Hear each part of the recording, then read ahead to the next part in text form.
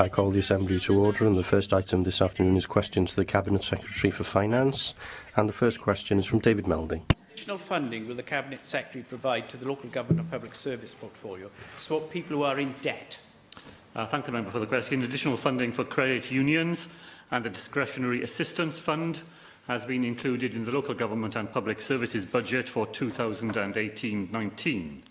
When the Financial Guidance and Claims Bill completes its passage through the UK Parliament, we anticipate a transfer to Wales of responsibility and funding for debt advice. Can I thank the Cabinet Member for that answer? You may know that it's National Stress Awareness Month, and according to the Debt Support Trust, of those in serious debt, around half of them, of the people in that situation, have mental health difficulties and contemplate suicide. It's a terrible, terrible strain on people. In 2017, the Citizens Advice Bureau across Wales helped 28,500 people with debt problems, and many of those were the cards and loan debts. So I think it's really important we look at how much we can bring into this area of advice support. I know in the last Assembly, 4.4 million was identified for frontline services, and now we're getting the primary responsibility for debt advice in the near future. I do hope this will be a high priority in the Minister's considerations. For that supplementary question, we're making nearly £6 million available this year to support organisations such as the Citizens Advice Bureau, Shelter and Age Cymru to provide advice across Wales on social welfare issues, including maximising household income and managing household debt. Between April and December of last year, the CAB helped 43,000 people in those categories and helped to bring £28 million in additional income to those families here in Wales. I completely agree with the member that debt is inevitably associated with high levels of stress and difficulties in other parts of people's lives. I am involved in discussions with local government in Wales about council tax debt. Council tax debt is meant to include an identification of whether a household is vulnerable for other areas. Some local authorities in Wales do this very well. Some local authorities in Wales have no policy at all on vulnerability. So there is certainly ground to be gained, not simply in funding, but in the way that these services are discharged on the ground. Sian Gwenllian. One thing that's likely to cause more people to get into debt is the period that they will have to wait for their first payment under universal credit. Now, receiving payments on a monthly basis after that first payment will also create major debt problems for many people. I can't understand why your government is so reluctant to take control of certain elements of administering the benefits system and the funding framework that come about as a result of that. Wales could then move towards a system of making universal credit payments every fortnight, alleviating some of the debt problems that local authorities in Wales are going to face as a result of universal credit. Well, I hear what the member is saying, and of course I agree with her about the impact that benefit problems have on people who are dependent on benefits. The question of whether it would be best to transfer responsibilities or responsibility for the payments to Wales is broader than the question that we are considering today, and there are many other issues more than the point that the member raised to be considered if we're going to go down that path. At present, I don't believe that the case has been made sufficiently strongly to go down that path. Will the Cabinet Secretary comment on the fact that one of the main reasons for rising debt in the UK is as a result of the adverse impact of further cuts by the UK Government to working age benefits from April the 1st?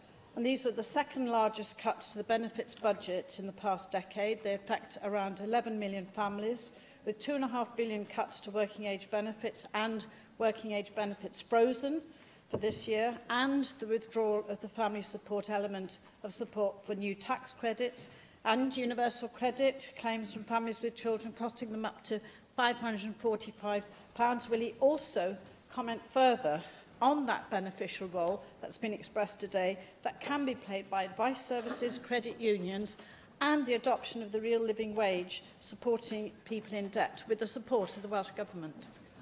Well, can I agree entirely with Jane Hutt? I said in my original answer that, of course, the Welsh Government wants to go on investing in advice services. But it is an absolute disgrace that we are having to provide those services to people whose incomes is being knowingly and deliberately reduced by the UK Government when those people live at the very margins of poverty. A number of women members in the Assembly yesterday tried to get a discussion of the Equality and Human Rights Commission report that was published during the recess, including the leader of Plaid Cymru, because the figures contained in that report are absolutely stark and ought to be of concern to every member of this Assembly. An extra 50,000 children being pushed into poverty in Wales, not by accident, not because somebody's lost their job, not because there's been a downturn in the economy, but because of the deliberate decisions by the UK Government to freeze the benefits of those families who have the least to live on of all. And those impacts will fall not simply on children, but they will fall disproportionately on women as well. Estimates in that report suggested that women will lose, on average, £350 a year from these benefit cuts, while men will gain around £15. The member is absolutely right to point to those underlying causes of the need for debt advice in Wales, and to point to those remedies, such as the real living wage, that would have a genuine impact on the circumstances of those families who live in the direst of circumstances, whose poverty is increasing and whose prospects for the future are under such threat. Question 2, Simon Thomas. Question 2, Simon Thomas. Will the Cabinet Secretary make a statement on the implications of the new devolved taxes since they came into force on the 1st of April? Thank you, of course, for that question. Early indications suggest a successful start to the administration of devolved taxes since the 1st of April. Earlier today, the Welsh Revenue Authority published the first of what will be a regular series of statistical releases. It shows that 1,100 organisations have registered with the authority for land transaction tax. Thank you for that update, Cabinet Secretary, and I'm sure we're grateful to the WRA for their work and for what appears to be a successful start to a new period in the constitutional history of Wales. You will be aware, of course, that these things are a process rather than an event, and as part of the process you've also set out in the taxation work programme some ideas on new taxes or the development of taxes in Wales, including working with the UK Government on a plastics levy possibly, and working here in Wales on a disposal of land or a vacant land tax. So can you give us an update on that and that work programme, and how you have discussed these issues or not with the Westminster Government in terms of these new taxes? Thank you, Simon, for that question. And just to say, the success that the authority are having at present, that comes from the hard work, the preparatory work that was done over the past years, including the work of the committee too, that has been part of preparing the authority for the work that they are now undertaking. As regards the new taxes, we are continuing to work with the United Kingdom government on more than one aspect. We are talking to them about what they are doing in the field of the plastics tax, and we've agreed to take the lead on this debate in Wales and to feed in to the demand or the call for evidence. Sorry, I forgot the Welsh word. Yes, tystiolaeth.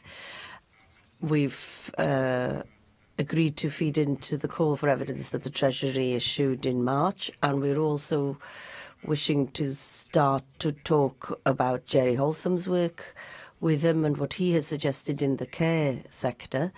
But I have written and I have shared the letter with the Finance Committee officially. I've written officially to the Treasury to initiate the process in the vacant land field, and we wish to use the new system that we have in the 2014 Act. I have written to the Treasury and we are preparing on an official level the work that we need to do with them, and I'm looking forward to receiving a positive response from them and to begin this work in the Assembly, the more detailed work on the policy, and to see whether it will be possible to bring forward a bill to the floor of the Assembly in order to create the first tax just for Wales, a Wales exclusive tax. Diolch, Llywydd. In his latest spotlight on Cardiff offices, Ross Griffin, the Director of UK Investment at Savills, says that the increase in stamp duty to 6% on any significant office development will deter investment by making Wales more expensive, as investors target English regional cities instead of Cardiff, cutting the flow of capital into the Cardiff market. He concludes that this will limit future growth of the Cardiff office market and future employment growth in the city. How is this going to help my constituents and others who look to work in Cardiff? Well, Llywydd, we will now be in the business of collecting evidence rather than trading speculations. This National Assembly has made the decision on the levels of taxation in non-domestic property for this financial year. 90% of commercial transactions in Wales will enjoy the lowest rate of taxation anywhere in the United Kingdom, because 90% of commercial transactions happen at the level of 1.1 million or below, and we have the lowest tax rates for that part of our economy of any part of the United Kingdom. I've heard the case made by Mr Reckless and by those who make it. I've met with those companies and individuals myself. My officials have met with them subsequently. The analysis by Bangor, as part of our preparations, did not suggest that those would be the outcomes. But I will look very carefully at the evidence. And if the evidence suggests that the outcomes that are suggested in that article are something that ought to concern this National Assembly, then of course I will take that into account in decisions that will be made for future years. Mike Hedges. Diolch. Can I welcome the answers that the Cabinet Secretary has given to Simon Thomas? Can I just add my voice yet again to the calls for a plastic tax, which the Cabinet Secretary has heard me say on probably more occasions than he would like to listen to them. My question is, has the Welsh Government produced a profile of expected tax receipts from the devolved taxes so that we can check at the Finance Committee or in the Assembly as a whole how the profile works against the expected? Yes, we have produced such estimates. We published them alongside the final budget in December of last year. They showed, for example, that we anticipate landfill disposal tax to bring in 26 million in the current financial year, falling, as that tax is intended to do, to 20 million in the year 2021 to 22. Now, our forecasts are supplemented by the work of the OBR. They published updated forecasts for the two Welsh devolved taxes and Welsh rates of income tax in March of this year. They are broadly comparable with the figures that we produced in December, and both sets of figures will be available to the Finance Committee for them to scrutinise the actual performance of these taxes as that information becomes available during this year and beyond. Questions now from the party spokespeople. UKIP spokesperson Neil Hamilton. On the 13th of February this year, Cabinet Secretary said that the vacant land taxes to have an impact on behaviour rather than to raise revenue. In the Republic of Ireland, the tax barely covers the cost of collection, so this is something which has got to be borne in mind. I wonder to what extent the Cabinet Secretary is able to say that land banking is a real problem in Wales rather than just a perception. Because Laura Harry, a planning consultant from Barton Wilmore, independent planning and design consultancy, says that whilst in theory a vacant land tax intended to increase house building, it may have the opposite effect and make Wales less attractive to house builders, undermine the Welsh Government's housing ambitions, which is something obviously which the Cabinet Secretary would not wish to see. So is this tax perhaps directed at a problem which is more illusory than real? Well, I don't believe that to be the case. I think there is evidence of land banking happening in some parts of Wales, and I've pointed in the Chamber previously to our stalled sites fund that shows over 400 sites in Wales unable to be brought forward to be put to productive use because there is remediation work or the need to provide services for that land, and that means that land is not in productive use, and our stalled sites fund with £40 million of Welsh Government investment available for it is designed to help to remedy that situation.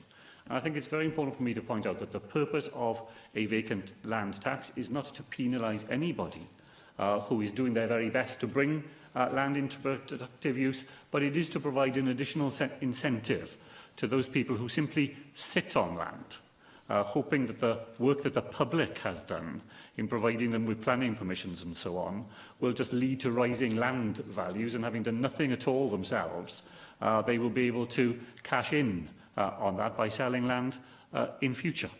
The process, however, Llywyd, is really important because at this stage we are at the very start of this process, and many of the questions that the member raises and other detailed questions will be part of the work that we will want to do once we know that the power has been transferred to us to bring this idea further forward. Yes. I fully accept what the Finance Secretary says there, but obviously if we are going to have such a tax, we do need to realise that the behavioural effects which it might bring about can also be in the opposite direction, a point which I'll come in a minute.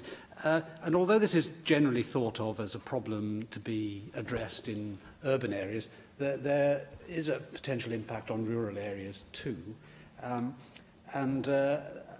rural surveyor for CLA Cymru, Charles De Winton, says that small rural plots may not be viable to develop, and a tax which forces them into development will inevitably increase the cost of development, a cost which will be passed on to the end user. This doesn't help us tackle the crisis of availability of rural homes. And the CLA's research in Wales suggests that over a third of the 1.3 billion annually into the economy by rural land is already put into residential development.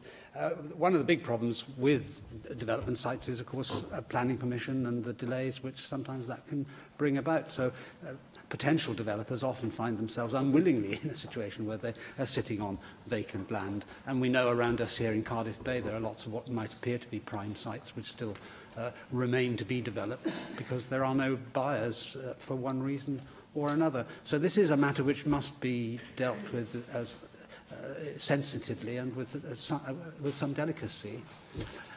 So all the points the member makes are important points and ones that we would wish to take seriously, and no finance minister, when the detailed work is done, should that work demonstrate that a potential tax would create more problems than it would solve, nobody would want to take it further forward. So these are important points and ones we will definitely want to consider. I recognise the point the member makes about rural communities and the fact that development often takes longer for specific reasons.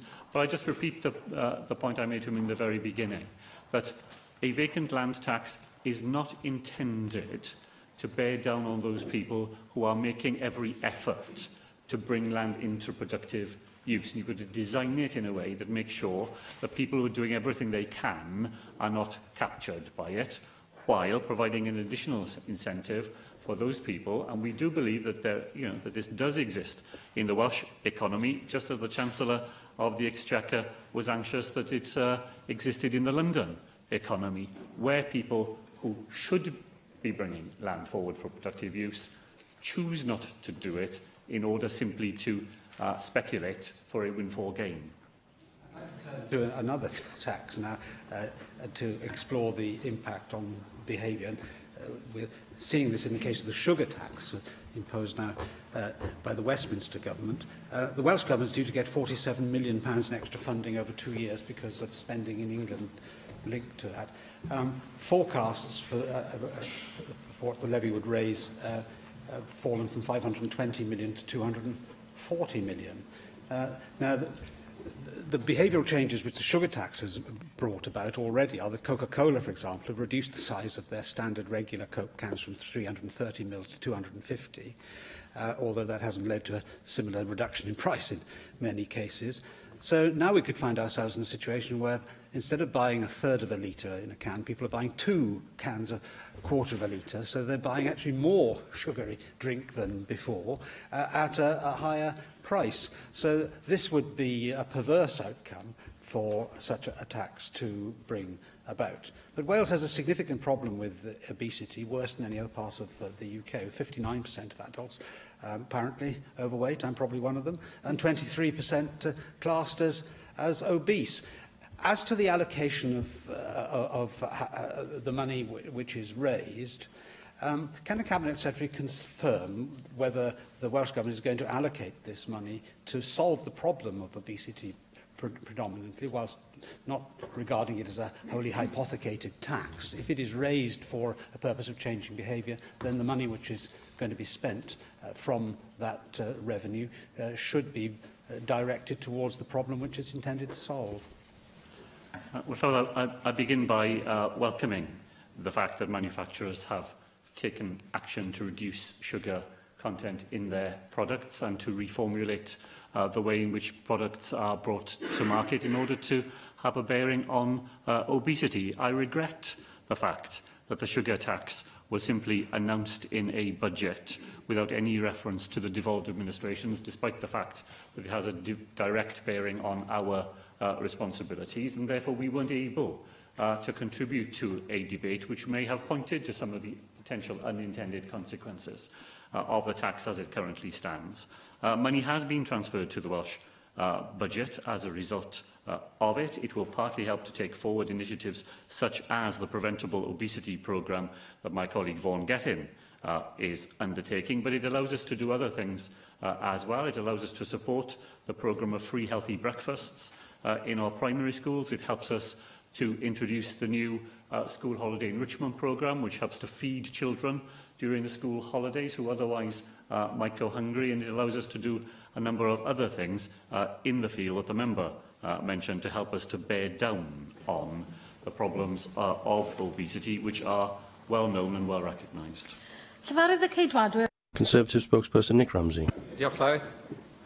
Cabinet Secretary, I've spied my former colleague on Finance Committee, Peter Black, up in the gallery, and it took me back to the last Assembly election when we were looking forward to tax devolution as a distant, although approaching, inevitability. We are now the other side of that devolution, and you said in answer to Mark Reckless earlier in relation to land transaction tax, which I want to question you about as well, that we are now in the period of collecting evidence about the introduction of the taxes and the effect of those taxes rather than mere speculation. If, as you said in answer to Mark Reckless, there does at some point appear to be an issue with the rates of land transaction tax, at what point will you act to make sure that those rates are reduced so that they're more comparable with those across the border? Well, as I said, we are in the process of evidence collection now.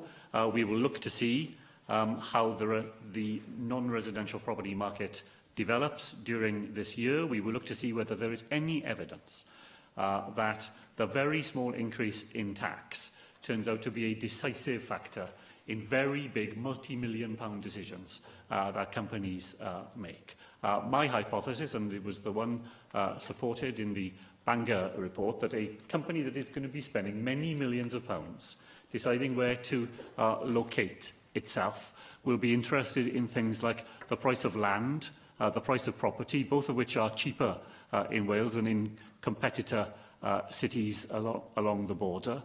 They will be looking at the supply of skills, and we have a highly skilled population. They will be looking for long-term stability, which we provide here in Wales. And I don't believe that a small amount in a one-off cost on the purchase of the property will be decisive in those people deciding whether to come here or not. But that's my account. There are other accounts. Now we will have the evidence, and I will take that into account in the decision-making process that we will have every year here as we set tax rates for the future. Cabinet Secretary, you are an open-minded person, and it's interesting, your tone today is different to before the devolution of tax. You did say previously, when you asked a rhetorical question, you answered it previously, do I think that the marginal additional sum in LTT will be the determining factor in business deals? No, I don't.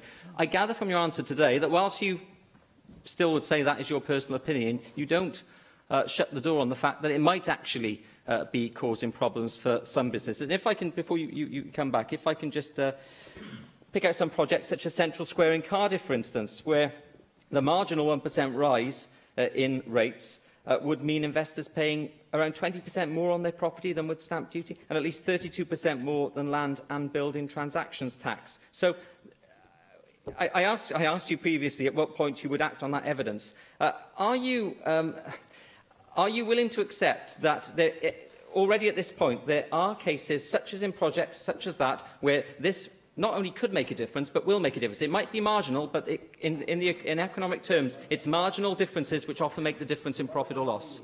Well, I don't think the member can expect to cite those instances and say that they are actual evidence. We are a couple of weeks into the new tax regime. I don't think he or anybody else could produce a single decision where a company could say, we've decided not to come to Wales because of the 6% rate. And he's able to produce those large percentage figures because he's got low numbers. And the low numbers show that the actual impact from that 1% is a good deal more modest than he's suggesting. I stand by the thinking that lay behind the decision I made and brought to the floor of this Assembly, that the rate will not deter people from coming here to Wales, and that the impact of lowering taxes for the 90% of commercial property transactions in Wales, so their lowest in the United Kingdom, will have a much larger stimulative effect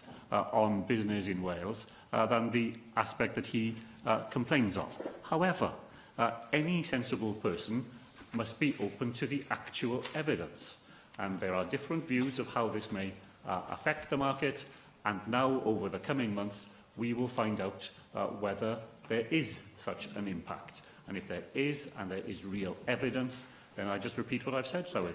Then, of course, anybody would take that into account as these decisions come up for review. To be fair to the Cabinet Secretary, you're right, I have quoted. It is early days, I fully accept that, and we must obviously look at evidence. We want an evidence-based approach to this. And I also would accept that I've identified and spoken at length about one tax, but that is just one tax of an overall package. And in the economy, there are different levers, and this may well just be one aspect of it. However, that one aspect cannot be ruled out when you're dealing with situations on the margins of an economy. That can make a difference. I'm pleased, actually, that you have left the door open on potentially altering the stamp duty regime, the LTT regime, I should say, in future, if that evidence does produce a problem. Cabinet Secretary, you often, I have no doubt at all that you want to be business-friendly, that your Welsh Government does want to be business-friendly. I have no doubt at all that your intention is to be business-friendly, because only a madman would not want that. However, I would say that when you look at this, when you look at the evidence we have to date, businesses are concerned. So can you tell us, I mean, if you look at the multiplier rate in Wales, for instance, compared with other parts of the UK, that's markedly higher. That does make a difference in terms of the business rates. Can you tell us what interaction have you had so far, albeit short time, but what interaction have you had so far with businesses, and have any businesses expressed real concerns that they will not invest in Wales because of these changes? Well, I have answered that question once, but I'll repeat it again. I met a group of businesses who made much the case that you have put very plainly this afternoon, and I've asked my officials to meet them subsequently, so that we remain in touch with them and are well placed to gather the evidence that I've talked about this afternoon. His point about the multiplier is a curious one.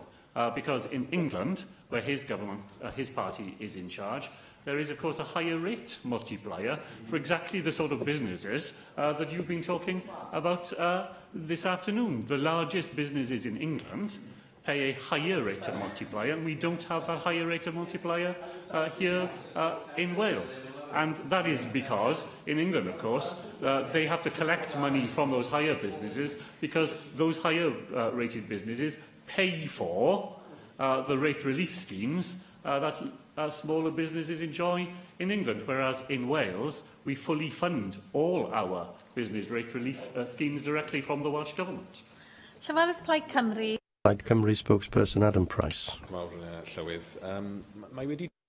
Thank you, Llywydd. It's become more and more apparent in light of the report of the Auditor General, for example, and then the evidence gathered by the Public Accounts Committee recently, that one of the cornerstones of procurement policy of the Welsh Government, namely the National Procurement Service, is underachieving, to say the least. The target, if members recall, back in 2012, when the service was created, was to generate £25 million of savings on expenditure of £4.3 billion within the public sector.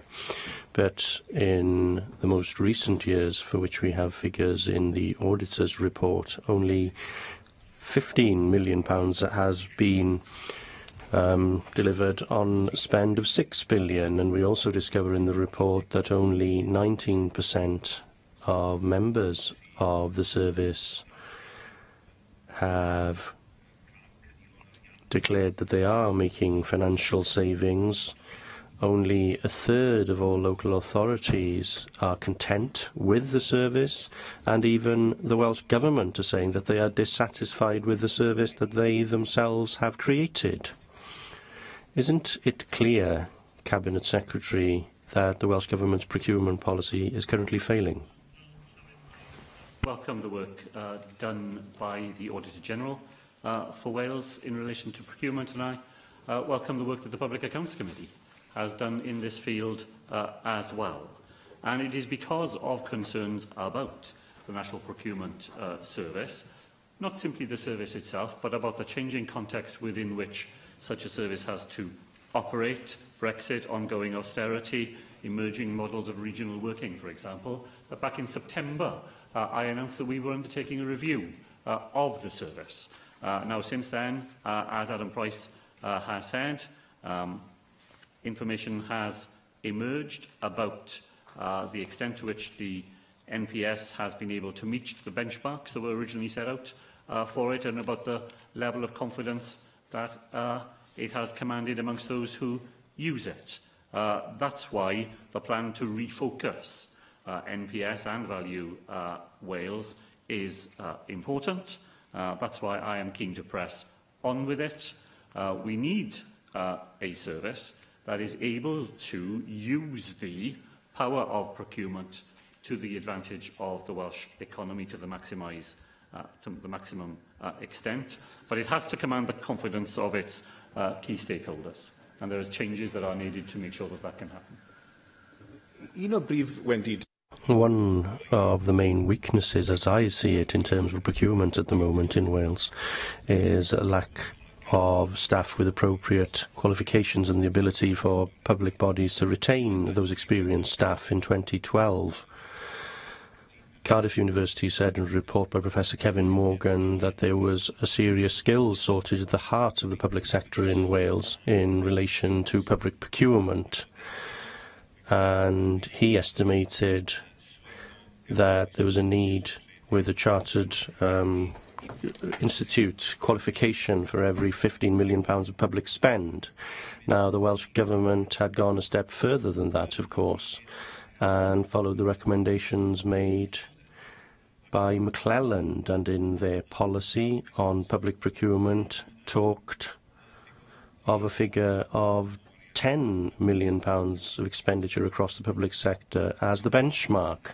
Now, on that basis, of course, we are some 274 professional procurement managers short in Wales. So what actions is the government taking to recruit and train more staff and experts in procurement?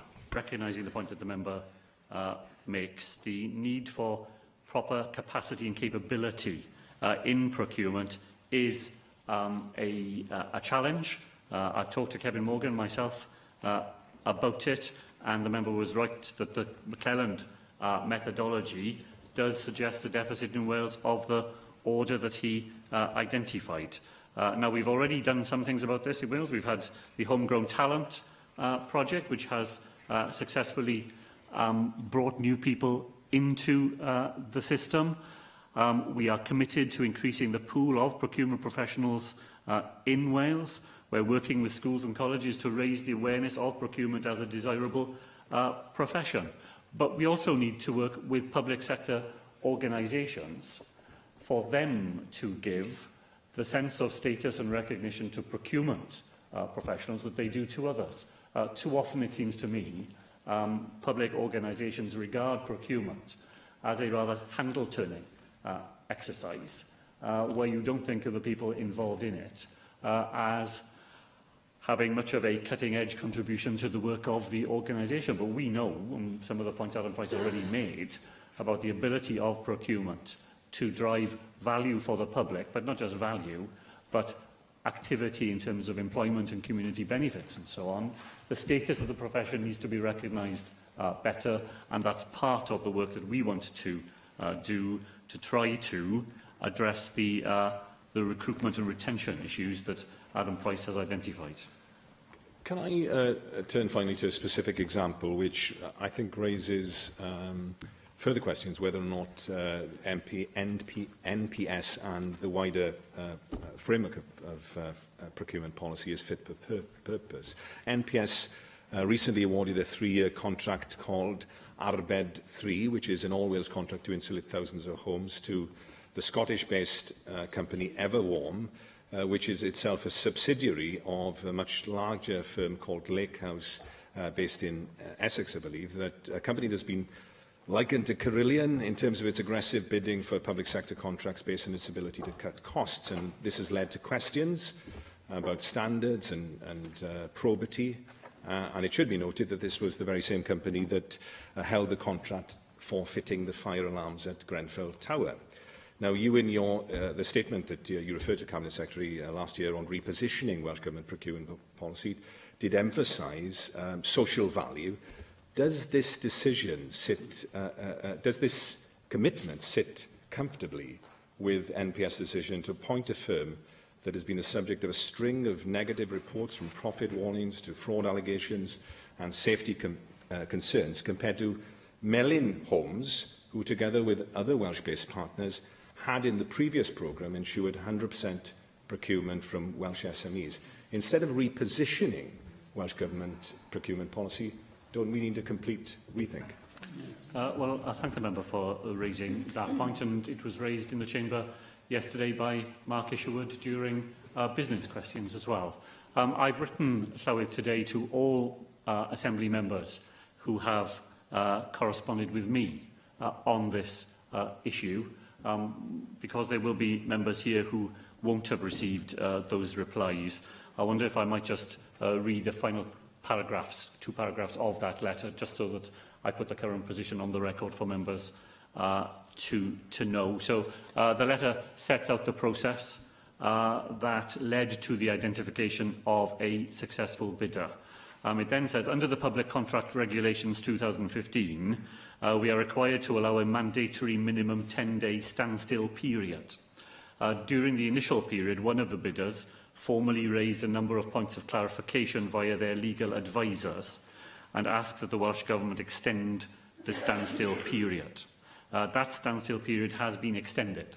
It will now last until the 30th of April, and that will provide time to enable a clear and comprehensive consideration of the points that have been raised as part of this exercise.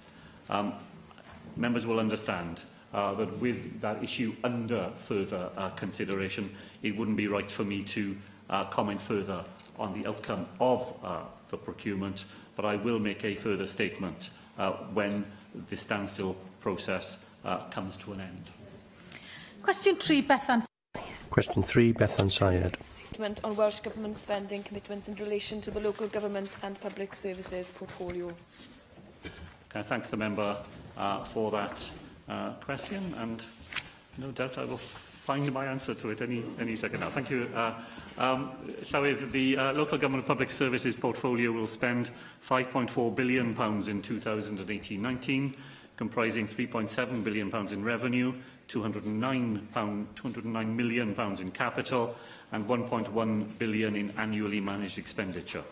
That investment covers a range of vitally important areas, including housing, homelessness, childcare, and the council tax reduction scheme. Okay, well, thank you for that answer. There are financial implications to government spending if a proposed prison in Talbot or elsewhere in Wales is to go ahead. Have you made any analysis of the impact in terms of how you would need to allocate extra resources to departments? I understand the Public Service Cabinet Secretary made a statement during recess where the impacts on other aspects of public services and policy was raised as part of the reason for announcing a delay. So I've received myself some information which shows that there is considerable impact on public resources relating to existing prisons. So I would like to ask, have you given any thought specifically to the impact on public services in South Wales and how you would need to potentially change the budget if there would be a need to do so? That further question. I have, of course, seen the statement on justice policy put out by my colleague Alan Davis during the recess. Whenever there are developments in this field, we work closely with the Ministry of Justice to make sure that if non-devolved activity is being developed in Wales, that the necessary resources come with it. We do that, however, at the point when there is a specific proposal around which those discussions could take place. So the general answer to the member's question is, were there to be any proposals, of course those discussions would happen, but they don't happen in this specific instance because there is nothing on the table around which such discussions could be focused. Janet Finch-Saunders. Secretary, around £100 million of grants were de-hypothecated in this year's budget for local authorities and local government, and of course we see that as a positive move forward. Obviously the costs of administration are very high. However, a number of local authorities have raised serious concerns that £13 million that was previously allocated for the minority ethnic Gypsy traveller and Roma element of the educational improvement grant was actually withheld and not actually passed on to this particular budget line. The Education Secretary has since admitted error in this regard, thereby transferring this extra funding to make up for the shortfall. However, once again, our more rural local authorities were completely excluded from this correction. Cabinet Secretary, this does not inspire confidence in the budget setting of the Welsh Labour Government. So therefore, what assurances can you provide me with that any de-hypothecated funding going forwards in the future will reach those authorities and the budgets that they're intended to do so? Well, grateful for what the member said at the start of her question about her support for the general principle of de-hypothecation. And I was very keen in this budget round for this year to take a step forward in that, because at times when local authority budgets are under such pressure, we respond to the case they make to us. That if money goes into the RSG, they can make more flexible and therefore more effective and more efficient use of it. In relation to the Minority Ethnic Achievement grant, we have come to an agreement with the WLGA on that matter. I have provided an additional £5 million from central funds to assist with the education of children from those background, and my colleague Kirsty Williams has added a further £2.5 million to that sum to make sure that future development of this provision on a regional footing can be carried out. We were glad to reach that agreement with the WLGA. As we move further grants into the RSG, I accept the general point the member made that that has to be done carefully and has to be done with thorough discussion in advance to make sure that the particular strand in the budget formula that we use means that money ends up in the places where it is most needed. Question 4. Question 4, Sian Gwenllian. What discussions has the Cabinet Secretary had with the UK Government regarding what will replace European structural funds in Wales following Brexit? Well, thank you, Sian Gwenllian, for that question. Replacement funding for structural funds is a matter that I have raised with the Chief Secretary to the Treasury and other United Kingdom ministers. At present, they haven't given us any details of their proposals. Our position of full replacement funding and autonomy is clearly set out in our paper, Regional Investment After Brexit. Thank you, and it appears from that paper that the government's main argument is that we need to increase the baseline for the funding that Wales received from Westminster to put right the losses from structural funds and European Union investments. Now, with all due respect, I don't see you shouting particularly loudly on this issue at the moment. Wales is facing the loss of significant funding, £2 billion, with poor and vulnerable communities in West Wales and the Valleys worst hit, although that is where the greatest need lies. So can you give us an assurance today that you will have specific discussions with the Westminster Government in order to secure this post-Brexit funding? And I would also like to know what assurance there is that the Welsh Government, in gaining those funds, will distribute that funding on a needs basis so that communities in West Wales and the Valleys don't miss out. Well, may I thank Sian Gwenllian for that question. From the point of view of this Welsh Government, it's the standpoint that we put in the joint documents between ourselves and Plaid Cymru in January of last year, and namely that for every pound that we received from the European Union here in Wales, that funding must come to us post-Brexit, as those who tried to persuade people to vote to come out of the European Union kept reiterating. So that is our policy. And I can tell the member that at all opportunities that I have to make that point with the Westminster ministers in the Treasury, and I do so, and I take every opportunity to make that case wherever and whenever. Are we confident that we will receive this funding? Well, we can't say that for sure at the moment because we haven't received any details from the United Kingdom government about what they will be doing post-Brexit.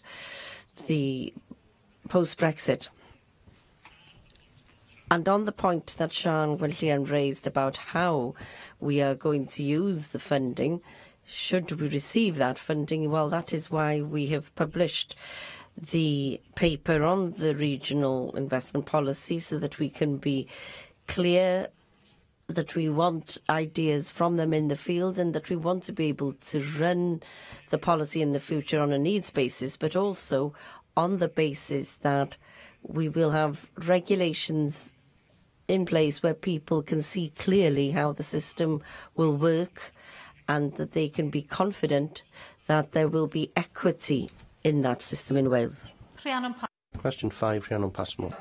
How will the Cabinet Secretary ensure that the money raised by the first new devolved taxes in 800 years contribute to real investment and contribution to Welsh public services? I thank the member for the question. The revenue raised by devolved taxes will fund the essential public services on which communities and businesses across Wales depend, supporting our social objectives and helping to deliver fair economic growth. Thank you. And what are the early observations on the Wales Revenue Authority in their management and collation? Well, thank the member to make a few points on that score. So the Welsh Revenue Authority has now been in existence for between 2 and 3 weeks. The early days were always going to be ones where you would have some anxiety that the move from the existing system to the new one would go smoothly. I think I can report that it has been a successful few weeks. The first registrations for new Welsh taxes happened by the 3rd of April. The feedback from users to date has been very positive, and the investment in digital systems, which was a key point that the Finance Committee reminded us of during the whole development of the Welsh Revenue Authority, that with an opportunity to create a system from scratch, we ought to make sure that it was fully digital.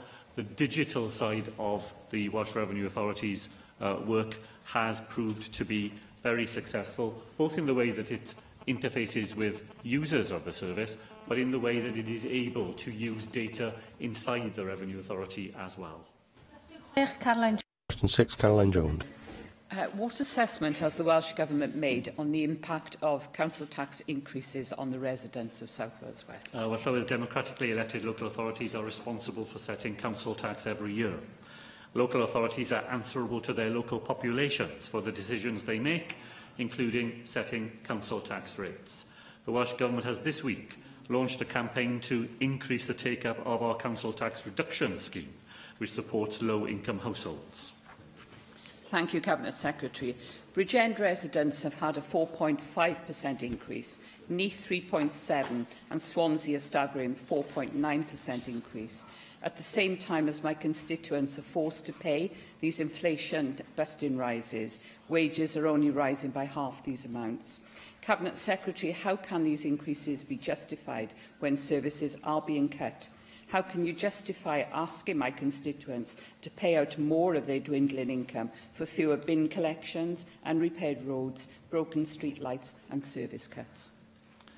Well, I'm afraid, Llywydd, the answer is very simple. The justification lies in the impact of 8 years of austerity on public service budgets here in Wales. 8 years in which year on year on year there is less money available to this government and to local authorities to do the vital work that the member pointed to. And I know that local authorities of all persuasions across Wales think very hard about the impact that their decisions have on their local population. At least here in Wales, the least well-off households have the comfort of knowing that they do not pay the council tax, whereas across the border in England, over 2 million of the poorest households in the land are now having to make substantial contributions out of their not rising incomes, but their frozen benefit incomes for local public services. Finally, question 7, McAntonev. What are the potential implications for Welsh Government funding decisions of the UK Government's reduction in police budgets? Well, strong partnership arrangements exist between the Welsh Government and all Welsh police forces. Reductions in budgets on both sides inevitably place even greater pressure on our combined ability to provide essential services. Cabinet Secretary, you've seen the growing debate on community safety, and particularly the incidents, for example, in London, just to mention one area of growth of knife crime, and the debate around the impact of police budget cuts around that. And, of course, the UK Government's argument is that the Tory cuts in policing have not led to those increases in violent crime. Well, can I just draw Cabinet Secretary's attention to the situation within Wales, where we have, as a result of the loss of 682 police officers over the last 8 years, had an 18% increase in violent crime, 14% increase in knife crime in South Wales, 25% increase in knife crime in Wales, 84,000 crimes unsolved, and we've had the highest increases in these forms of crimes occurring. Isn't it the case that it is undeniable now that the consequence of the Tory cuts to policing over the past few years that they've been in power have led to a direct result to not only less police officers, less money for the police, but a direct increase in violent crime, in knife crime and in crime generally across Wales, and that this is an issue that cannot go on any longer? Well, Llywydd, the Prime Minister's disastrous record as Home Secretary is increasingly coming home to roost.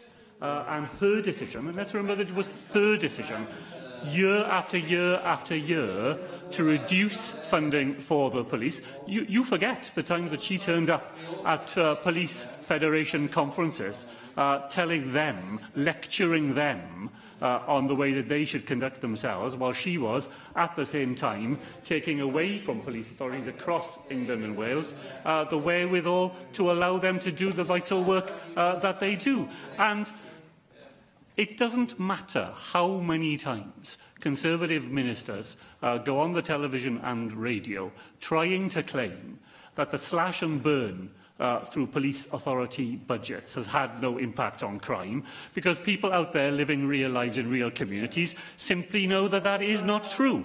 And the figures that Mike Antonew outlined demonstrate that very well. In the Prime Minister's disastrous election campaign this year, one of the issues which he failed to address right through the campaign was Labour's promise that if we were elected, we would restore those budgets and make sure the police numbers were restored to where they were before the Prime Minister set about her campaign of reducing them. Of course, reducing budgets for police authorities has an impact on the work that they are able to do, and of course the work they are able to do has an impact upon the lives of people in communities in every part of Wales.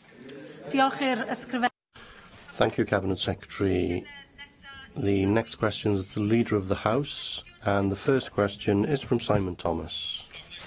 Will the Leader of the House make a statement on the availability of mobile phone reception in Mid and West Wales? Thank you for the question. While we don't hold specific information on mobile reception in Mid and West Wales, I do appreciate the difficulties that the area suffers. We have successfully lobbied Ofcom to include coverage obligations in their forthcoming spectrum auction of the 700 MHz band, which we hope will lead to better service availability. I thank the Cabinet Secretary. I'm not sure how. Leader that. What is she when she does this? Leader of the House or Cabinet Secretary? She's a member of the Cabinet anyway. Thank you for that reply. I really struggle to understand how we can actually move on many parts of rural Wales to the automated future, the robotics future that we've been talking about in Welsh public life only today, if we don't have a viable and reliable mobile phone signal. You can't do your automated farm, for example, if you don't have that. You can't have automated cars if you don't have that. We can't have developments even if we do see the new train line between Carmarthen and Aberystwyth without a reliable mobile phone signal for the track engineering and everything else. You say you don't actually know the availability of this, and I understand it's not devolved, but there are ways of plugging the gap. The Scottish Government has a 4G infill programme. It's looked at changing planning regulations, trying to do the best they can about mast sharing, forcing companies to work together, and indeed some public government investment in filling in the not spots. Is that something that the Welsh Government is considering, and could we see a 4G/5G national programme similar to the broadband programme that you've been rolling out over the last couple of years? And I'm sure your postbag deserves a few extra letters on these matters as well. Yes, I mean, the devolution settlement is very complicated here, and the edges are difficult.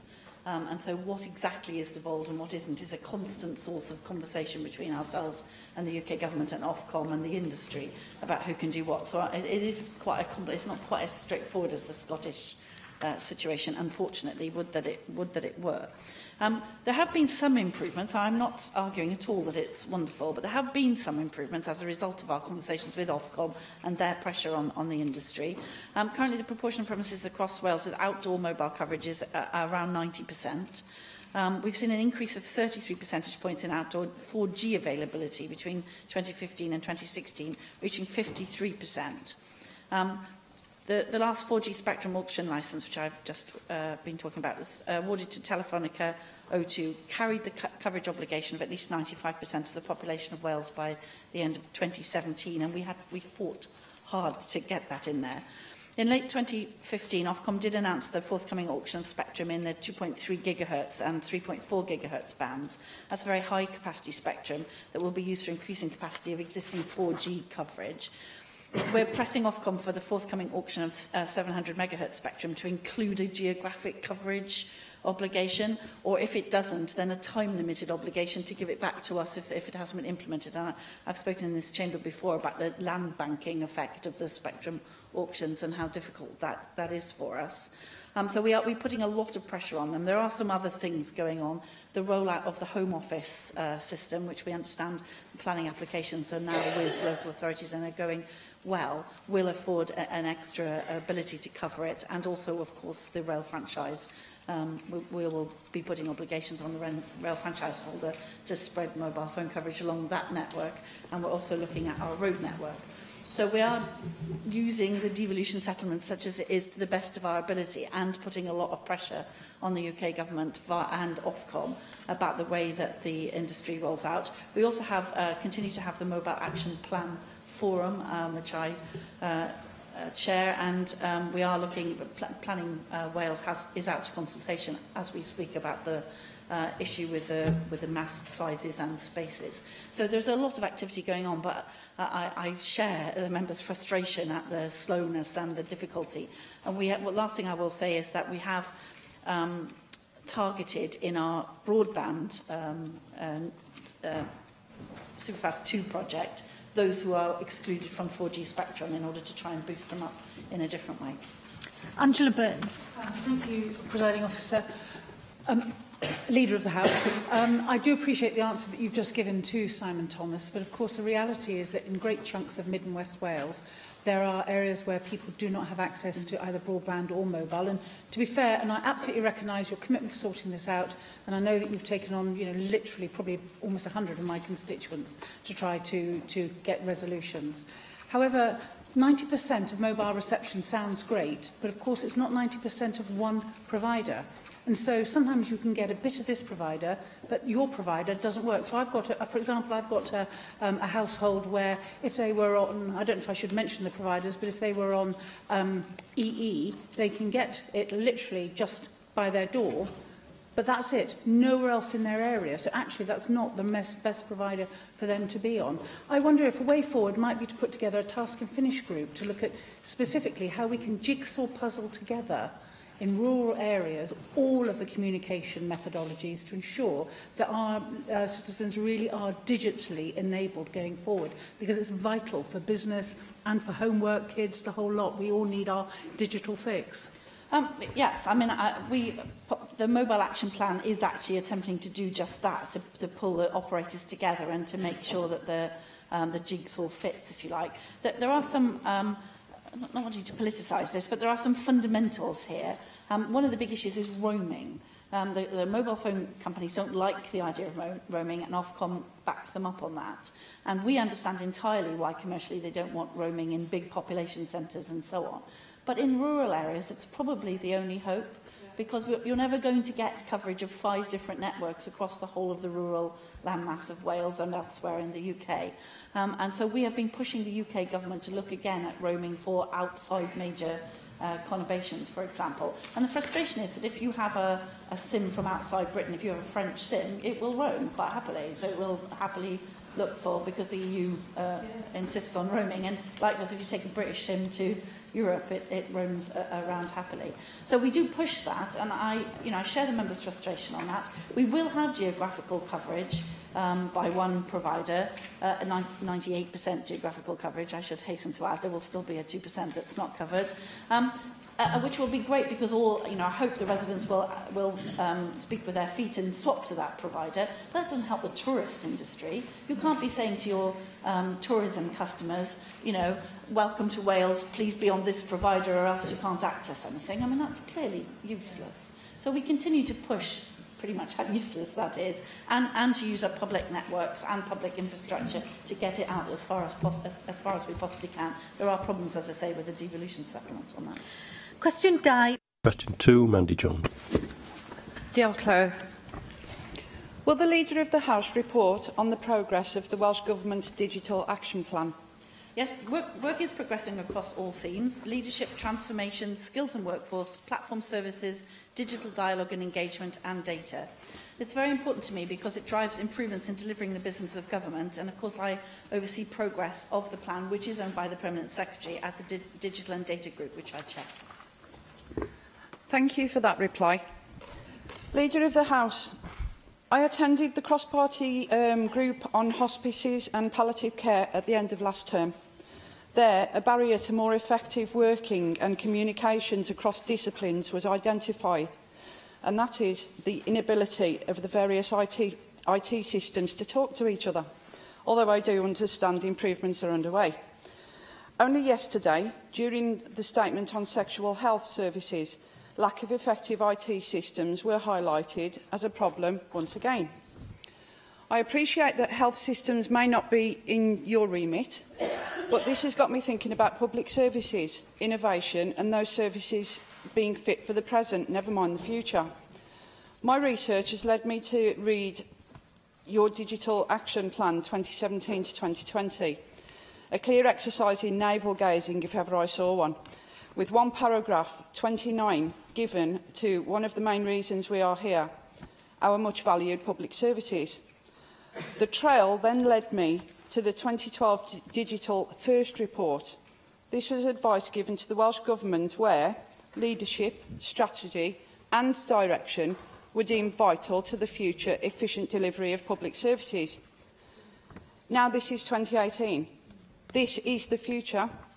After 20 years of devolution in a very small nation, can you please outline what leadership, strategy and direction the Welsh Government has shown in this key area? Yes, I'll try and unpick that a little. The health services issue is that my colleague, the Cabinet Secretary for Health, and I do collaborate on health service issues, and indeed I attend the National Informatics Management Board for the Health Service, which is NIMBY.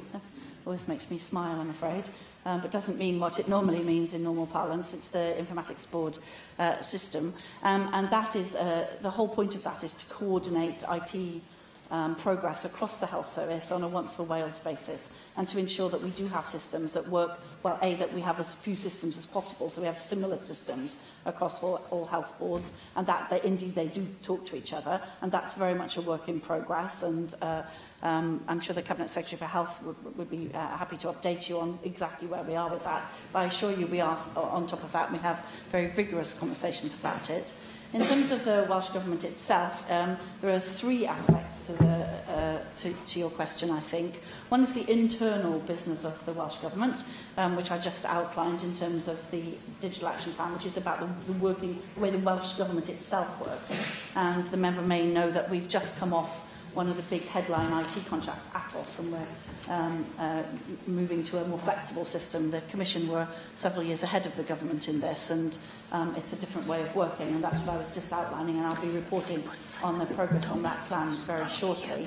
And then there's the work that I do with my colleague, the Cabinet Secretary for Public Services, in local government and in the Workforce Partnership Council around digital innovation and improvement for the delivery of public services.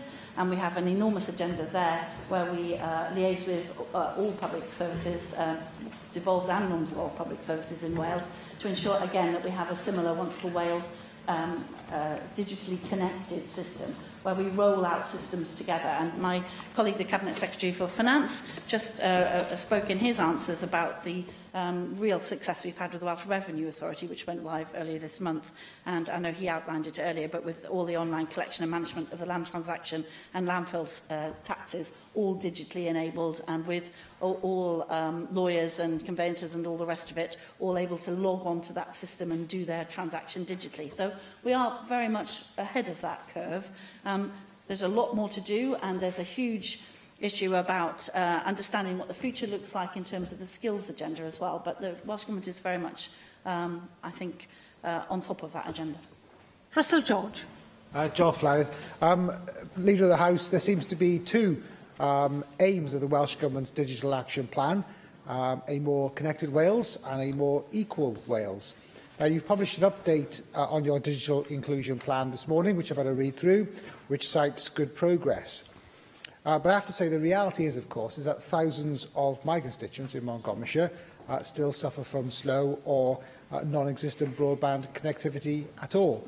So that means, of course, they simply cannot and they are unable to access Welsh Government services online. They don't feel more connected, and they don't feel part of a more equal Wales in this regard. This will be, of course, no surprise that I'm mentioning this to you. But can I ask for an update on the procurement of Phase 2 of the Superfast Cymru project? And when will you be in a position to publish a full list of the 88,000 premises which will benefit from the next scheme? Well, I have to say I congratulate the member on managing to get broadband into a conversation about the digital action plan of the Welsh Government, but I think there are a number of other questions later on the agenda on that. But the short answer is I will be making a statement towards the end of May about the progress of Superfast 2, the three tendered projects and the bespoke community issue, and I will expand further on that in later questions, Lara. Llyr Griffin. Thank you, Llywydd, but it is fair to say that there is far more interface between public services and public happening online, so I think it's a valid question. And I have to say that many of my constituents have had enough of the empty promises that they've received in the past from people such as Beachy, Openreach as they are now. Villages like Ysbyty Ifan, to all intents and purposes, have been misled by a company that clearly is more interested in protecting the interest of its shareholders than in providing services to the communities that they are supposed to serve. And worse than that, the Welsh Government even has given some false promises to constituents with copies of letters that I've seen dating back to November 2015, promising resolutions in this area. One of them, you in a previous role as Minister for Skills and Technology from over 2 years ago. So when will these rural communities, such as Ysbyty Ifan, at last be receiving the services that they deserve, rather than the empty promises that they've had over the last few years? Sorry that the member feels that they were empty promises. We do go out of a way to say that the dates mentioned in the letters are scheduled and not promised connection dates. But I've said many times in this chamber that I share his frustration and the frustration of those who were scheduled in the programme and then who, for whatever complicated reason, fell out at the end. The Superfast 2 programme will very much be trying to address people who were inside the Superfast 1 programme and for whatever reason fell out of it. I cannot promise that they will all be addressed. There are some complicated issues there. Many people in Wales are stuck behind way-leave issues, for example. I think we have 10,000 premises stuck behind way-leaves at the moment, and unfortunately, because it's not considered to be a utility, the Welsh Government and the contractors that the Welsh Government procures have no right to cross land. If a landowner refuses access to land, we have no way of making them give us that access. And that's just one example of many that there are across Wales. But I do share the member's frustration. I'm going out to very many communities in Wales talking about whether a community solution is possible for villages such as the one you just mentioned, and whether we can do one of our bespoke solutions for a group of people who are geographically proximate, or whether some other solution might be best. And I'm going down to Ceredigion next week, I think. Yes, Thursday. 4 o'clock. Llanina Arms. Looking forward to it already. Questions now from the party spokespeople. Plaid Cymru spokesperson Sian Gwenllian. Thank you very much. And an invitation has been issued to your office to come to Arfon too, if I may say so.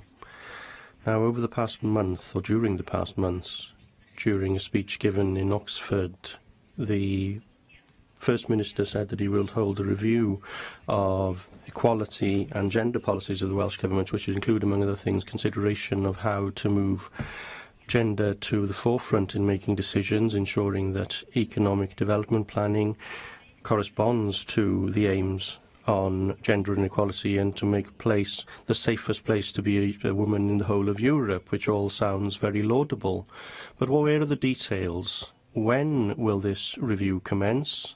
Who will be holding it? Will there be specific targets and specific outcomes? And what will the purpose of this review be?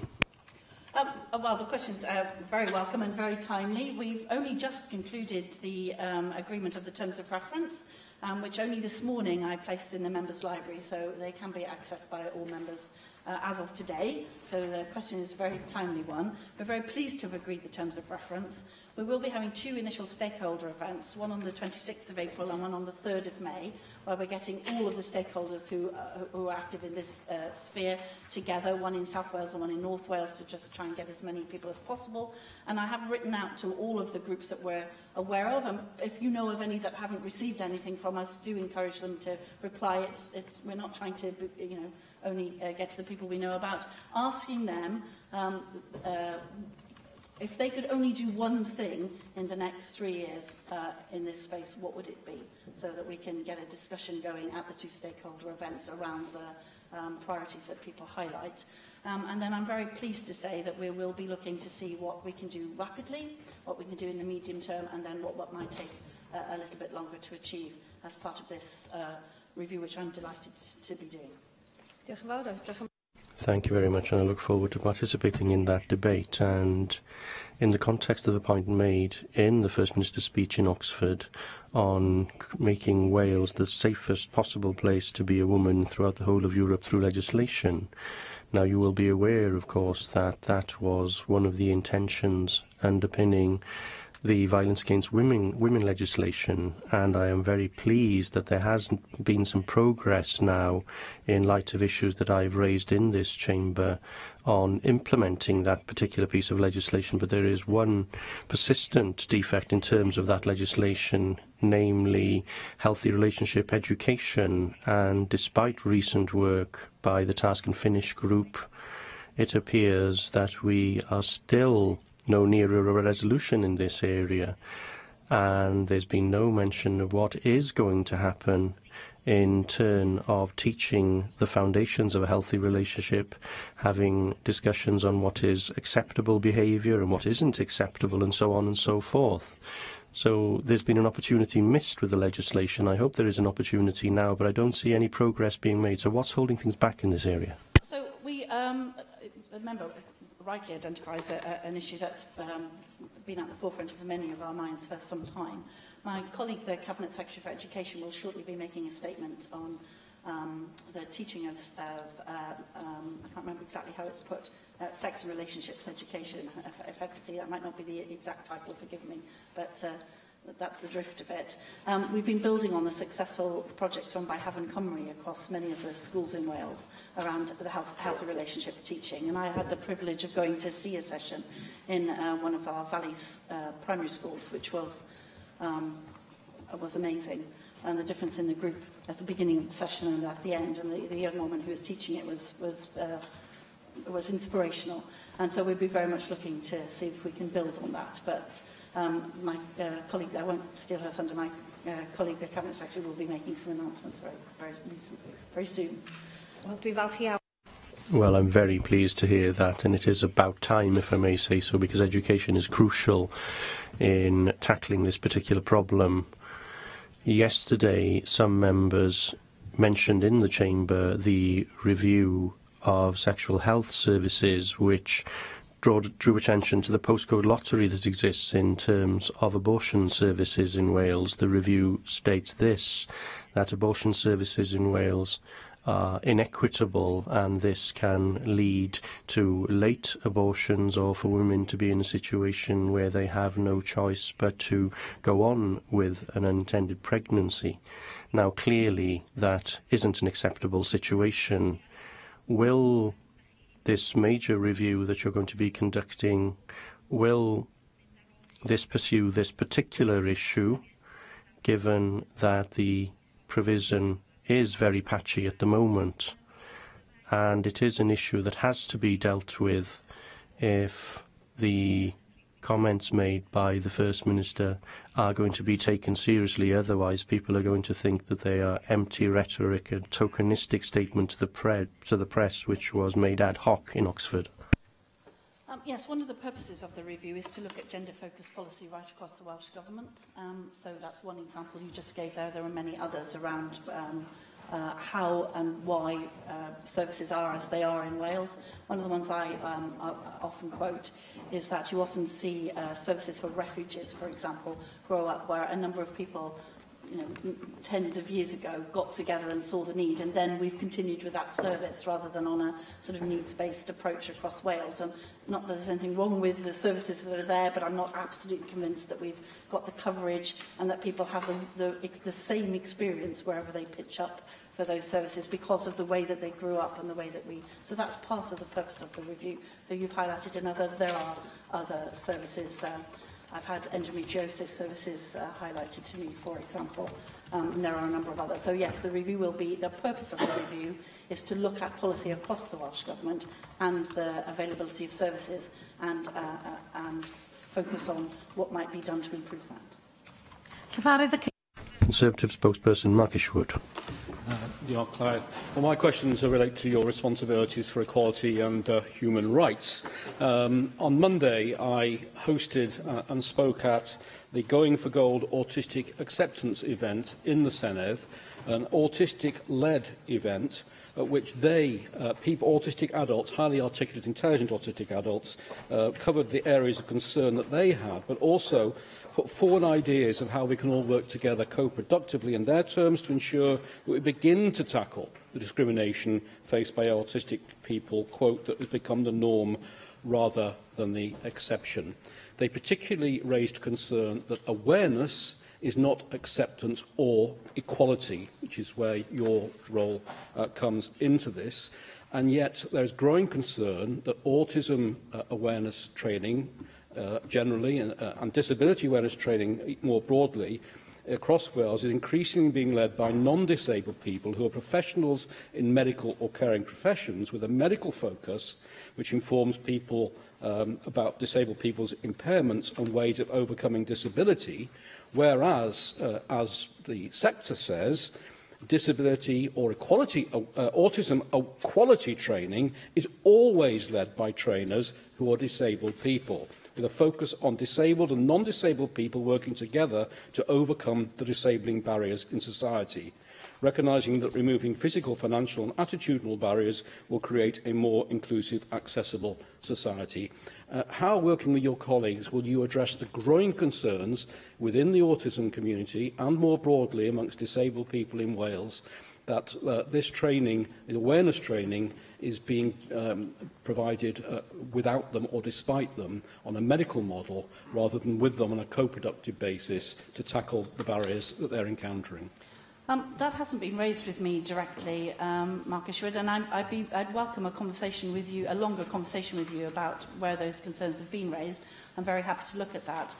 Very much our stated policy is that we have a co-production model, that we work with the communities that we are serving in order to make sure that the services that we provide are provided with them and with their input. So I'm concerned to hear you say that, and I'd very much welcome a conversation with you about where those concerns have been raised if they've not been raised directly with myself.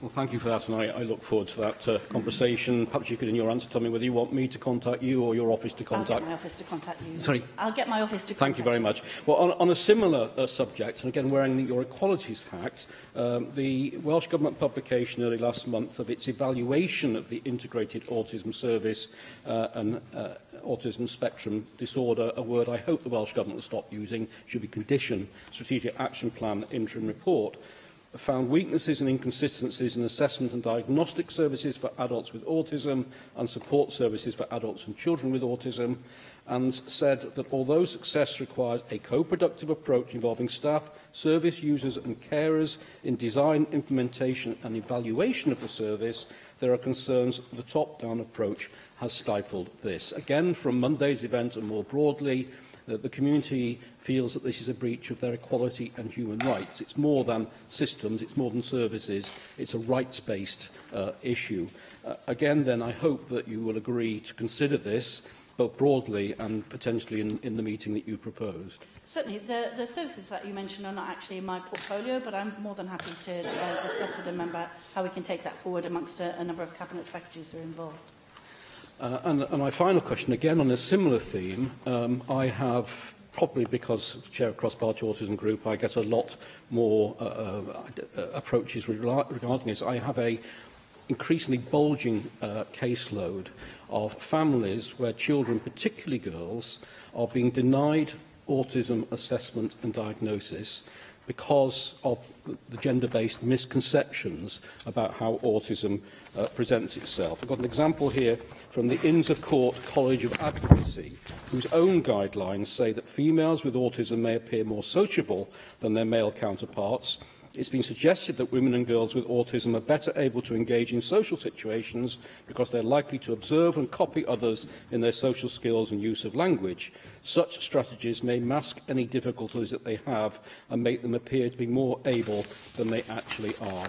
I have a growing number of cases where health boards and schools are seeing the masking rather than the person.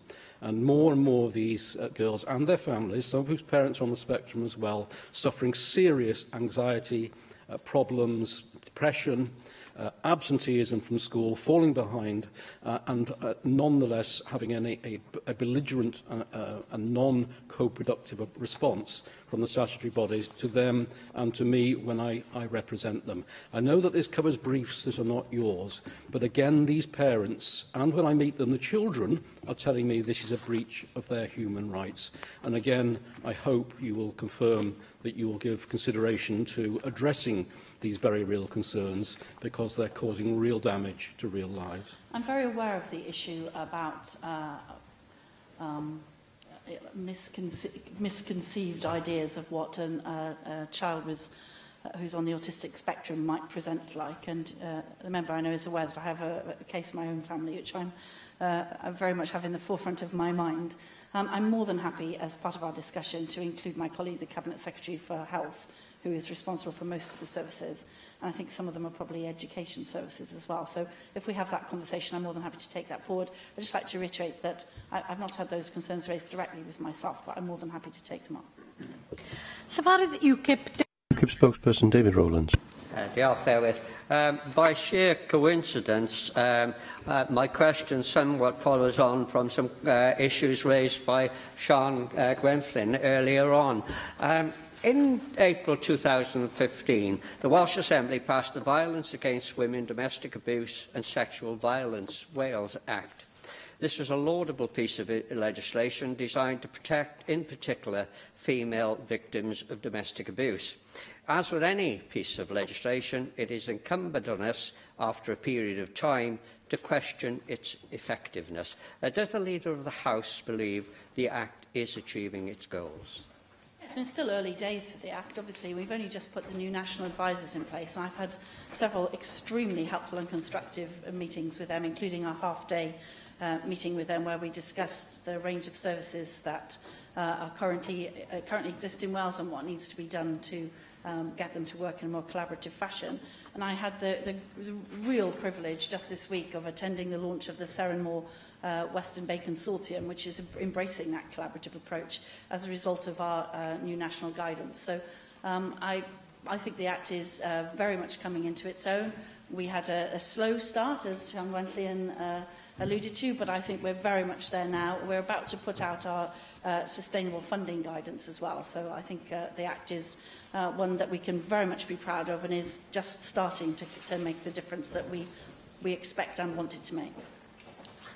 Well, I thank the Leader of the House for a comprehensive answer, but the figures with regard to sexual violence and domestic abuse do not make good reading. In March 2017, data showed a 23% increase in this form of crime over the previous 3 years. Even given the fact that people are more readily reporting such incidents, it still shows worrying trends. However, what is far more worrying is the lack of funding for interventions once a victim has taken the often courageous step of leaving the home where domestic abuse has been perpetrated, sometimes over many years. Figures show that 47% of such victims were turned away from refuges due to lack of accommodation. Given that these refugees play a vital role in helping people to get away from domestic violence, does the Leader of the House feel funding is adequate? Would that it were adequate. As my colleague, the Cabinet Secretary for Finance, said earlier on in response to a question, this is the result of many years of Conservative government austerity. We have less and less money year on year. We have less and less money. There are no easy choices. We are not ever cutting something that doesn't work. All of these services are vital. We are not in a position. I cannot say that the funding is adequate. It quite clearly isn't. And after the large number of cuts that we've sustained year on year, it's no surprise. Well, again, I thank the Leader of the House for her answer, but the stark fact is that agencies such as Domestic Abuse Safety Unit and Welsh Women's Aid state that, far from funding being adequate to fund extra refuges, they are now fearful that some refuges will have to close.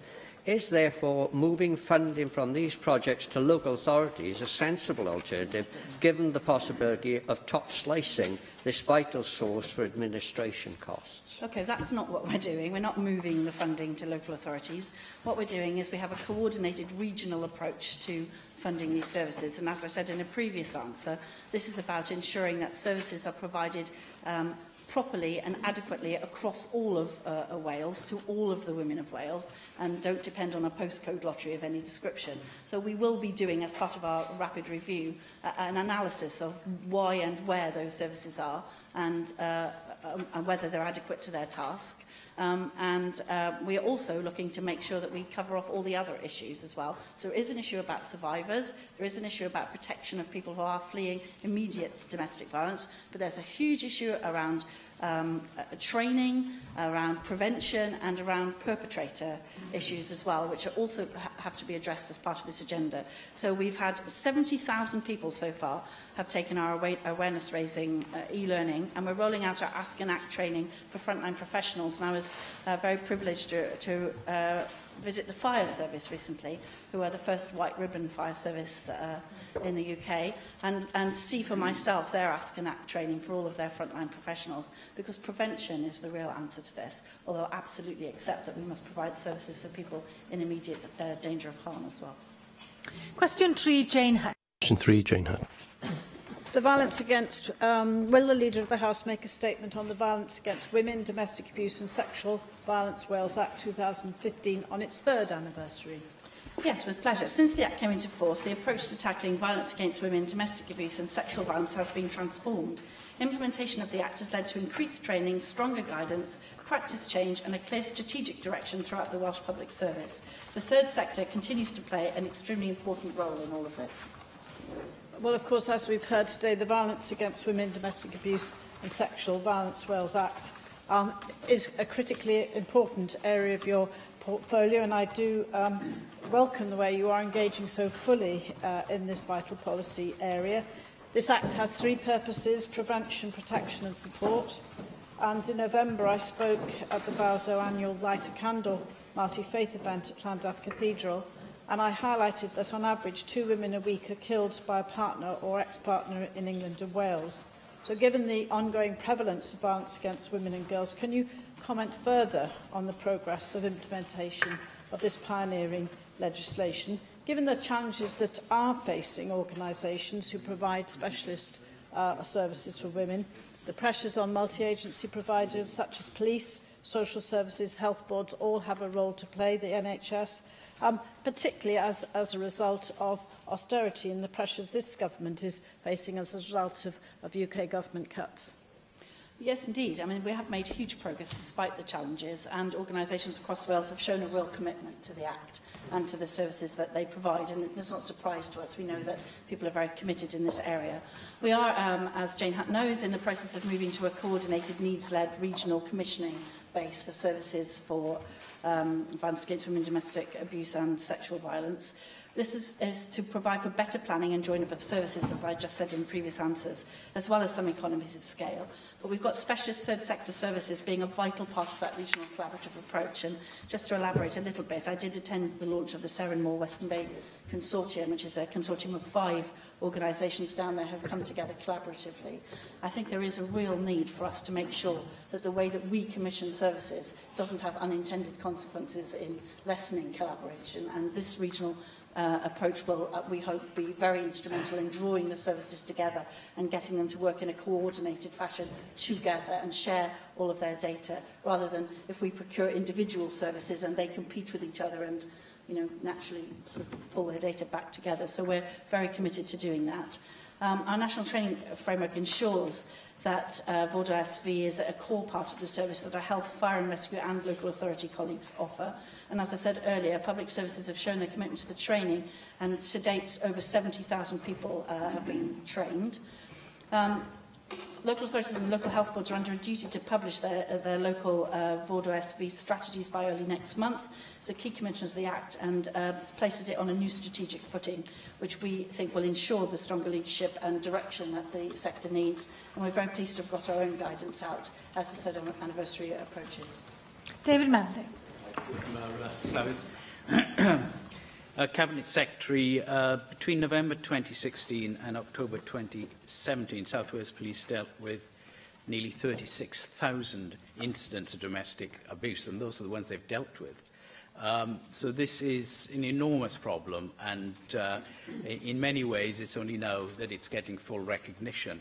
Would you join with me in commending the work of the South Wales Police and Crime Commissioner?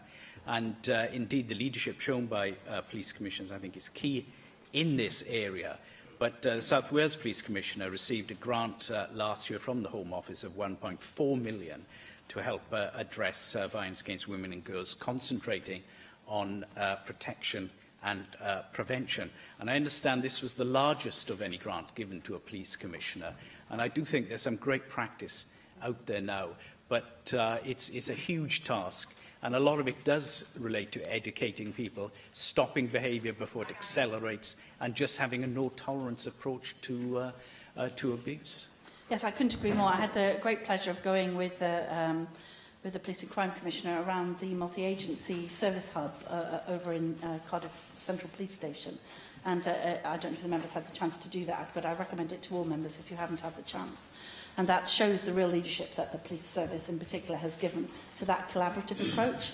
And I was able to see for myself how they were able to make sure that they responded much more quickly and appropriately to all of the incidents that they are dealing with, and make a lot better use of the wealth of data and different professionals all working side by side to make sure that they had the best possible outcome in the circumstances that we're presenting to them. We've collaborated with them and with, as I said, a large number of our other statutory public sector and third sector partners in rolling out what our Ask and Act training and our e-learning, which we launched just earlier last year. And that's been very successful as well. And the idea is to make sure that all of our first responders and the people who deal with people on a day-to-day basis pick up the early signs of this sort of domestic abuse.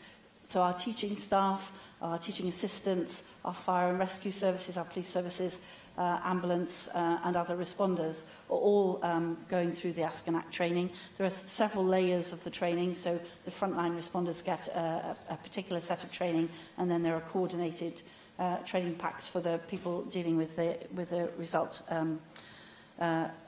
with actual live incidents in, for example, the MASH hub. We also have a number of other campaigns because we're trying to tackle the cause of much of this as well. So we launched our This Is Me campaign back in January. I was very pleased to be able to launch it down in Gower College with an incredibly enthusiastic set of middle-range teenagers who engaged very enthusiastically with it. And that's been one of the best received campaigns we've ever run, I think, as a government. With the response to it has been amazing, because this is a big society issue as well. And the purpose of that, we know that gender stereotyping is a large part of what drives domestic violence, as people try to live up to stereotypes which are not realistic or live upable to, if that's even a word. And you see the point I'm making, and it's extremely important that men don't feel that they have to be strong and whatever, and women don't feel that they have to be submissive in circumstances in which domestic violence occurs. And there are, I mean, that's just to give one example, there are a large range of others. So that's been a very successful campaign. I hope that members have all had the chance to see it. It runs on lots of social media platforms. We've had more response to it than we've had, I think, to any other campaign. It's been extraordinary, because we do see this as a need to change. Societal change is required in order to change some of this stuff. And in the meantime, of course, we continue to provide services for those instantly affected by it. Question 4, John. Question 4, John Griffiths. Diolch, Llywydd. What progress is the Welsh Government making in implementing its policy on asylum seekers and refugees? Yes, Welsh Government has worked closely with stakeholders to co-produce a plan to improve outcomes for asylum seekers and refugees. The draft Nation of Sanctuary Refugee and Asylum Seeker Plan addresses issues raised by the Equalities, Local Government and Communities Committee last year and is out for consultation until the 25th of June. Thank you for that. Cabinet Secretary, more broadly, growing up in Newport, I know many people who are part of the Windrush generation, having come to Wales from the Caribbean post-Second World War, and made huge contributions to our communities, our economy, and indeed our public services. I share the current outrage at the way UK government is conducting checks on the status of those who migrated to the UK from Commonwealth countries between 1948 and 1971, resulting in a number of them being informed that they do not have the right to access public services and indeed may be deported. Will you and Welsh Government as a whole, Cabinet Secretary, continue to press UK Government to right these wrongs as a matter of urgency and to stop the current situation, reverse the current situation where, you know, these members of our communities are being subject to gross indignity and a great deal of uncertainty and anxiety? Yes, I mean, I share the member's concern. I think this was the subject of a number of exchanges yesterday here in the Senedd as well. I fully support the First Minister's position as outlined in the letter that I hope all members have now seen copies of. It is crucial that the Home Secretary puts in place a simple, quick and effective process to support all of these members of our communities. I have seen the new website that's been put up, and I don't think it's quick, easy or simple, I'm afraid. So we will be writing again to say that you know, it's great that the website has been put there, that that people are allowed to access it, but it should be made a lot more accessible. I don't know if members have had a chance to look at it, but it's very off-putting and quite scary in some of its language, so it needs to be made a lot more simple. And then, of course, only this morning it became clear that the embarkation documents have been destroyed, taking away some of the last pieces of documentation that some of the people caught up in this fiasco face, and that those whose embarkation documents were destroyed have been receiving a line that simply says there is no record of you in our records, in our files, which is just not an acceptable situation at all. So now that that's come to light, we will be writing further to highlight our well, shock, really, that that's been done, and to ask for further details about what's to be done to right it. Susie Davis. Diolch, Llywydd. One of the priorities in the Welsh Government's Asylum Seeker Delivery Plan was to offer or find increasing opportunities for access to higher education for asylum seekers. And very specifically in that plan, it mentioned that Welsh Government will enable monthly surgeries with Cardiff Metropolitan University to provide advice on possible routes to universities for refugees and asylum seekers. You can probably see where I'm coming from as a Swansea representative yourself. Are there any plans to roll this out to other parts of Wales? Interesting enough, this came up in, I chaired the Interfaith Forum earlier this week, and a conversation about refreshing this strategy and what we can do to ensure that asylum seekers with professional qualifications that are obviously of huge use to both them and to our economy can make the most of those qualifications. I mean, a discussion that was highlighted around the successful campaign to make sure that people who are qualified medical doctors could have their qualifications recognised swiftly and be working in Wales, and a number of, forgive me, I can't remember the exact number, but a large number of people had gone through that programme successfully. So we are in the process of looking to see what we can do to refresh that programme, not just for in the universities, but across the board for people with professional and other qualifications that they could use. Bethan Syed. Thank you. I'm doing a lot with asylum seekers and refugees, both in Neath Talbot and Swansea, and it seems to me there's still quite a lot of issues with regards to isolation and transport issues.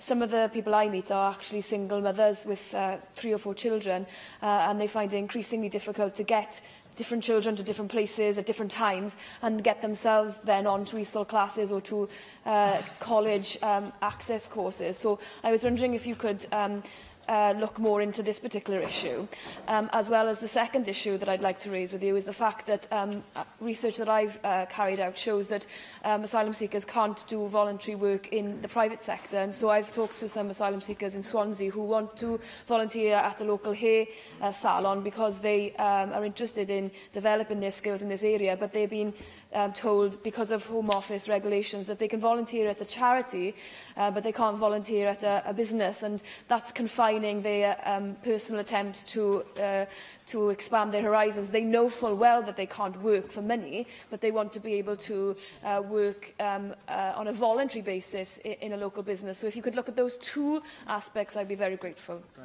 I'm aware of both of those aspects already, and in the recent refugee and asylum group that, again, I chair, that was raised, and we raised with the Home Office unintended consequences of some of their policies, really.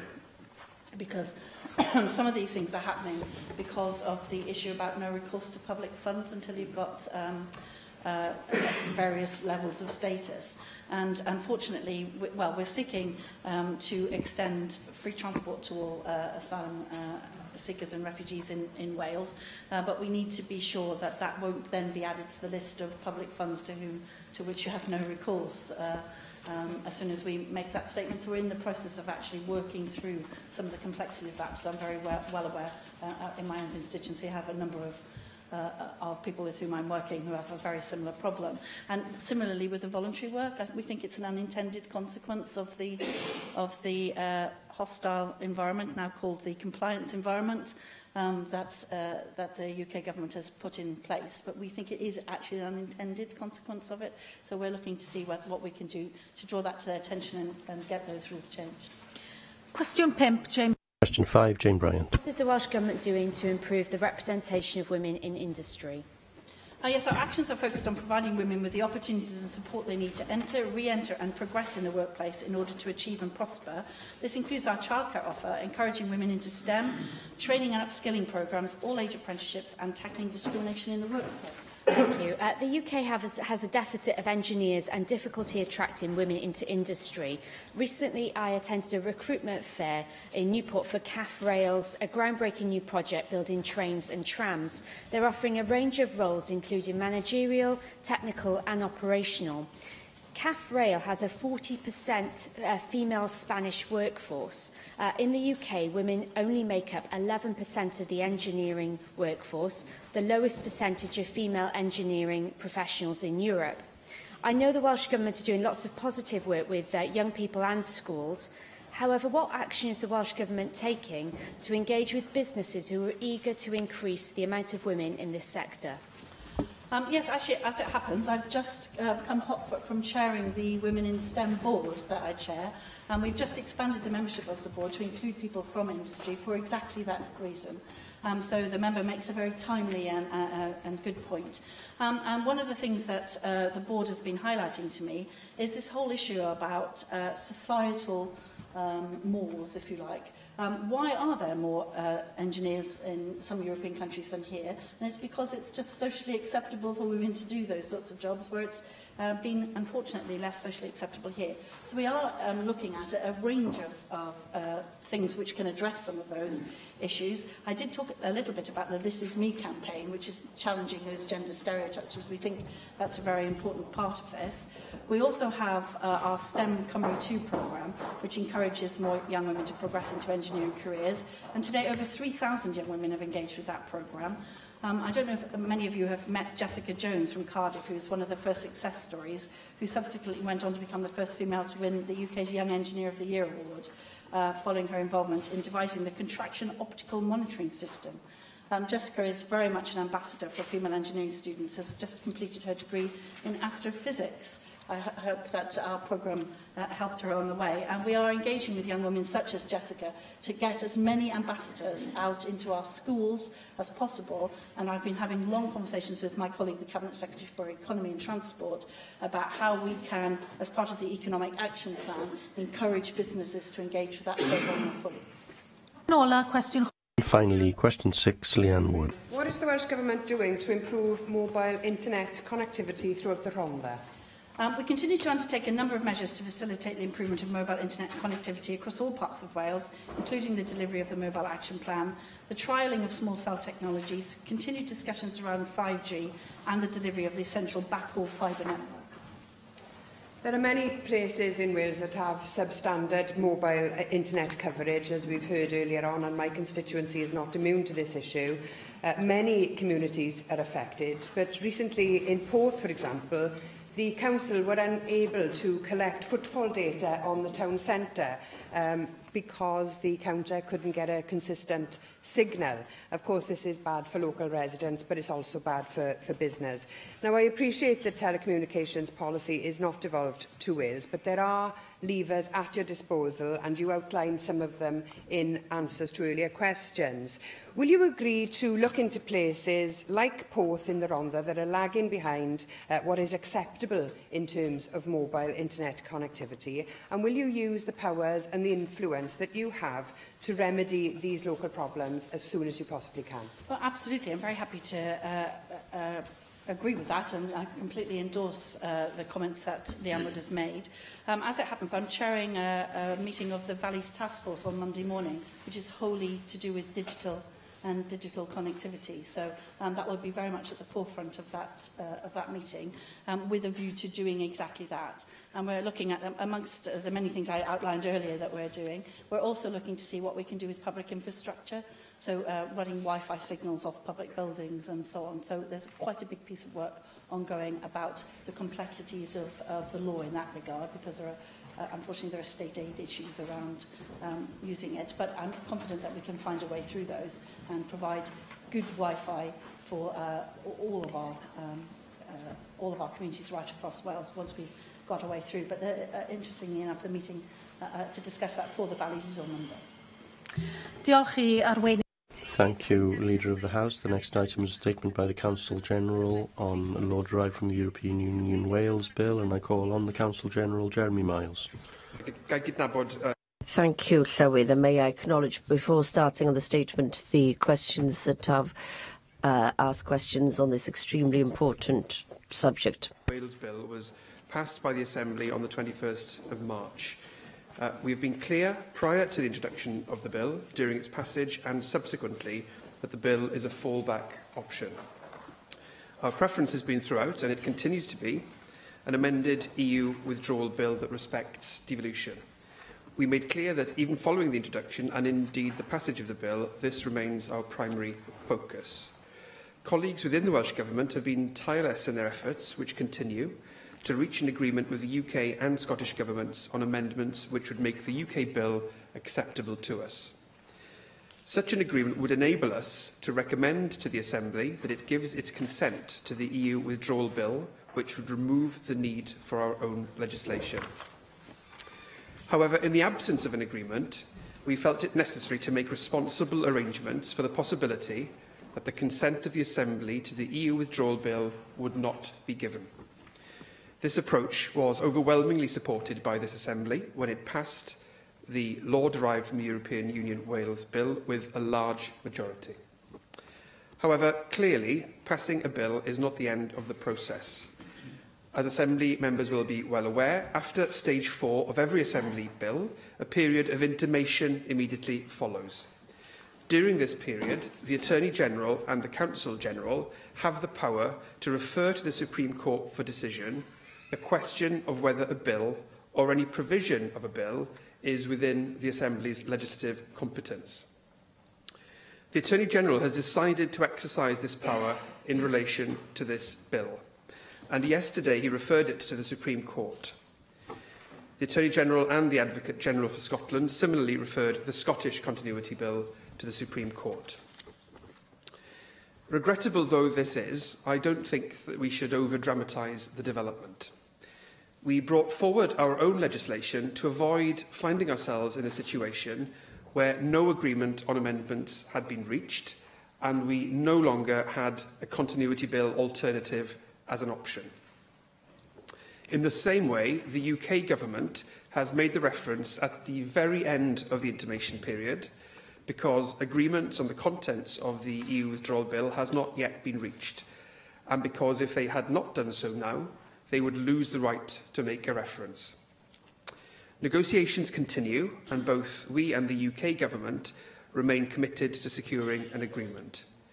This is therefore a protective measure on the part of the Attorney-General. Indeed, I note that in his press release he stresses that the Government very much hopes this issue will be resolved without the need to continue with this litigation. The Attorney-General has referred the entirety of the bill to the Supreme Court for determination, rather than limiting the reference to particular sections. He has cited a number of grounds in the reference, which include that the bill does not relate to the subjects listed in Schedule 7 to the Government of Wales Act, incompatibility with EU law, impermissible imposition of functions on ministers of the Crown, impermissible modifications of the Government of Wales Act, and impermissible modifications of the European Communities Act. I'm sure that members will appreciate that we have had limited time to consider these arguments, though we remain clear in our view that the bill passed by the Assembly is within its legislative competence. We will continue to consider the reference and the more detailed arguments that the Attorney-General will be required to provide in due course in support of his reference as part of the proceedings. But I can reassure members that we will, if necessary, defend the reference in full. In particular, we are taking steps to seek an expedited hearing, and we will keep the Assembly updated of any developments in this regard. As I've already stressed, we continue to work towards an agreement on the EU withdrawal bill. In the event of such an agreement, appropriate amendments will need to be made to the EU withdrawal bill. The final bill will then require consideration by the Assembly as part of the legislative consent motion process. If the Assembly does ultimately approve an LCM in relation to the EU withdrawal bill, the law derived from the EU Wales bill will no longer be necessary, and we will then take steps to repeal the bill. At that point, we would expect the reference to be withdrawn. David Melding. Diolch yn fawr, Llywydd. Can I start by noting the restrained tone of the Consul-General, and I do welcome this as a sign that the Welsh Government is genuinely seeking agreement on these matters. I also think the decision by the UK Government to refer the matter to the Supreme Court should be viewed as an attempt to clarify the current legal position. The Scottish PO, after all, considered their bill to be outside their competence, and Llywydd, you emphasised in expressing a contrary view in terms of our bill that the matter was finely balanced. So it seems to me reasonable under these circumstances for this clarity to be sought. Like the Consul-General, this side of the Assembly, we believe that getting an agreement so that an LCM can pass is essential, and that is very much what we should be focusing on, and that obviously means that the EU withdrawal bill has to be suitably amended, specifically around Clause 11, to allow that to happen. And all reasonable attempts to achieve this have been supported by us, and that will continue to be our attitude. And closely related to this issue is how the frameworks and their governance will operate. And again, we've sought to give constructive support to the Welsh Government in pursuing these matters broadly around some sort of concept of shared governance. These are very important issues for the British Constitution, for the development of devolution within this remarkable situation of us seceding from the European Union. And so whilst we oppose the continuity bill, we are prepared now to see the general situation and urge restraint and construction and a constructive approach on all parties. And I just wonder whether the Consul-General can give us any further indication on the current state of negotiations. It does seem to me, from the tone on both sides, that we could be quite close to an agreement, and I just wonder if that is a fair reading of the situation, or are there greater complications than we currently realise, perhaps associated with other jurisdictions and their attitudes. But I'll end on this, that given this statement this afternoon and its constructive tone, we will urge all parties to work and redouble their efforts to get over that line so that we can have an LCM that protects the devolution settlement appropriately and all parties can agree to. I thank the member for his question. I should be clear that obviously our preference would have been for this not to be referred to the Supreme Court, but absolutely we understand the reason why that was done at the time it was done. Yesterday rather, being the last day which that was available as an option for the Attorney-General. You referred to the discussions around competence. Our view remains that we have the competence in this place for the bill that we have passed. And what the Attorney-General has set out in the reference are his grounds for seeking the court's view on that. He hasn't yet set out the reasoning for those grounds, so we haven't yet been able to engage with the reasoning for that, although we are obviously considering the grounds that we have received. We'll be receiving the fuller reasoning in due course. There have been and continue to be discussions amongst the three governments in relation to appropriate amendments to the EU withdrawal bill, and those discussions are ongoing. We very much hope that they will conclude in a positive way.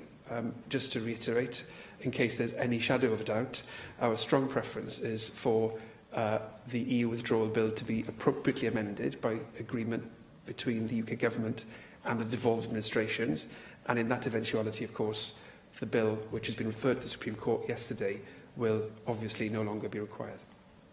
Simon Thomas. Thank you, Llywydd. I welcome the fact that a statement's been made by the Council General today, but I have to say this. A pledge was made by a Minister of the Crown on the floor of the House of Commons before Christmas, the middle of December, that this would be sorted, and here we are. The Ladyboys of Bangkok have reached Cardiff Bay, as they do every spring, and we haven't found a solution to this problem, and it's been clear since the European Withdrawal Bill was introduced that we needed to make changes to Clause 11, and at least 4 months have passed without any sign of the Conservatives understanding the nature of the devolution that they are responsible for. And today in the Commons, another Jeremy Wright, said that there was no agreement on the meaning of the word continuity. Is that the Council General's interpretation of the problem here? And if we do see that the bill has now been referred to the Supreme Court, what situation are we in now in terms of expenditure by this government and the Westminster government to prepare for a court case, to take counsel and to start preparing a case? We are starting to spend public money on something that should be decided politically, not just today, but 4 months ago. And so I want to hear from the Council General, if possible, more about the timetable here. He says that he hopes that the Supreme Court will hasten the process, because there is a process in existence so that the Supreme Court can do that. But it appears to me that we could get a decision on this bill before we reach political agreement on the nature of devolution and Clause 11. So what plans does the government have now to prepare for this court case, and what public expenditure will be related to that? Are you going to do this in any way jointly with the Scottish Government? But of course, acknowledging that Wales's course may be stronger on this occasion than the Scottish Government's case, because we did push this through the toothpaste tube under the previous powers model, and we therefore may be in a strong position. So are you working with the Scottish Government, and what exactly will the arrangements be now if this goes to the Supreme Court? If there is political agreement, are there then amendments to be made to the bill in the Lords, or perhaps referred back to the Commons? And then at some point we will have to make a decision as a Parliament if this does happen. The government part comes in 3 years, but we will have to give legislative consent, as David Melding has said. Would we have assurances, and can you give us some assurances, that we as an Assembly will have all the necessary information to make a decision on legislative consent if it comes to that? I thank the member for his questions.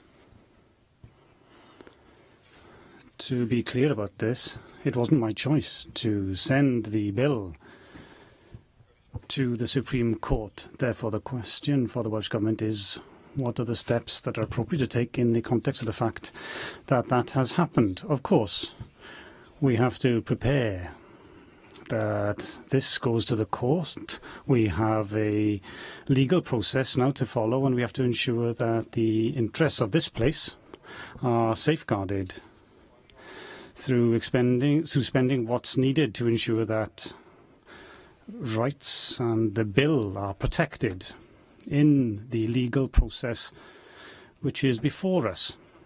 The next step is that we are at present looking at the process of having an early date for any court case that is needed, and discussions have already started on that, and that's the next step. In terms of the question of the relationship with Scotland, as the member will know, the Welsh Government and the Scottish Government have collaborated and worked together through this process.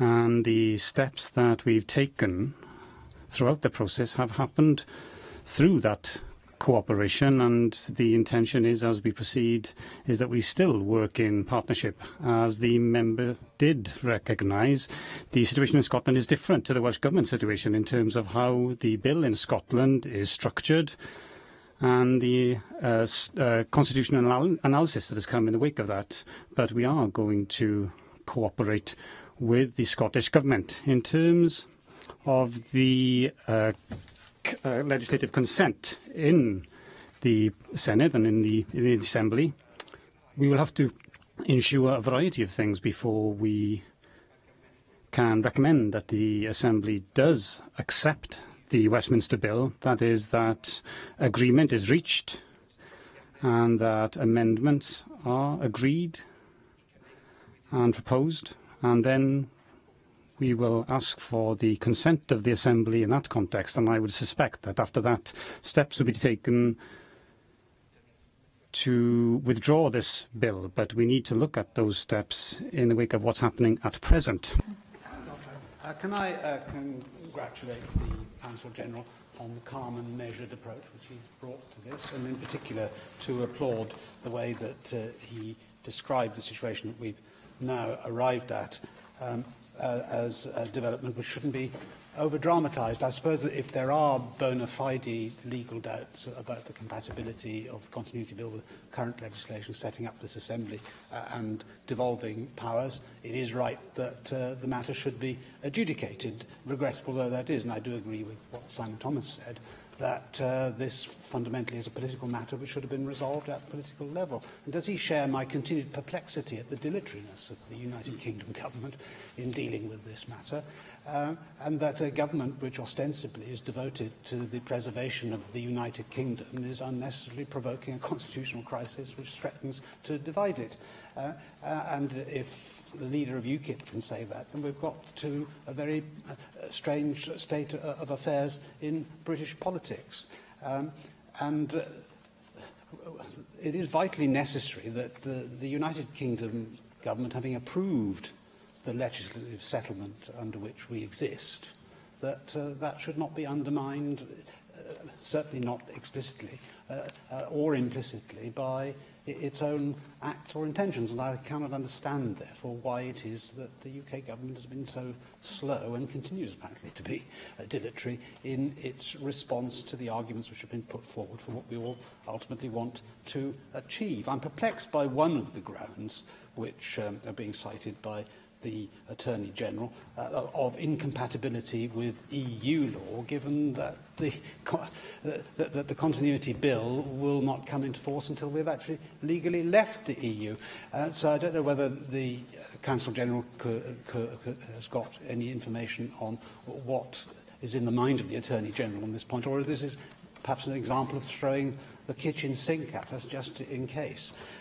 It all seems rather problematic and extraordinary, but that I'm pleased that the Counsel General is going to litigate the matter in the way that he has set out, because it is vitally necessary that any uncertainty or ambiguity should be resolved, and we can't be put into a position, which is what the Continuity Bill itself was designed to deal with, of there being some legislative lacuna in the law as it applies within Wales. So it's rather strange. We've got a situation now where the United Kingdom government is litigating a bill which we have put through this place, which was designed to avoid the situation of legal doubts existing when we leave the EU. So it's a paradox that perhaps this will ultimately resolve.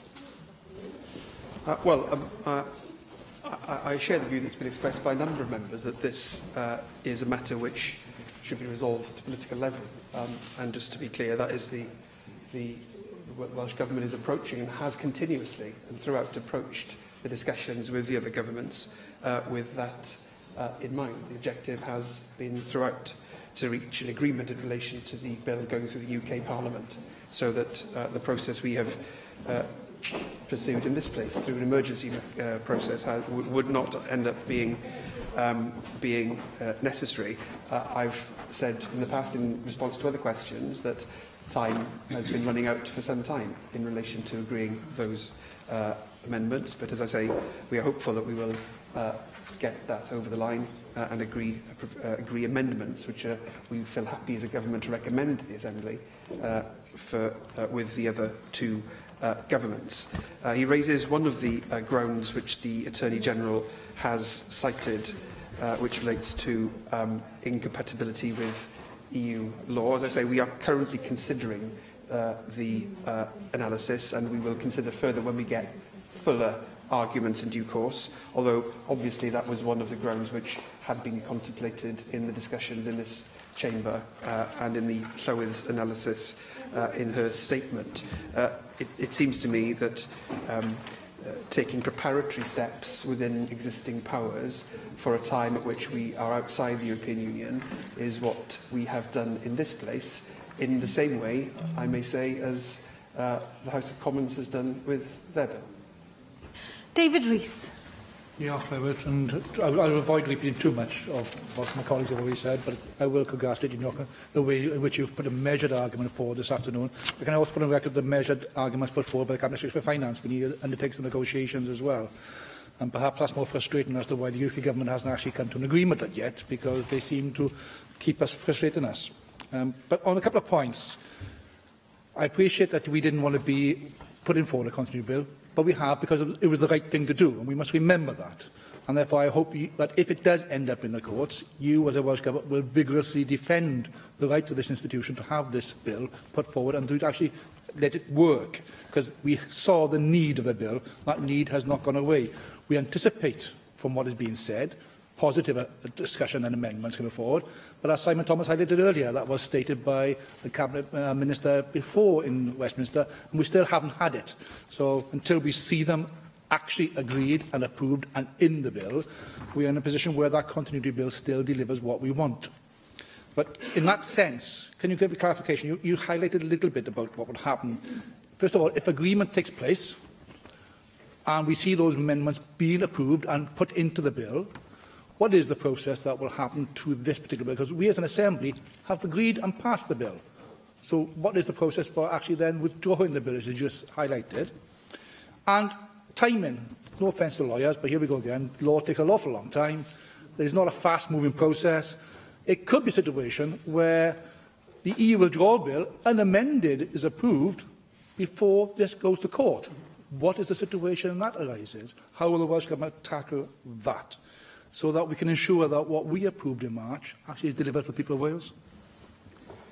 I thank the member for his question, and also for his acknowledgement of the work of my friend, the Cabinet Secretary for Finance, in taking forward these discussions with the UK Government, which I completely associate myself with, if I may. He makes a very important point about the importance of defending these proceedings vigorously, and that is absolutely my intention and the intention of the Welsh Government. In terms of what happens in due course with repeal, if you like, the member will recall that the bill as passed by the Assembly includes a provision enabling the Act, when passed, to be repealed in this sort of circumstance. In order for that to happen, of course, it would need to receive royal assent first. So there'll be a sort of sequence of steps, if you like, which will need to be agreed with the Attorney-General in the event that we here, in due course, do pass a legislative consent motion and that we find the amendments to the House of Commons bill acceptable in this place. But obviously, the steps would need to be to withdraw the reference for the bill to go to royal assent, and then those powers would be available to Welsh ministers here to deal with that repeal of the bill. Diolch i'r Councillor. Thank you, Counsel General. Point of order, Simon Thomas.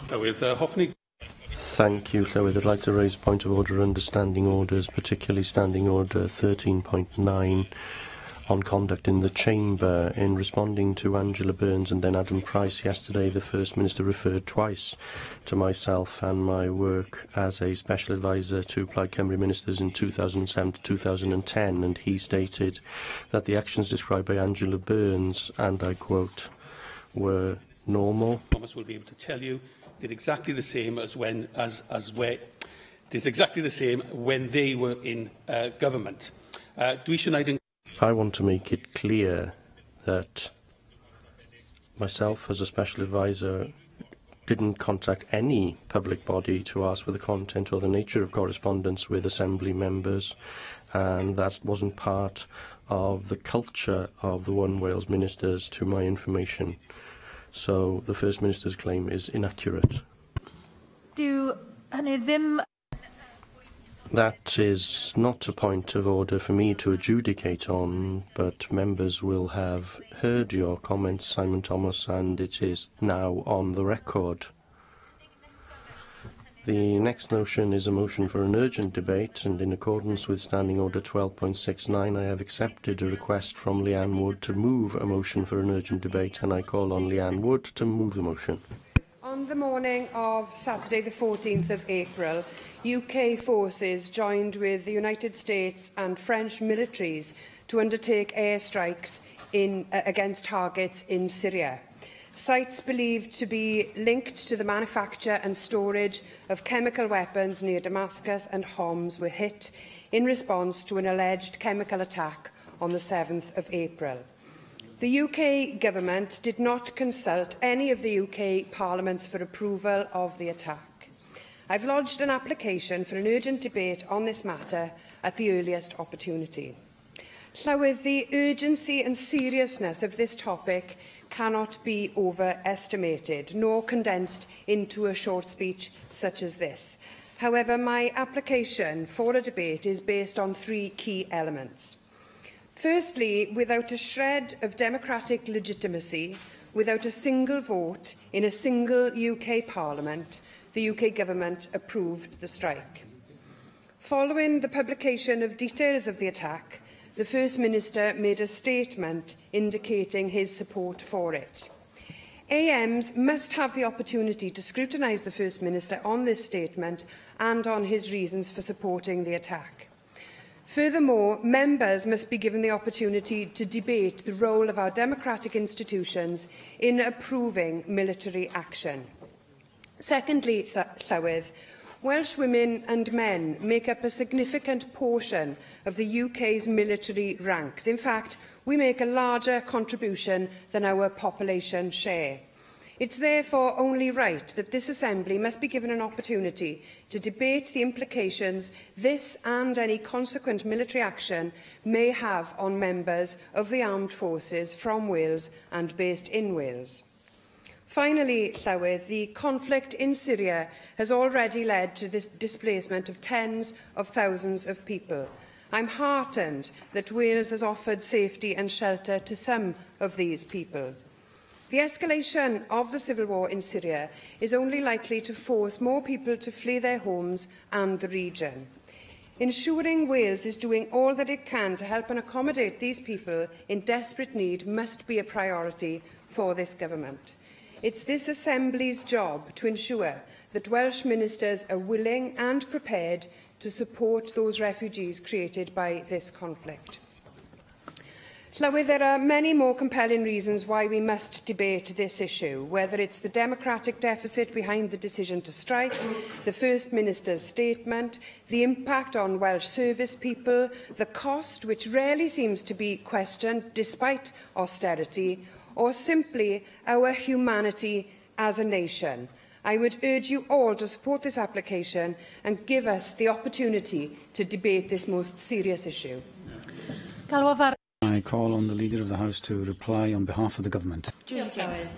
International affairs and decisions about whether to launch military action against another sovereign nation are non-devolved matters and as such are normally debated in the Houses of Parliament rather than here in the National Assembly for Wales.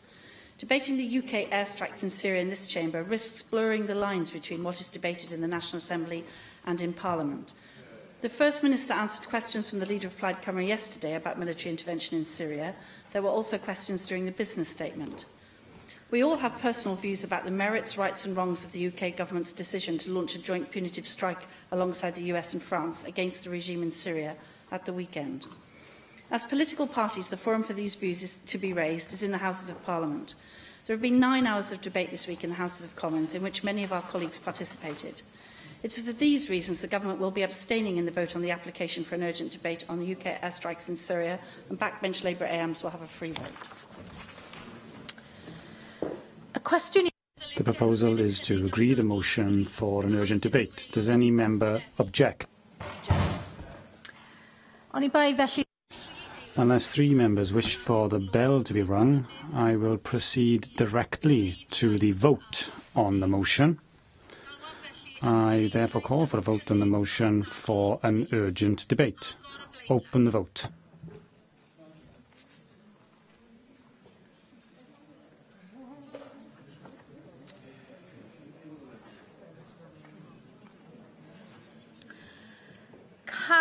Close the vote. 4, 27, 15 abstentions, 9 against. Therefore, the motion is agreed. As the Assembly has resolved to consider the matter in accordance with Standing Order 12.70, I have decided that the debate will be taken as the final item of business before today's voting time. The next item of business is the questions to the Assembly Commission, and the first question, Julie Morgan. What progress is being made in eliminating single-use plastic items from the Assembly estate?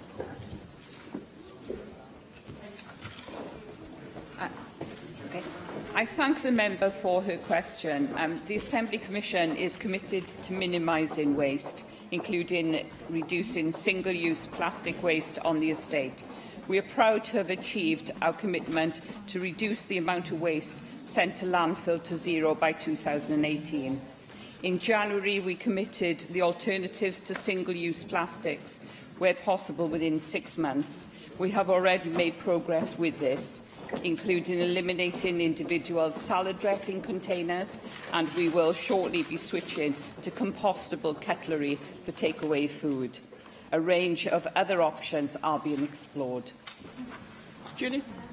I thank the Commissioner for that response, and I'm glad that there is some progress happening.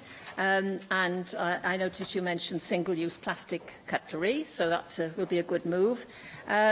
But also, what about the plastic cups for drinking water, which we haven't made any moves to removing yet? Salad pots, the plastic lids for takeaway coffee cups. A lot of these items are still being used in the canteen, and I know that you have a plan. I think that you announced that plan in January. So it's really to urge you to move ahead with that plan, to make progress. And when are you going to tackle those particular items that I've mentioned? I thank the member yet again, and I'd like to update you on a couple of things. We are rid now of disposable coffee cups and now stock aluminium and drinks containers. The water filter around the estate cuts down on bottled water, plastic bottles. Meals hot and cold are now in compostable containers. There are extensive recycling signage across the estate for materials. Plastic straws were also raised last time about the use of plastic straws, and although they haven't been in use an awful lot, they were in use, and we've now switched to paper straws, so I'd like to update you on that. And looking at the alternative to plastic cups, we are for the fountains, the water fountains. We are looking at an alternative for those, and I'll update you shortly on how we are progressing with that. And we have achieved zero waste to landfill. So that's the update that I have for you. Simon Thomas. Thank you, Deputy Presiding Officer. I welcome the steps that have been taken so far, and there's some encouraging news on the reduction of single-use plastic in the Assembly. I wanted to ask what further steps can be done as a major purchaser in Cardiff and in South Wales, and as a leader in this. Is the Commission talking to its suppliers? Because as well as the single-use plastic that we use, it's the supply chain that provides the food and everything that we use in this place that also has some plastic all tied up in it. Everyone is seeking to reduce this and, over a period of time, perhaps completely eliminate it. Are you able to update us on how you're using your purchasing power to influence suppliers as well? Well, obviously, Simon, we still have some stock which we have to use. It wouldn't be practical to just, throw stock away. So we are reducing our stock at the moment, and we are always looking at alternative suppliers who produce exactly what we want to decrease our carbon footprint here and to decrease the amount of plastics that we use. So I will update you on that question, and I can assure you that we are looking at all suppliers to look at the best possible way in dealing with the question that you've just asked. Thank you. Question 2 is to be answered by the Llywydd. Mandy Jones. Thank you, Deputy Presiding Officer. Got it right now. Will the Commissioner make a statement on the methods of communication employed by the Assembly to reach out to the Welsh public? The Commission engages with the people of Wales in many different ways. We talk to people online, communicate via print, and meet with them at events and workshops to inspire them and encourage them to participate in Assembly work. Last year we talked to around 50,000 people in schools, colleges, community group, youth groups and events around the country. Thank you for that answer. With all due respect to the other members who have tabled questions today, the type of questions we ask of the Commission are quite limited, and it seems to me very inwardly focused about internal Commission matters, which will, no doubt, leave many members of the public cold. I note the consultation on creating a Parliament for Wales has recently closed, and that only 4 public meetings were held across the country. Lots of people would not have even been aware of these meetings, and of those that were, many, those working, caring or looking after children, will not have been able to make those sessions. I know there were other ways of attempting to collect opinions, but they do feel like the same old to me. Considering the advancement of technology, consultation and information gathering methods, is the Commission going to seek to push boundaries in terms of its engagement methods, and how does it evaluate its current methods? How do we know it's working? Please don't feel limited at all in asking questions of me, Mandy Jones. Welcome the question you've asked. We held 4 public meetings to discuss the electoral reform consultation throughout Wales. I attended all the meetings and they were reasonably well attended, especially the last one I attended was in Wrexham in your region, and it was a lively Friday night in Wrexham, and I enjoyed myself immensely and learnt a lot from the people of that area, of their view on electoral reform and all other matters, interesting matters as well. But you raise very important points about the need to be innovative at all times in how we do our consultation. We're not able to hold meetings in every single village hall in Wales to discuss any matter, neither us as a Commission or Welsh Government or anybody, but we need to continually think and question ourselves, as you've raised this question today, on how we do our communicating with the people of Wales and allow them to express their views to us more directly and more vigorously and in every part of Wales. That's a challenge to me, a challenge to all of us as elected members around here representing communities throughout Wales, and it's where we want to improve all the time. Diolch. The next two questions will be answered by Commissioner Caroline Jones. And question 3, Simon Thomas. Diolch. Thank you. What work is the Commission undertaking to reduce carbon emissions? Simon. Thank you, Simon. The Commission is pleased to take this opportunity to announce that we have recently achieved certification to the International Standard for Environmental Management, ISO 14001. As part of this environmental system, we have a long-term carbon reduction target of a 30% reduction in our energy footprint by 2021. This builds on a previous target that we had for a 40% reduction in our carbon footprint by 2015. We are making good progress with this newer target through a range of actions, and we have achieved a 23% reduction so far as part of our KPIs. Recent actions to support sustainability include the installation of electric vehicle charging points on the estate. May I thank the Commissioner for her response and for responding in Welsh. The environmental jargon isn't great in any language, I accept that, but I'm extremely grateful to you for it. May I congratulate the Commission on two things. First of all, for gaining the ISO and that environmental standard, and secondly, on the news that electric vehicle charging points have now been installed. I look forward to seeing them myself and to take advantage of them. The broader question that I wanted to ask today was on how the Assembly encourages more sustainable travel to the Assembly. I notice in visiting other capitals which have parliaments that there are walking or cycling routes to the parliament which have been marked out 20 minutes walk to such and such a parliament, and if you're at the centre of Cardiff you wouldn't see any sign saying, well, this way to walk to the Welsh Parliament. And I would ask whether the Commission would perhaps speak to Cardiff Council, which plans safe and sustainable walking and cycling routes, to ensure that the city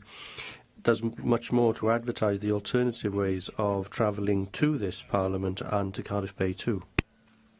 Diolch, Simon, and you raise an extremely valid point there about contacting other areas such as the Council to explain that we are attempting to reduce our carbon footprint and that we'd like to look at the different ways through active travel and so on, of different ways of coming to and from the Senedd, and we wish to encourage alternative ways for members and members' families and any visitors to the Senedd to come here by other means of travel or alternative means. So I will certainly look into that for you and give you an update on that.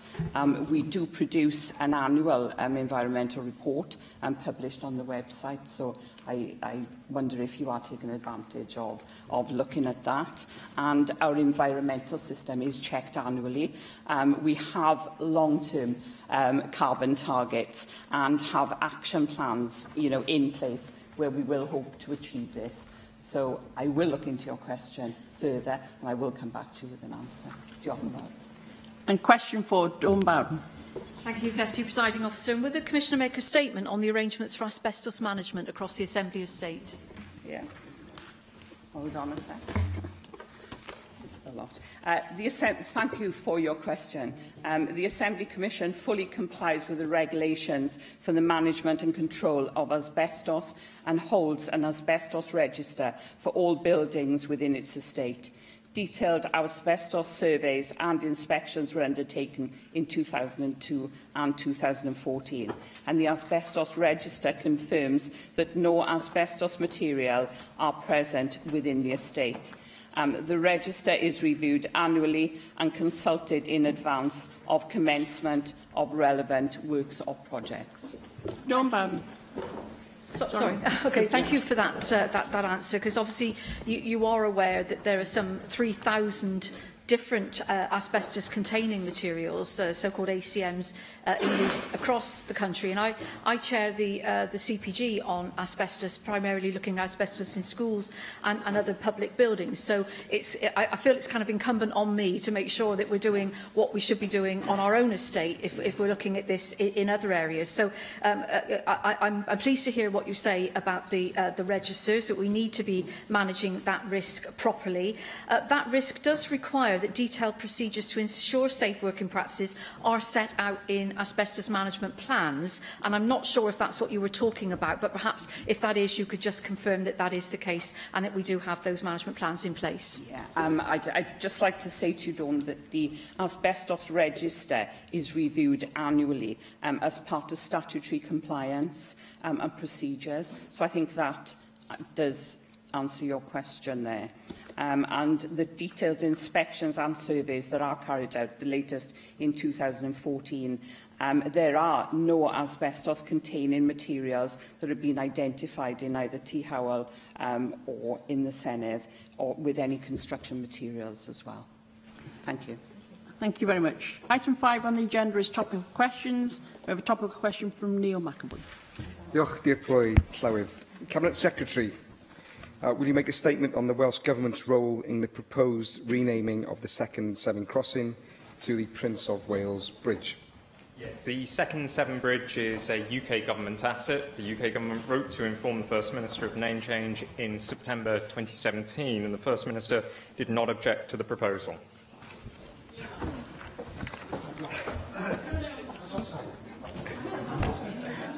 Thank you.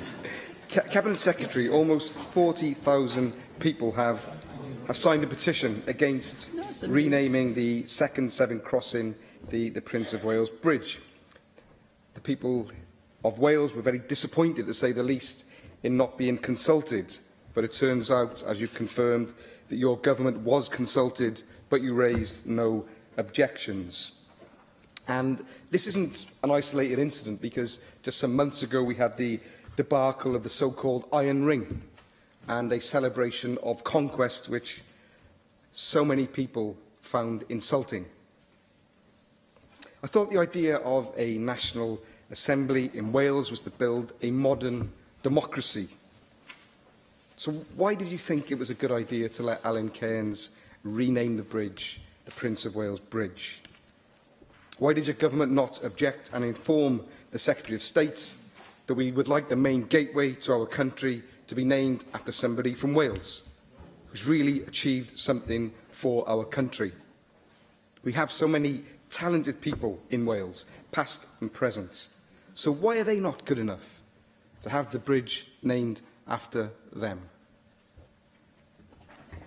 Well, there are many talented and able people from our past that this government has recognised by naming, for example, health boards after them, other pieces of infrastructure. But it's worth just reiterating the point that this is a bridge owned by another government, half of which is in another country. And I'm more concerned with the removal of the tolls over that bridge to ease traffic flow rather than with the naming of the actual bridge. And although I believe that the bridge has been named in honour of the recognition of the current Prince of Wales, His Royal Highness Prince Charles, I see no reason why it can't be celebrated as a memorial to all Princes of Wales in the past too.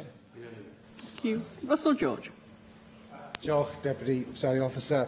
It does seem to me, I think, to be a fitting tribute, I think, to mark this important special relationship which the Prince of Wales has with our nation by renaming the bridge on this occasion of his 70th birthday to mark the 60th anniversary of the Queen's appointing him as the Prince of Wales. It is my view that this is something which the vast majority of the Welsh public welcome. Would you agree with me, Cabinet Secretary, that it's far more important to the Welsh people that we ensure that the 7 crossings continue to be a symbol of Wales's strong economic contribution to the United Kingdom, and that we should be championing the abolition of the tolls on the Severn Bridge, which of course will be a huge boost to the Welsh economy, rather than focusing on the relatively minor issue of renaming the bridge? Cabinet Secretary. Well, I would indeed. I think the removal of the tolls on the Severn Bridge will send a very clear message that Wales is open for business, and it's essential as we exit the EU that we take every opportunity to promote Wales globally, and it's a fact that few other figures are better known around the world than His Royal Highness the Prince of Wales. And so I think we should not just recognise the invaluable work that he has done, and many other members of the royal family, and I say this not as a monarchist, but as a Republican, and that we continue to do all we can to promote Wales globally. Thank you. Di Lloyd. Go on, Di. Diolch, Deputy Llywydd. Thank you, Deputy Presiding Officer.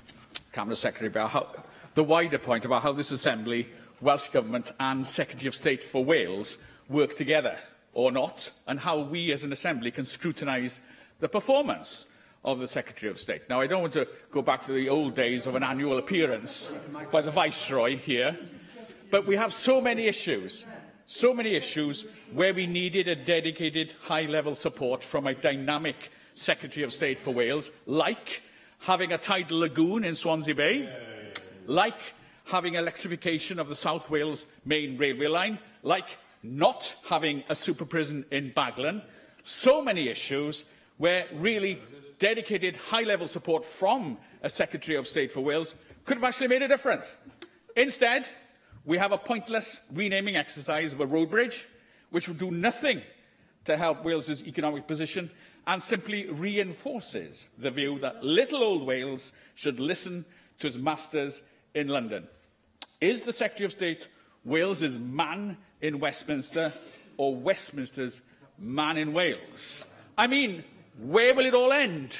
So many road bridges in Wales have no name. So many royals remain unconnected to any such structures. Although there have been valiant attempts over the years to rub our noses in it as a conquered nation by anointing several hospitals with royal names. So, is this it? Or can the First Minister or anybody else use their influence to better influence the behaviour of the Secretary of State to gain the decisions that we really want to see happening here in Wales, such as the tidal lagoon in Swansea Bay? No longer. My colleague, my friend, David Ellis-Thomas is absolutely right. We are no longer conquered. We are a proud nation. We're a confident nation. We should have confidence. We should have confidence in our identity as well. And I think in having confidence, we're able to reach out globally. We're able to be tolerant. We're able to be open to people. And we are able to recognise as a confident nation the contribution that people such as His Royal Highness the Prince of Wales make to our well-being and our prosperity. The member's right, there are a huge number of bridges that have not yet been named, and it was interesting that in the mid-1990s there was a massive public campaign, a huge public campaign, with tens of thousands of people pushing for what's called the New Flintshire Bridge to be named the Lady Diana Bridge. Now, that never happened, but that does serve to demonstrate that whilst there may have been 30,000 people that signed the particular petition that's been referenced today, more than 3 million people have not signed that petition. And indeed, many tens of thousands of people were pushing for a bridge in the north of the country to be named after a member of the royal family in the 1990s. Neil Hamilton. Whilst I have no objection whatever to naming the bridge after the Prince of Wales, whose Welsh connections are well known, he and I lived together once in a loose way as residents of Pantycelyn Hall at Aberystwyth, as students back in 1969. And I do agree with Russell George that we do need to advertise Wales is part of, in the United Kingdom presided over by an ancient monarchy. But we do have a second bridge, of course, to name across the Severn. And would it not be a good idea, therefore, to recognise the other tradition sitting on my left here in this Assembly, and perhaps that could be named after Owain Glyndŵr or Llywelyn ein Llyw Olaf?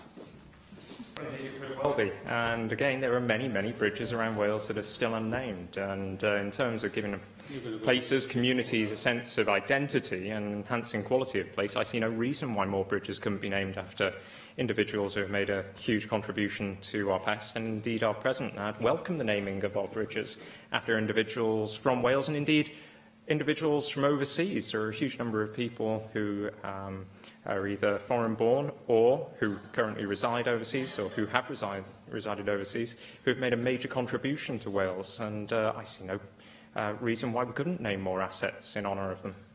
Thank you. And finally, Adam Price. Doesn't the Cabinet Secretary, though, understand that the wider context to this, is a Secretary of State who really sees South East Wales as a suburb of Bristol, who wants to, along with his friend and colleague, wants to recategorise Wales as a principality. It's part of a deliberate attempt, to reintegrate Wales into some kind of nostalgic notion of a Britain that probably never existed. It's a recolonisation effort, and that's why it's touched a nerve, because it doesn't actually resonate with Wales as it is today, let alone the Wales that we want to build in the future. I could see that there's only 15 street parties going to be across Wales with the royal wedding. There were 15 street parties in my own village, 40 years ago. Wales has moved on. And, the naming of things, symbols are important because they say something about the nation that we are. And this is why this has jarred with the people. Can I ask the Welsh Government, you are there to represent the Welsh people. Will you not ask the UK Government to think again? No, we won't ask the UK Government to think again. I think it's absolutely right that the Prince of Wales is recognised, and naming of the bridge after him, I think, is, whilst it's in the gift of the UK Government, is something that many, many people in Wales will support. But I would say also that there are a huge number of other bridges that we could name in honour of other people. I would urge the member to reconsider the use of the term recolonisation, because I do not see any evidence that that is occurring. And I would also say that my fine friend and colleague is doing a superb job in promoting Wales as a fine destination for tourists and for people to live in. Thank you very much, Cabinet Secretary. Item 6 on the agenda this afternoon, 90-second statements. Mick Antonew. Thank you, Deputy Presiding Officer. Shock result is perhaps an overused term in sport. In reality, instances of teams overcoming seemingly insurmountable odds are relatively rare. The USSR's Olympic victory over the USA basketball team in 1972 is a controversial example. Leicester City winning the Premiership title is a testament to how in sport teamwork can make the most unlikely outcomes a reality. So it is quite amazing that a sporting feat has been achieved by a Welsh team, but very few people seem to know about it. Last year, a newly formed Welsh cheerleading team went to the USA and beat them in their own backyard at their own game to bring home gold for Wales. Coached by volunteers, comprising young, disabled and non-disabled athletes, and based in Treforest, in my constituency, Team Wales Paracheer are arguably our best-kept sporting secret. On Saturday, the team fly out to the USA to defend their title, and it was fantastic to have the team visit the Senedd last month to preview their routine, as shown on the screens. You could not wish to meet a more impressive group of young people. They're not just great athletes, they are superb ambassadors for sport and for Wales. Although paracheer has been provisionally listed by the International Olympic Committee as a sport, it does not attract much media attention. That's why the team was so thrilled to be wished pob luck by Sports Minister David Ellis-Thomas yesterday. It meant a great deal to the team to be recognised in this way, and I'm sure that today we would go a step further and send the team our best wishes from the whole National Assembly for Wales for the coming World Championships. Deal. The next item on our agenda this afternoon is a debate on the External Affairs and Additional Legislation Committee report. How is the Welsh Government preparing for Brexit? And I call on the chair of that committee, David Rees, to move the motion. It's a pleasure to open this debate on the External Affairs and Additional Legislation Committee on how the Welsh Government is preparing for Brexit, and also to move the motion tabled in my name. Deputy Presiding Officer, last month it marked a year until the UK is to leave the European Union after the Prime Minister enacted Article 50 of the Lisbon Accord. During the first part of the negotiations between the UK and the European Union, it was agreed that sufficient progress had been made on two key aspects on the withdrawal, and that there was much still to discuss. And there are many questions as to how Wales is preparing for Brexit which have emerged.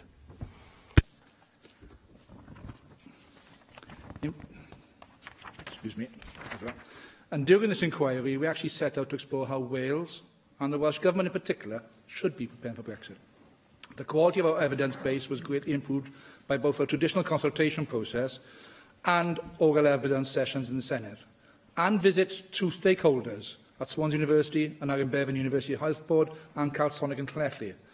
Our sincere thanks go to all those who contributed to our inquiry, both at the stakeholders we went to meet, those who came to give evidence, and those who submitted written evidence. And our continual thanks as a committee go to our committee team, who provide the support that allows us to complete our work. Deputy Clywedd, the report makes a total of 7 recommendations. I am pleased to see that the Welsh Government has accepted in principle all 7. Normally I don't go through all 7, but this time I will. Our first recommendation relates to the need for the Welsh Government to urgently examine the likely parameters of various Brexit scenarios, including a no-deal scenario, and to report to our committee within 6 months. Now, in preparing this report, we have worked with a sincere hope that the Article 50 negotiations will conclude with a successful outcome for all parties. And progress has undoubtedly been made, particularly since we published our report. But it is important that we do not shy away from addressing a no-deal outcome still occurring. Whilst we are clear that this is not an outcome what we consider desirable in any way, we do believe that there is a need for the Welsh Government to be doing more in terms of scenario planning to prepare Wales. In its response, I am pleased to see the Welsh Government has accepted the need for this, and we are being frequently told that this is underway. Our second recommendation called on the Welsh Government to publish its research on the impact of various Brexit scenarios on the Welsh economy. And we are pleased to read the Cardiff Business School's analysis of the impact on larger businesses in Wales. In the Welsh Government's response, I note that further research is currently underway. And I'd like to place on the record the fact that the committee looks forward to seeing the outcome of that research in due course.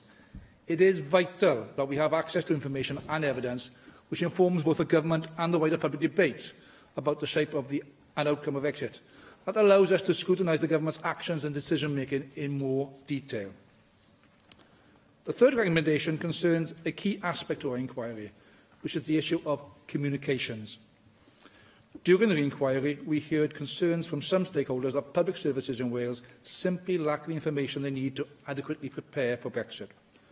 Furthermore, we heard that the lack of clarity from the UK Government and potentially broad range of scenarios that may still arise are inhibiting the ability of public services, third sector and others to sufficiently plan and prepare for Brexit. Although we heard the Welsh Government is engaging with stakeholders at a representative level, we also heard that there are challenges in relation to cascading that information down to individual organisations and bodies and to frontline staff. To help combat this, Recommendation 3 calls on the Welsh Government to improve its communications with individual organisations through encouraging representative bodies to cascade information downwards, and furthermore, for individual organisations to look at two-way engagement, because there's information coming upwards from the floor which should be considered important. In our report, we also acknowledge that we have our own role to play in ensuring that the public and civil society in Wales have access to reliable and authoritative information on Brexit. And I take this opportunity, and members I'm sure will indulge me, to remind everyone of the regular Brexit updates and monitoring reports produced by the Assembly's impartial research service, which are available on the Assembly's website, particularly also on our committee's website. So please use the opportunity to keep an eye on all the information updated. The monitoring reports are excellent, and I again commend the staff who produced those reports.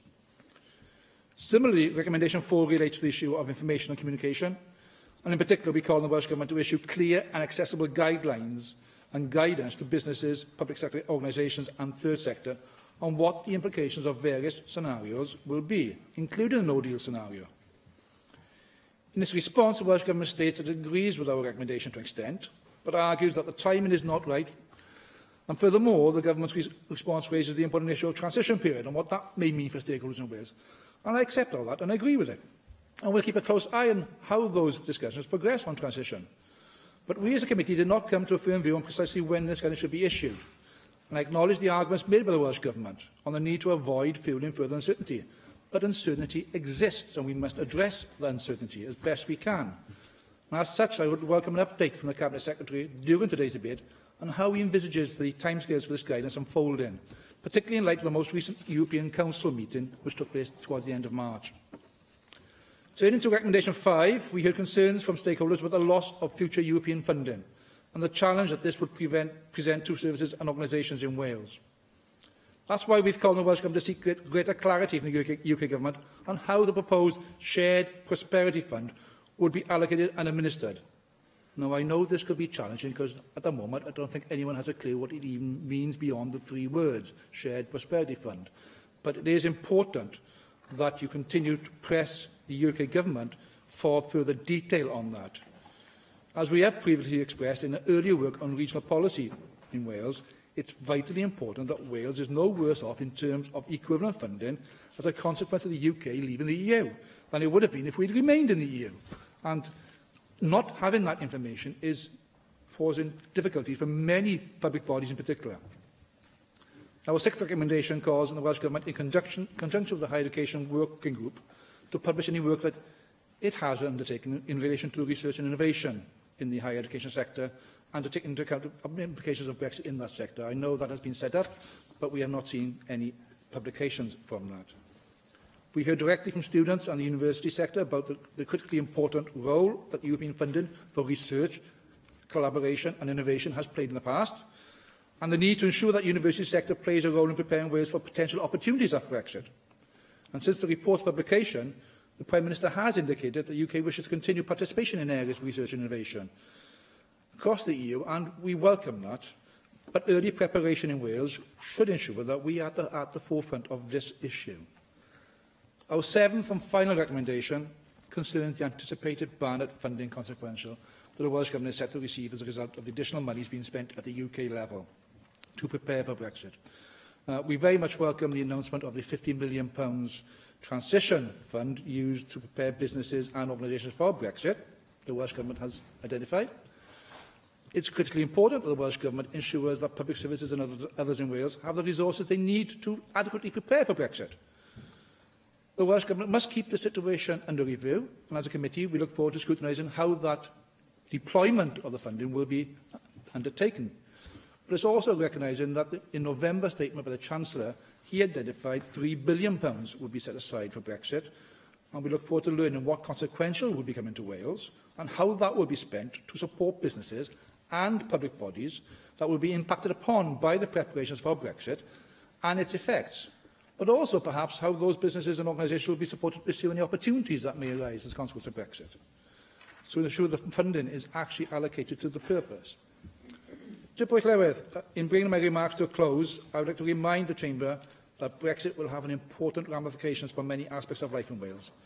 And as the process continues at pace, and it does continue at pace, it's changing almost every week, it is incumbent upon this Chamber to ensure that in areas for which Wales has its own powers and responsibilities, we are ready for what lies ahead, not only to minimise any negative impacts, but also to grasp the opportunities that will arise following Brexit.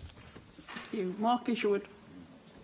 Yeah, well, the Welsh Government response to our report's recommendations claims that it mobilised quickly following the result of the referendum to build capability across government to respond to the challenges and explore the opportunities presented by EU withdrawal.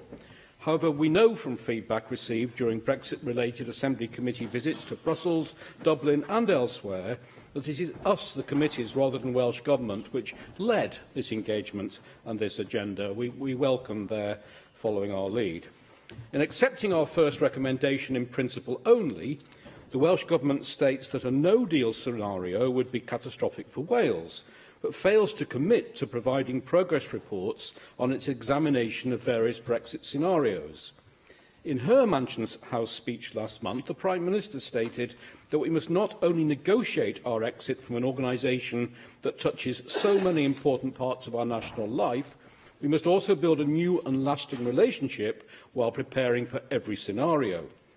That, as she said in Florence, we share the same set of fundamental beliefs, a belief in free trade, rigorous and fair competition, strong consumer rights, and that trying to beat other countries' industries by unfairly subsidising one's own is a serious mistake. She also said that a deep and comprehensive agreement with the EU will need to include commitments reflecting the extent to which the UK and EU economies are intertwined. Well, the end stage of negotiations was started this week, with the press reporting that UK-EU relations are a lot more normalised and that EU insiders think much of the detail and substance governing EU-UK future relations will actually be worked out after the UK leaves the bloc in March next year. In accepting our recommendation 2 in principle only, the Welsh Government states that it has worked closely with its sector teams to better understand the picture across each of the sectors impacted by the UK's withdrawal from the European Union. And in accepting our recommendation 3, it states it has been working closely with a range of stakeholders, including businesses, farmers, trade unions, educational institutions, public services, third sector, communities and the public, to build a detailed understanding of their priorities, concerns and vulnerabilities, while communicating the Welsh Government's position on a range of Brexit issues, and this activity will continue. However, as our report states, Michael Trickey, Wales Public Services 2025, told us, quote, "I don't think we're actually very much more advanced in our understanding of the implications of Brexit than we were a year ago." Both Mr Trickey and Dr Victoria Winkler, Director of the Bevan Foundation, recognised that any scenario planning that had been undertaken so far seemed relatively limited. Furthermore, Mr Trickey said that although umbrella organisations were engaging with Brexit, the issue felt, quote, very, very remote at the level of individual delivery organisations. Accepting our recommendation 4 in principle only, the Welsh Government states that providing guidance to business and the third sector will need some further careful thought given the diverse range of interests involved. However, the National Trust told us that they would like to see specific farm business planning advice relating to the various trading scenarios after Brexit. The Farmers' Union of Wales called for the Welsh Government to quantify the possible impacts of different post-Brexit scenarios. And although the Welsh NHS Confederation of Health Boards and Trusts emailed members yesterday stating that it has been working with Welsh Government officials to consider and assess the scale of the impact for Welsh health and social care services post-Brexit, the health and social care professionals we met at the Aner and Bevan University Health Board in Caerleon told us that the lack of clarity and direction in relation to Brexit makes contingency planning difficult, and as a result, conversations around scenario planning have yet to begin. As the Welsh Government states in response to our recommendation 5, the replacement of EU structural funds must work within a devolved context. Notwithstanding this, of course, we also note that these funds were intended to close the relative prosperity gap, but, unlike many other recipients across Europe, this has widened in Wales. In accepting our recommendation 6, the Welsh Government refers to implications of Brexit for government-funded research and innovation in Wales. We must therefore welcome the Prime Minister's statement that the UK is committed to establishing a science and innovation pact with the EU, facilitating the exchange of ideas and researchers, which would enable the UK to participate in key programmes alongside our EU partners. We wish the Welsh Government well in its future engagement over this matter, but hope that it will reconsider some of the aspects of its response and consider further the evidence we received. Thank you. Liam Wood. Diolch, Llywydd. I would like to begin by thanking members of the External Affairs Committee for their work on this report, and I would also like to thank Steffan Lewis, who can't be here to take part in this debate today, but who has made a significant contribution to the work of the committee and will continue to do so when he is able to join them again in the future. Brexit may not have been a policy chosen by the Welsh Government, but the implementation of the EU referendum result will have significant implications for the future of our nation. Our economy, our environment, our public services, there is little that won't be affected by the terms of the separation deal between the UK and the EU. The uncertainty that this report highlights is outside the Welsh Government's control. It poses a real challenge to the preparedness of the government, business and the public sector that our future in Wales rests in the hands of negotiators from the UK and EU and depends to such a large extent on the shape of the final deal.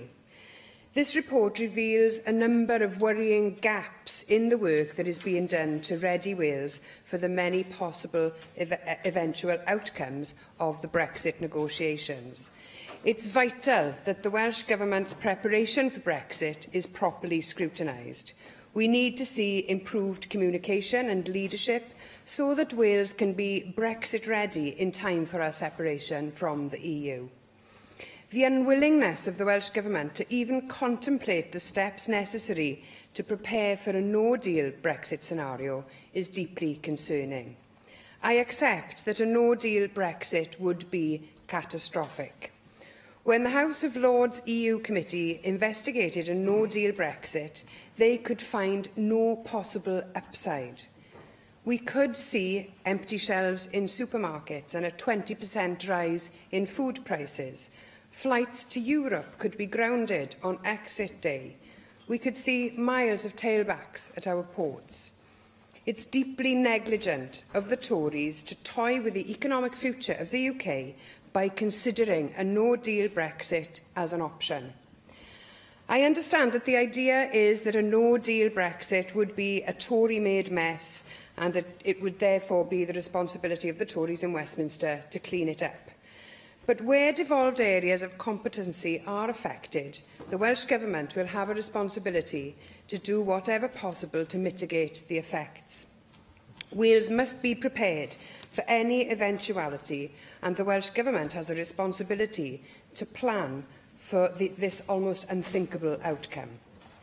For individual organisations, many already feeling overstretched, there just isn't the capacity to think about Brexit when there's so much day-to-day business to be getting on with.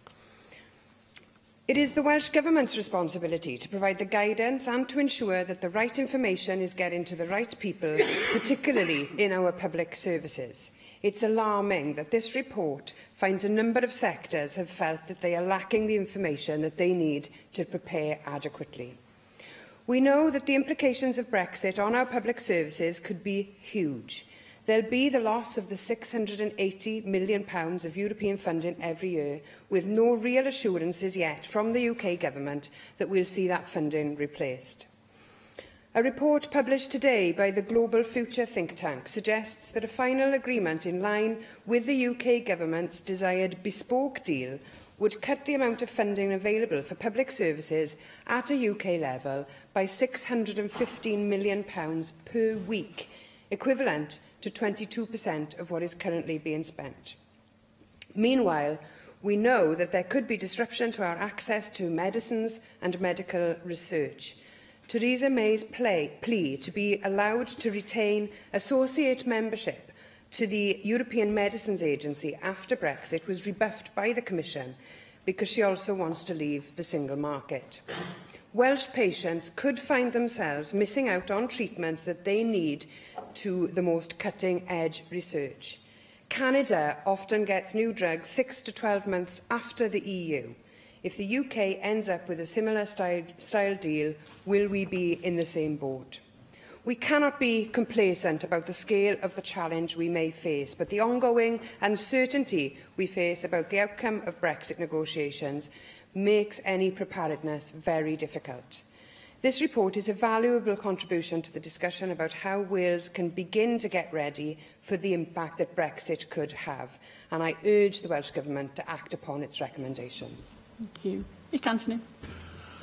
I firstly welcome the report and also the really important contribution that the committee has made to our understanding of the challenges that we are going to face as we approach Brexit. And there are two areas that I just particularly want to refer to. One is the chair of the committee, Di Rees, and myself attended in Edinburgh the Inter-Parliamentary Forum, a body of nearly all the parliamentary and constitutional committees across the House of Lords, Westminster, Scotland and in Wales. And one of the key areas of concern there on a number of these issues is what happens post-Brexit in terms of the constitutional structure we've got and in terms of the need for agreements in respect of issues such as state aid, agriculture and so on. And it was very, very rare that across party, across all these committees, with the plethora of research and evidence and reports that have been produced, they unanimously agreed that the JMC in its current form is not fit for purpose. Not fit for purpose. A devastating comment, and one which the UK government seems not to have addressed, but I know that the Welsh Government is one that has continually raised it, but it is a vital area that needs resolution. The other one, of course, and Leanne Wood referred to the issue of funding and lost funding, is really comments that have been made recently by the Secretary of State for Wales in evidence with regard to the Shared Prosperity Fund, which it appears serious consideration is being given that this will be a Westminster-controlled fund. What is the point of us winning the continuity legislation argument, winning the clause-level argument, if the UK government takes control of those funds and is able to turn around to us and say, you can have all the powers you want, but you can only have the money that goes with them if you do things the way we so? That is a coach and horses through devolution. That is undermining fundamental devolution principles and is something that we seriously do have to address. Thank you. Michelle Brown. Thank you, Deputy Presiding Officer. In itself, this report and the acceptance of its recommendations by Welsh Government are all well and good, and it's right that there's a high level of analysis and scrutiny as we head towards Brexit. If there had been as much scrutiny of the transition that was taking place towards the United States of Europe, the UK would have made the sensible decision to leave a long, long time ago. But there was very little or no scrutiny or debates in this place or in Westminster when extra powers were being given away, largely because every party in this chamber at the time was supportive of further integration, even though it's now obvious the Welsh public were not. The report is sensible and valuable, of course, but it all comes down to the content of this government's communication with the stakeholders concerned and the public. There are many in this place and others who will do all they can to ignore the will of the voters and either attempt to reverse the democratic decision made at the referendum or who aim to leave the EU in name only. And my concern is that the government will use its contact with stakeholders to continue their Project Fear to get backing for the softest, most meaningless Brexit possible. In the discourse, I suspect they will attempt to paint a scene of stability within the EU that simply doesn't exist. Remainers tried to argue that leaving would create uncertainty, while ignoring the obvious truth that remaining would create uncertainty also. With all the moves towards greater political integration, more powers being given away to Brussels, an EU army and so on, there was no status quo option on the ballot paper, and there is no such option now either. The notion that the Welsh Government will provide objective and impartial guidance on the implications of the various Brexit scenarios is frankly laughable. They have not managed to say anything accurate about the various Brexit scenarios to date, and they painted themselves into this corner by embarking on Project Fear during the referendum campaign. They went so overboard with painting a picture of doom and gloom that unless they continue that narrative when reporting back to this place or another, they will be discovered as having been wrong again. If they go back to businesses and say, we know we told you a leave vote would be a disaster, but actually now we know it's the opposite, they will lose a tiny wisp of credibility they may still possess. This government never admits that it's wrong, and no more obvious is this when they attempt to say what the people voted for and what they didn't vote for. Rather than accept that the public disagreed with them, they tried to redefine what Welsh people were expressing through the leave vote, to keep it in line with their party political agenda. So finally, whether it's a question of exploring a no-deal scenario, publishing the 9 sectoral analyses, improved communication with organisations, issuing guidance or any of the other recommendations, the report and the acceptance in principle from the government is all well and good. But the Welsh Government must make sure that it puts the will of the Welsh people ahead of its bruised pride and party political agenda when delivering on the recommendations. Thank you. Thank you. Jane Hutt. I'm pleased to take part in this debate as a member of the External Affairs and Additional Legislation Committee. And given the unpredictability of outcomes in the Brexit negotiations, there are areas, of course, where committee recommendations and views have already been overtaken. It was helpful to have confirmation of a transition period in March, as this was uncertain at the time of the committee inquiry.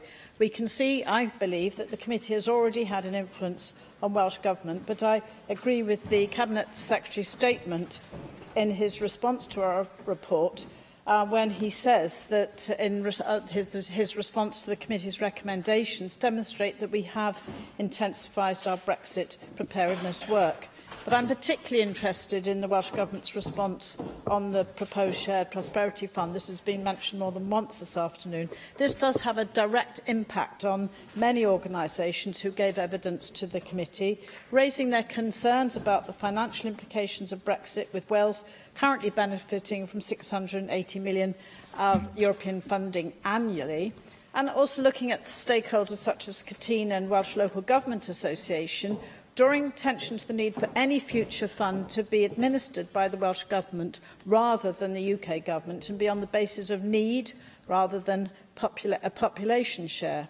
So it would be helpful if the Cabinet Secretary could clarify how this evidence from this committee is being used in the case that the Welsh Government is making for future funding arrangements, which are very clearly outlined in your Regional Investment in Wales After Brexit report.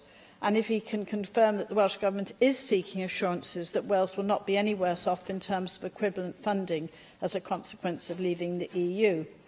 Now, Mick Anthony has already given the feedback from the Secretary of State and from the concerns that are arising as a result of evidence given and comments by the UK Government regarding the Shared Prosperity Fund. It is worrying, and we do need to mobilise Welsh voices and represent Welsh interests here in this chamber to ensure that the proposals for a Welsh Government partnership approach for the administration of funding is adopted.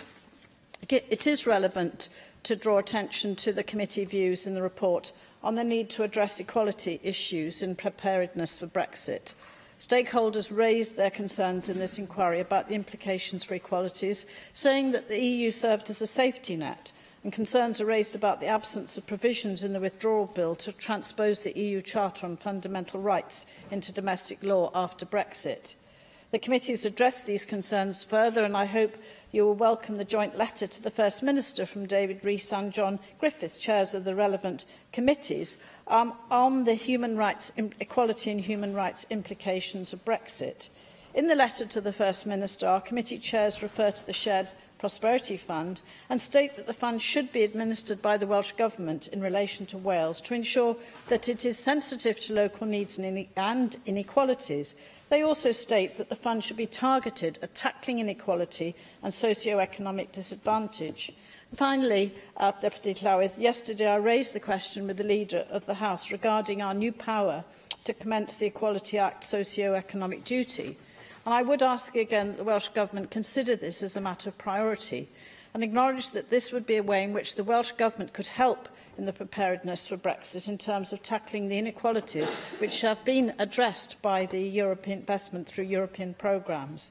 These programmes have helped to reverse the structural inequalities that have blighted communities and disadvantaged groups in Wales, and the deepening inequalities as a result of austerity, low pay, aggressive UK government tax and benefit policies, which will only be exacerbated unless we use all the powers at our disposal to address this. And this is part of, I'm sure, how Welsh Government should prepare for Brexit. Jenny Rathbone. Thank you. As David Rees has already said, the promise during the referendum was that we would be no worse off if we left the European Union. And it's up to the UK Parliament to ensure that whatever deal is agreed by Mrs May and brings back to the UK Parliament meets that criteria. Otherwise, they ought to know what to do with it. What our job is to articulate the needs of Wales and how Wales will not have its devolved powers rowed back on as a result of leaving the European Union. We've already rehearsed the problems around the LDEU and the referral to the Supreme Court. So this is a discussion that's going to go on and on. But I think that we need to be wise to the rhetoric that has been surrounding this versus the reality. When members of the committee visited Toyota in Deeside in February, it was made very clear to us that it would be a disaster if the just-in-time goods that they import into Felixstowe were going to be delayed as a result of us no longer having a single market arrangement, and that if there were additional customs checks in Felixstowe, it would obviously put a major question mark over whether or not Toyota would continue in the UK. It was therefore a very pleasant surprise to see that Toyota has actually agreed to build the latest engine at Deeside, which was announced after our visit. I think one of the issues for me is not just the time that all the big brains in Welsh Government is having to deploy on this subject, when we could be dealing with other more pressing matters like eliminating poverty or sorting out homelessness, is that the cost of leaving the EU could be huge. Mrs May, in her speech at the Mansion House, for example, identified a number of EU agencies that she wanted the UK to continue to be involved in as associate members. And she mentioned the European Medicines Agency, the European Chemicals Agency and the European Aviation Safety Agency as ones that she had in mind. Our discussion with stakeholders made it clear that those three are very important to the continuing functioning of Welsh organisation.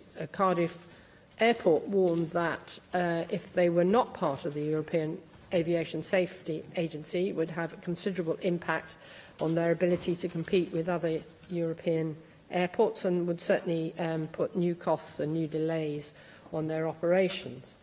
The NHS Confederation, the RCN, BMA were all clear that we need to be part of the European Centre for Disease Prevention and Control, as well as the European Medicines Agency. And Leanne Wood has already referred to the fact that if we're not part of the European Medicines Agency, we will be at the back of the queue in terms of getting new medicines, because we will no longer be a large enough economy to merit new medicines being given priority to our country. So that is obviously a very serious matter. When we were in Brussels at the end of last month, one of the people we saw was Mr. Stanislav Todorov, the permanent representative of Bulgaria, who is an extremely important figure at the moment because Bulgaria holds the presidency of the European Union. So what he had to say is very important. And he was perfectly clear with us. He was refreshingly clear, candid, in fact, about the expectations being raised by Mrs May and others. And he said, look, these agencies are all about strengthening the single market. And if the UK is not part of the single market, ergo, they are not going to be members of these agencies. Obviously, we can negotiate some sort of observer status, but it doesn't look very promising if the hard line adopted by Bulgaria is played out across the rest of the EU. And therefore, we have to then ask ourselves, what is the cost going to be of setting up similar regulatory bodies in the UK? Which is money that we therefore don't have to spend on other things like insulating all our homes. So I think there's a real tendency to want to have our cake and eat it on this one, but I hope that this report is a useful summary of some of the issues that we need to continue to pursue to protect Wales's interests. Thank you. Can I now call the Cabinet Secretary for Finance, Mark Drayford? Thank you very much, Deputy Presiding Officer. I'd like to start by thanking the very industrious members of the External Affairs and Additional Legislation Committee. I want to thank them first for their report and second for the opportunity that was given to me and the First Minister to give evidence as part of the inquiry by the committee into how the Welsh Government is preparing for Brexit. Is this where matters lie in our own hands? I think we can show that the Welsh Government has acted promptly and persistently to assemble the evidence and to set out key priorities for Wales as we move to Brexit. Where preparation depends critically on decisions which are made by others, then our ability to prepare is inevitably less certain. As Leanne would put it earlier, it is outside our own control. Even when we are dealing with our own responsibilities, the changing context means that we have to renew our efforts and reshape our actions according to the developing story. The committee's report is especially helpful in drawing together the views of a wide range of organisations with a direct interest in Brexit and drawing conclusions about how we can work together even more closely in the future. Everything we have done as a government since June 2016 has been through engagement with as wide a range of Welsh views and voices as we have been able to assemble. The European Advisory Group, for example, set up by the First Minister in the immediate aftermath of the referendum, brings together a real breadth and depth of expertise. The Brexit roundtables, chaired by my colleague Leslie Griffiths, have proved a really well-used and highly regarded forum for rural Wales. The Council for Economic Development's EU Exit Working Group, chaired by Ken Skates, has created a context in which key economic interests in Wales speak directly to the Welsh Government on Brexit preparation. And I could go around the whole Cabinet table, setting out the direct engagements which colleagues have taken forward with the education sector, with the health sector, and so on, and we will continue to do this and to do more in the next period. Now, from the outset, and the joint paper produced with Plaid Cymru in January of last year, we have argued the proper preparation for life beyond Brexit could not be accomplished within the 2 years of the Article 50 process. At first, we were alone in arguing for a transition deal. Of course, we now welcome the provisional agreement on a transition period, even if we continue to believe the preparation will need to extend well beyond the 21 months currently on offer. The response made by the Government to the 7 recommendations of the report was set out by the First Minister on the 12th of April, and they're shaped by this context. The Chair of the committee stole part of my speech by going through all 7 recommendations, but it's been a wide-ranging debate, Dipra Lywydd, touching on a series of really important issues. I completely agree with what McAntony said on the operation of the JMC and the need for far stronger intergovernmental machinery for the United Kingdom to prosper on the other side of our membership of the European Union. Jane Hutt and others draw attention to the Shared Prosperity Fund. Let me make it completely clear once again, Dipra Lywydd, the Welsh Government is entirely opposed to the Shared Prosperity Fund.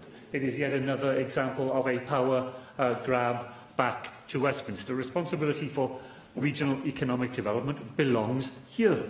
And everybody who has reported on it independently makes the same argument. It is vitally important that regional economic development is aligned with those organisations that have a presence on the ground here in Wales, able to be responsive to our partners, able to deliver the services on which economic development relies, and a shared prosperity fund put in a manifesto for which no majority was secured at an election, and in which the government proposing it went backwards rapidly here in Wales, lacks both intellectual coherence and a democratic mandate. Jenny Rathbone got to the heart of a series of Brexit preparedness issues in relation to trade barriers which Welsh businesses will face if we are beyond full participation in the single market and outside a customs union. She and Leanne Wood identified a series of specifics there. Aviation, the real prospect that we will not be able to fly out of this country in the way that we are able to today. Access to new and to nuclear medicine, vital public health arrangements. We are part of a European-wide set of arrangements that protects the health of people here in Wales every single day. And if we don't have access to that surveillance, to that information, to the threats to public health, which we know can take part anywhere across the continent, we will be poorer as a result. Deepa Lywyd, I want to focus just for a minute on one key theme in the recommendations of the committee, that of scenario planning. Already we have produced scenario planning material across the Welsh economy. The results of the scenario planning workshops of the Brexit Round Table Group, the differentiated scenarios we have published for the future of the fishing industry, the detailed paper setting out possibilities for the future of regional economic development, the work of the Cardiff Business School analysing different post-Brexit options for large and medium-sized firms in Wales, the work of the Wales Centre for Public Policy into the implications of Brexit for agriculture, rural areas and land use in Wales. All of this demonstrates our determination to go on planning, preparing and shaping the future, the future we face on the other side of our membership of the European Union. But, Deepa Lywyd, as I said at the start, there are real limits to which reliable and definitive advice can be provided when so much uncertainty remains. The report asks the Welsh Government to issue clear and accessible guidance on the implications of various Brexit scenarios. The problem is that so little clarity exists. Imagine if we had produced such guidance on the basis of the Prime Minister's Lancaster House speech of January last year. We would have told the many interests set out in the report to plan for a Brexit based on no to a transition period, no to paying any exit bill, no to any role for the European Court of Justice, no to continuing participation in EU institutions, and no to a deal for citizenship rights. By the end of the same year, and the agreement at the December Council, we'd be issuing a completely different set of guidance. Now we would be telling Welsh interests to prepare for a transition period, for a financial future, and we will, quite rightly, pay our bills in billions of pounds and lasting up until 2064. We would be telling people to prepare for a guaranteed role for the European Court of Justice, undiminished through the transition period and continuing far beyond it. We'd be telling them to prepare for continued involvement in key institutions where we can persuade the EU27 to allow for that to happen, and for a set of citizenship rights which thankfully go far beyond anything which Mrs May was willing to contemplate less than a year earlier. Little wonder that the Caerleon health professionals told Mr Isherwood that scenario planning was problematic. The point I make, Llywyd, is simply this. Of course we want to press the best possible advice to citizens in Wales, but we have to do so in the inevitable circumstances of uncertainty.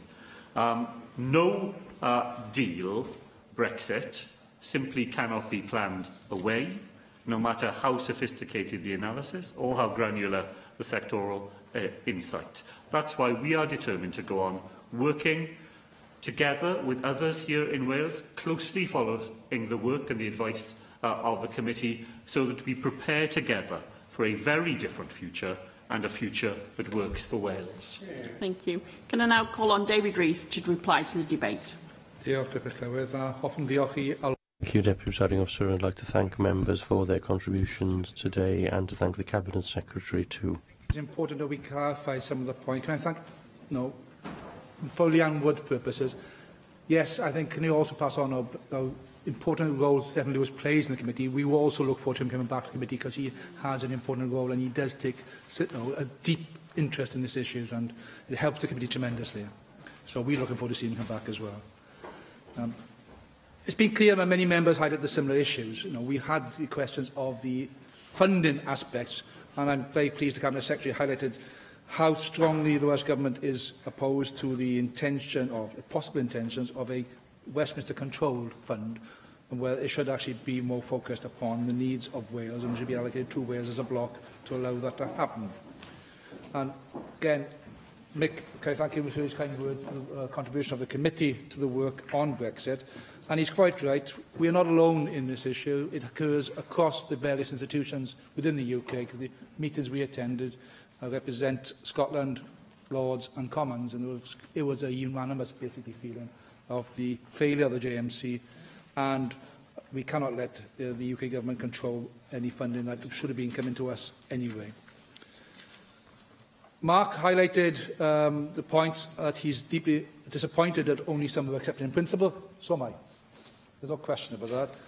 But we are moving forward, and we do need to have clarity on the guidance for allowing bodies to establish contingency planning. That is critical.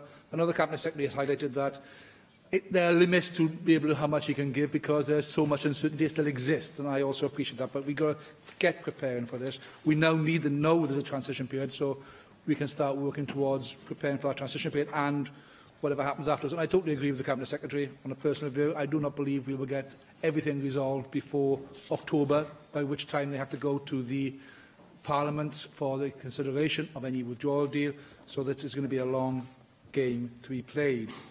Can I also remind everyone Jane Hutt's championship of the equalities agenda on this, and she has been to the fore pushing the committee to look at these issues and the implications as a consequence of Brexit on equalities and what we need to do on that. And we will not be going past those issues. And Jenny Hathman highlighted something about the Bulgarian representative, and it was mentioned about the agencies. And he reminded us, actually an interesting question, that membership of the agencies is complicated because some of the agencies are linked to the single market.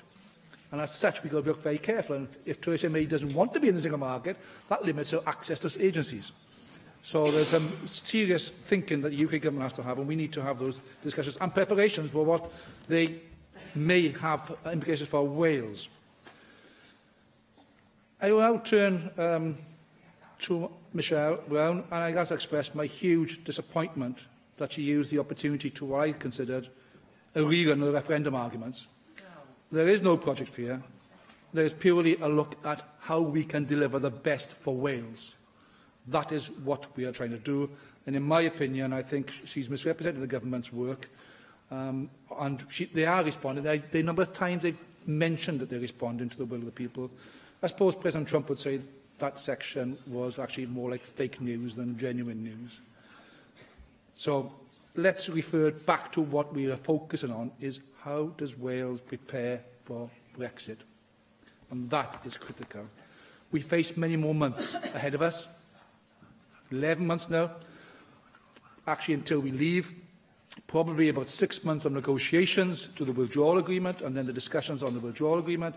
And in that time, there will be many, many issues that will arise, both at EU level and UK level, that have to be negotiated to ensure that Wales gets its best deal. And we prepare our businesses, we prepare our public bodies, we prepare our third sectors for ensuring that when it happens, we are in a strong position to move forward and that we are going to be impacted minimally on anything that arises as a consequence of Brexit.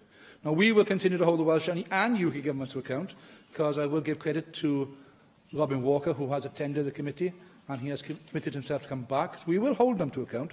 It would be nice if David Davis, the Secretary of State, would also attend, because it might reflect perhaps his understanding of devolution as well. It seems to be lacking at the moment. But we will continue our work to safeguard the interests of people of Wales. So I hope that members will therefore accept the report, and let's move forward, keeping an eye on what happens in Brexit. And don't take your eyes off it, because if you blink, you'll miss something. Question you, are there... The proposal is to note the committee report. Does any member object? The motion is therefore agreed in accordance with Standing Order 12.36, which brings us to the next item, which is the Welsh Conservatives debate on the Permanent Secretary's investigation report. And before we debate this motion, I want to make my position clear about its legitimacy. First, the motion is in order. And second, the power in Section 37 of the Government of Wales Act 2006 is undoubtedly wide, and that is why it can only be applied as a result of a vote in this National Assembly. I expect members to continue to approach the use of Section 37 proportionately and reasonably. I call on Andrew R.T. Davis to move the motion. Andrew R.T. Davis. Presiding Officer, and I welcome the opportunity to move the debate in the name of Paul Davis on the order paper this afternoon. And in particular, it's worth reflecting just very briefly on the events of yesterday that we were faced with this debate not actually taking place.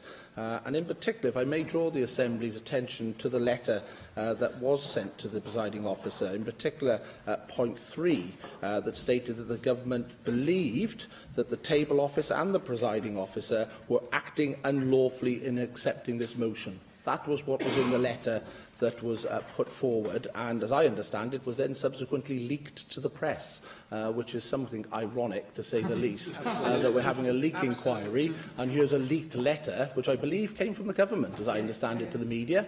So I wonder whether we'll have a permanent secretary inquiry into this particular leaked letter, but it is worth reflecting on that type of language that meets you on the first page, that not thinks it's illegal is actually telling the presiding officer that it is illegal.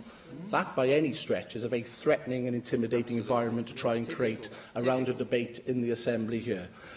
I want to focus on 3 areas, if I may. Over the last 3 months, the various arguments that the government have put forward to try and stop this report being published in redacted form. The first came forward in January from the First Minister when I questioned him in First Minister's questions, and that was about the privacy, confidentiality of witnesses who had given evidence to that inquiry. And I agree entirely that that should be adhered to, and that is why in the motion today we have said that the report should be made available in a redacted form to make sure that that confidentiality is provided, and above all, the security and safety of witnesses who feel they might have been threatened if their names came forward, although I'm a bit sceptical where the threats might come from if those names came into the public. And I do regret that the First Minister, in his choice of language in First Minister's questions at that time, said, when he was responding to me, what he is asking the Permanent Secretary to do, because it is her decision, is to out these people, for the evidence to be made available and their names. Such a course, I have to say, would be both dishonourable, dishonest, and would bring the Welsh Government into disrepute.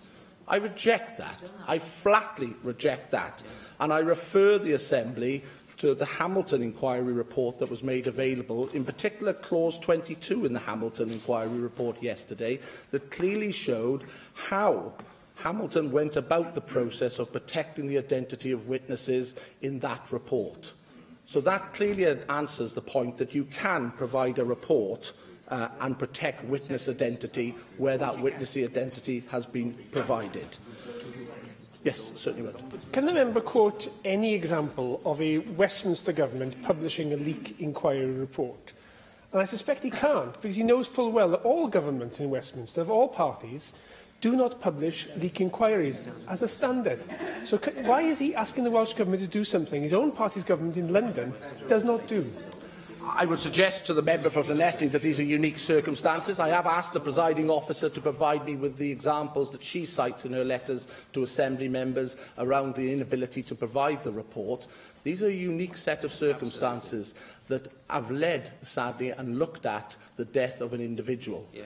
It is vitally important that as Assembly members we have the ability to scrutinise the actions of these inquiries and be satisfied that those inquiries have looked and exhausted all avenues. Yeah. And I draw the members' attention to the motion today that does state specifically around for the use of the Assembly, i.e. Assembly members. There are many provisions that can be put in place for this report to be made available for Assembly members to read and digest this report in a redacted version that would protect the identity of individuals who have given evidence. Now, that's one argument that was put forward back in January.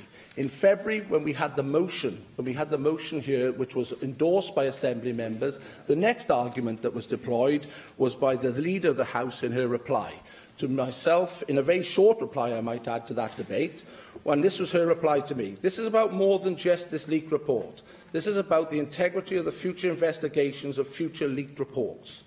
Whereas here there is an additional element of ongoing inquiries, there are further potential risks to the overall integrity of the process if information is put in the public domain on a piecemeal basis.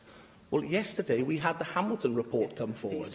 I do welcome that report coming publicly available for members to read and to see, but I have to say, if that's the second argument that the government have deployed to prevent the publication of this report, then you've shot it below the waterline, obviously, by making available the Hamilton inquiry report, which I welcome. I welcome the outcome of that inquiry, which gives the First Minister a clean bill of health when it comes to the specific focus of that inquiry about misleading the Assembly. And I would draw members' attention to the fact that this isn't a witch hunt against the First Minister, as point 48 in that report clearly identifies, where it says no allegation was levelled against the First Minister about bullying or intimidatory actions on his part. And so this isn't about a witch hunt against the First Minister. But I would also just draw members' attention to the fact that if that was the second argument that was deployed, that releasing information into the public domain would be a piecemeal approach to all this and it would jeopardise future inquiries, why was Hamilton treated differently? The third point I would suggest is obviously the point that was deployed yesterday in relation to the legal arguments the government put forward in relation to the exercise of the Government of Wales provision. And that, again, can be put to one side by the legal advice that has been provided to members in the Assembly here.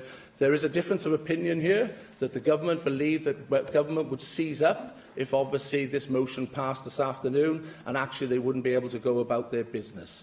The legal advice that has been given, and I read verbatim here, but Parliament did not give the Assembly completely open-ended power. It provided a safeguard where the Assembly votes in favour of a motion. Under Section 37, Part 8, a person is not obliged to produce any document which he or she would be entitled to refuse to produce for the purposes of proceedings in a court in England and Wales. There are numerous circumstances where this might apply. For instance, legal advice to the Welsh Government would not have to be disclosed in accordance with this provision. So would commercial confidentiality. I could go on.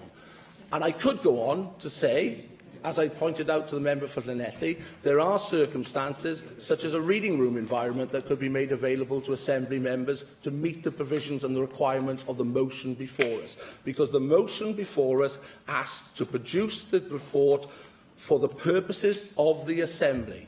So to deploy the legal argument that government would seize up if this motion went forward today is nonsense. Utter nonsense. Now, the government whip might deliver the vote today to stop this motion going forward. I hope it doesn't. I hope individual members will vote on the strength of the argument that is before them. But if the whip delivers that vote, it won't deliver what is morally right here, and that is the ability to have this report sitting alongside the other reports that have been commissioned so that we can satisfy ourselves that each and every avenue of investigation has been exhausted to make sure we get to the bottom of the argument and the discussion and the debate, and ultimately make some sense of the tragedy that led to the death of a member of this institution. And I urge members to support the motion that is before them today, which seeks that transparency here in the home of Welsh democracy. I have selected the amendment to the motion, and I call on the Counsel-General to move formally Amendment 1, tabled in the name of Julie James.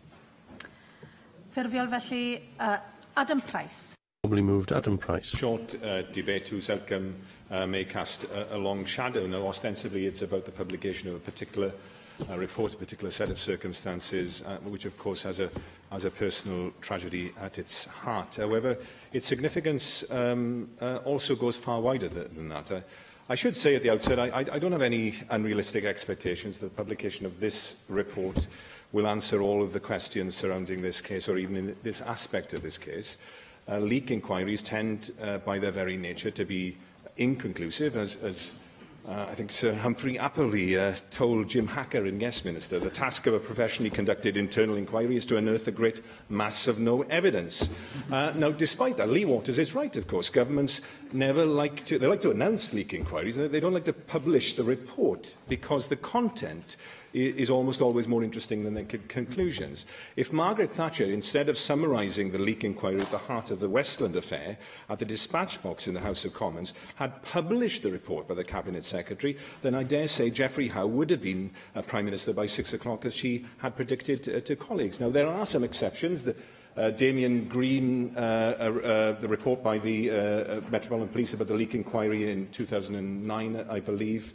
Alistair Carmichael leak inquiry in 2015 didn't get the full report from the government, but there was actually a very, very detailed summary which set out the process and methodology that had been used. Now, I accept that this will be a redacted report by definition, but even then, it will be almost, by definition, possible to glean at least more information than we currently have from the two sparse paragraphs we have from the Permanent Secretary. Now, the arguments, I think, in favour of publication are more fundamental. They're about the principles of open government, they're about parliamentary accountability, and they touch upon the dark chapter, I think, in Welsh politics that we currently find ourselves going through. On the value of transparency, it was Louis Brandeis, the only socialist ever to be appointed to the Supreme Court, a Harvard Law graduate, but let's not hold that against him, who famously said, sunlight is said to be the best of disinfectants, electric light is the most efficient policeman. If there is legitimate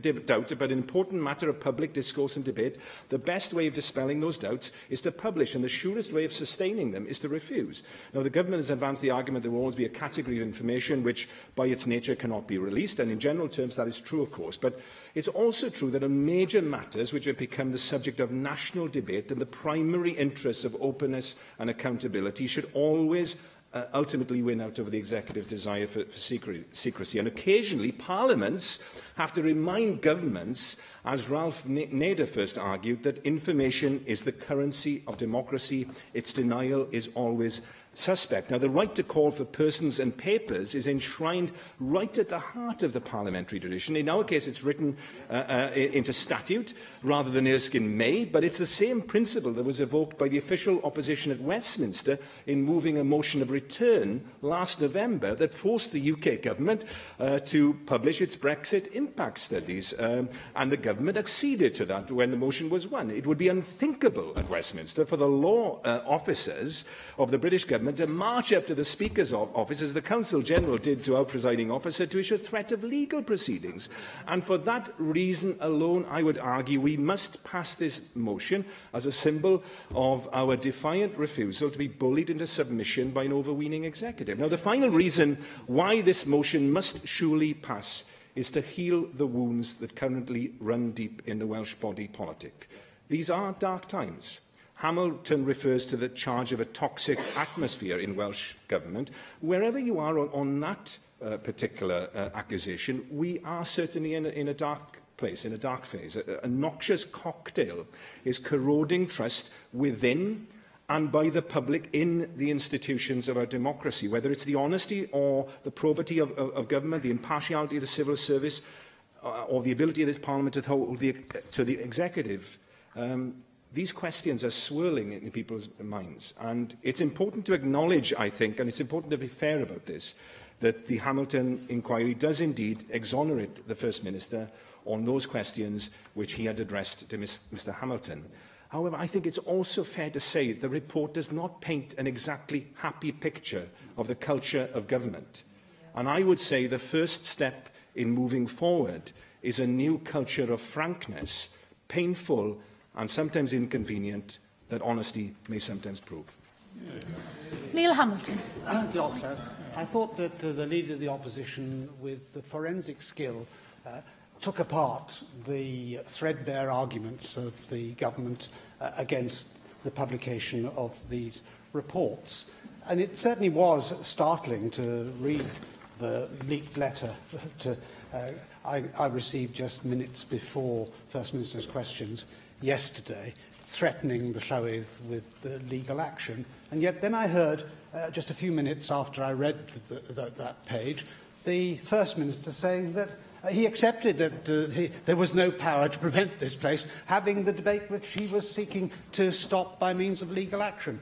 I don't know how that legal action would have been executed if he had succeeded in persuading a judge of the rightness of his cause.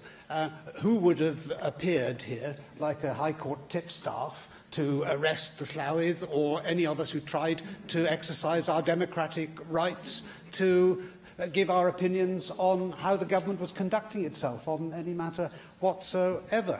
I thought it was an extraordinary reprise of the kind of attitude that we last saw in the House of Commons in the 1640s, and, when an overweening monarch eventually ended up losing his head because he was unwilling to accept the right of the people to discuss for themselves the rights which they had inherited from their predecessor generations. And I think it's perfectly obvious from the report of James Hamilton that these matters can be redacted in such a way as to protect the identity of individuals, although their identities are not really a secret anyway, because we all know who we're talking about in this proceeding, and who the prime suspects are. But the difficulty is often to prove this for lack of evidence, because in the culture of omerta, nobody is prepared to speak out and tell the truth. I don't see why we can't have in this Assembly something like that's the system of reading documents and having discussions on Privy Council terms, where we trust each other to do the decent thing. And in response to Lee Waters' intervention earlier on to say that governments at Westminster routinely keep secret these matters, shouldn't we aim actually to be rather better than those at Westminster? Shouldn't Wales seek to lead rather than follow in these circumstances? Not that I expect that any leak inquiry will ever get to the truth. It'd be highly unlikely if it did, although I was in the House of Commons at the time that the Westland leak inquiry took place, and a highly dramatic series of events then unfolded. But what you can do with the publication of such documents, of course, is to evaluate how thorough the inquiries have been, and all sorts of pieces of information which might then be elicited could be put together in a jigsaw, especially when there might be a series of investigations, such as there is in this particular instance, on the basis of which, at the culmination of these processes, we can draw some rather more informed conclusions. The last point that I wanted to make is on the gravamen of this letter from the government to the Llywydd, which seeks to put the First Minister in an extraordinarily privileged position. The legal argument, as I understand it, on Section 37 of the Government of Wales Act is that decisions or actions which the government take collectively, which any minister could take under the powers devolved in this bill, are available to this Assembly to be made the subject of inquiry, but that where the First Minister has the power alone to make such decisions or take such actions, we have no power to investigate him. This seems to be a most extraordinary elevation of the First Minister into a kind of absolute monarch, which we certainly would never have anticipated when this bill was in gestation in the 2005-2006. And I think it's a complete misreading of the relevant section to put the First Minister in that privileged position. I think what it simply does is to distinguish between the powers of ministers. The junior ministers, including cabinet ministers, are not necessarily collectively responsible for his decisions in the legal sense, but he is responsible because he's in charge of the whole government for all the decisions which any minister might make. Otherwise, he would be excluded uniquely from the Assembly's scrutiny. And I think it vitally important, therefore, that the Assembly votes this afternoon in favour of this motion, just to show our defiance of the government and to show our rejection of that toxic principle. Neil McAvoy. Diolch, Llywydd. I put the motion to use Section 37 to get the report published because ignoring this Assembly is an affront to democracy. It seems the Conservatives like my motion so much they put it in themselves. And I'm glad they did that because we're debating this sooner than we otherwise would have done. Not long ago, I asked the First Minister to introduce legislation to regulate lobbyists. And I noticed today that he is absent from this debate.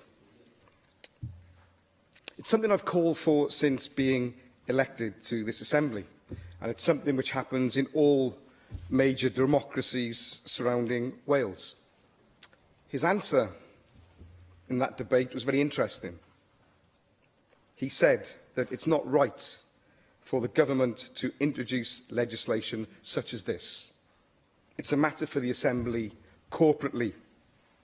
So here we are, deciding corporately as an Assembly on this matter of whether an inquiry into potential government leaking should be published. But instead of allowing us to decide on this matter, the First Minister has responded with legal threats and challenges. I think that shows a government's priorities. Do nothing on lobbyists, but try to intervene to stop open government from taking place. The First Minister alleges that releasing this document would stop government from being able to take place. And he seems to think unless he can operate in the shadows and keep things hidden from the public, then he cannot govern. For this Labour government, he may be right.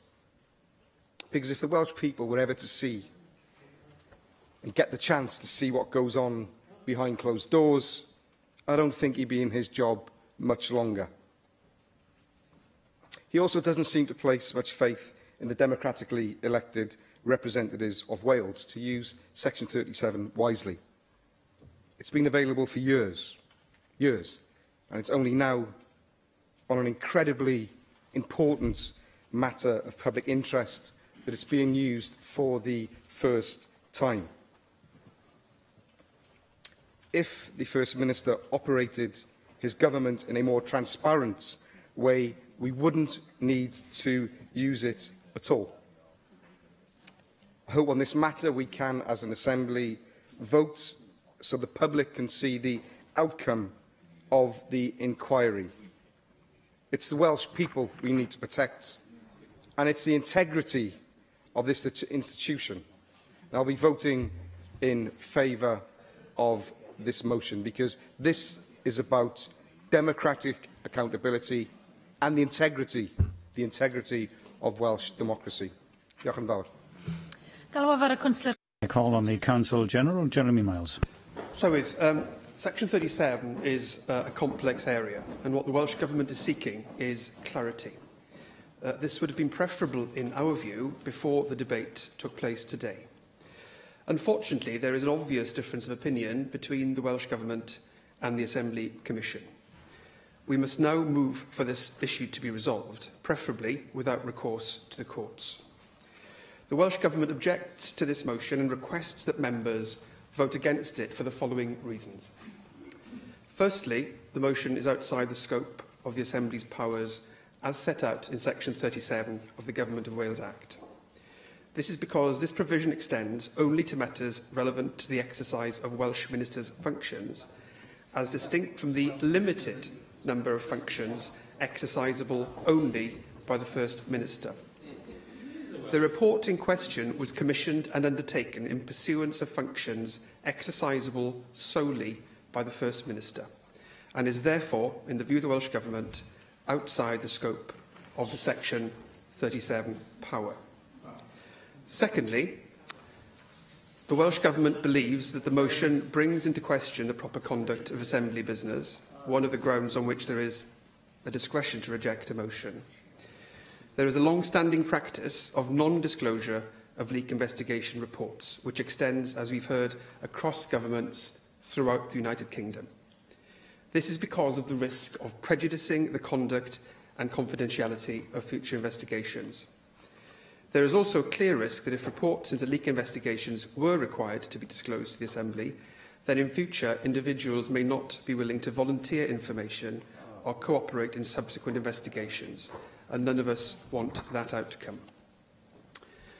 Today's motion is not, in the Welsh Government's view, an appropriate mechanism for the resolution of this issue. I should stress that the Government's preference is to be able to persuade the Assembly of its view and agree a basis for Section 37 to operate. However, in the absence of agreement with the Assembly about the scope of Section 37, we may need to ask a court to interpret the law for us. And this is the basis on which the First Minister wrote to the presiding officer earlier this week. Yes, of course. Just on that very point, I wonder if you could share with the Assembly your views on subsection 8, which seems to sort of resolve many of the problems that you've already raised in your answer to the debate. I don't believe that it does. It sets out a principle, but it's evident when you look at when the principle might apply that it doesn't establish to what circumstances it might apply, and if there is a difference of opinion, how that difference of opinion might be resolved. But this is something I'm going to come on to in a moment, if I may. Our strong preference is to work with the Assembly to agree a protocol or some other mechanism for the appropriate future operation of all parts of Section 37.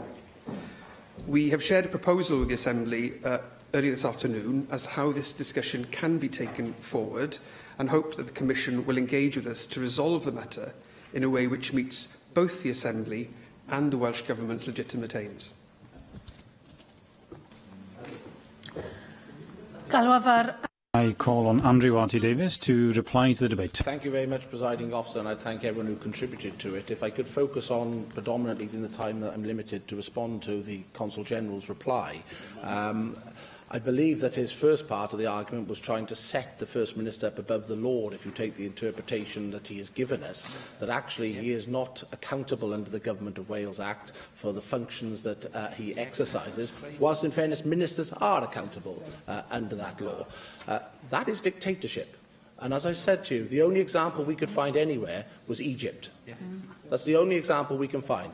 And I read out, and you didn't challenge it, Consul General, I read out the legal note that we are basing our argument on, and you didn't challenge it. No challenge. I'm more than happy for you to challenge me on what I've put before the Assembly today in a legal note.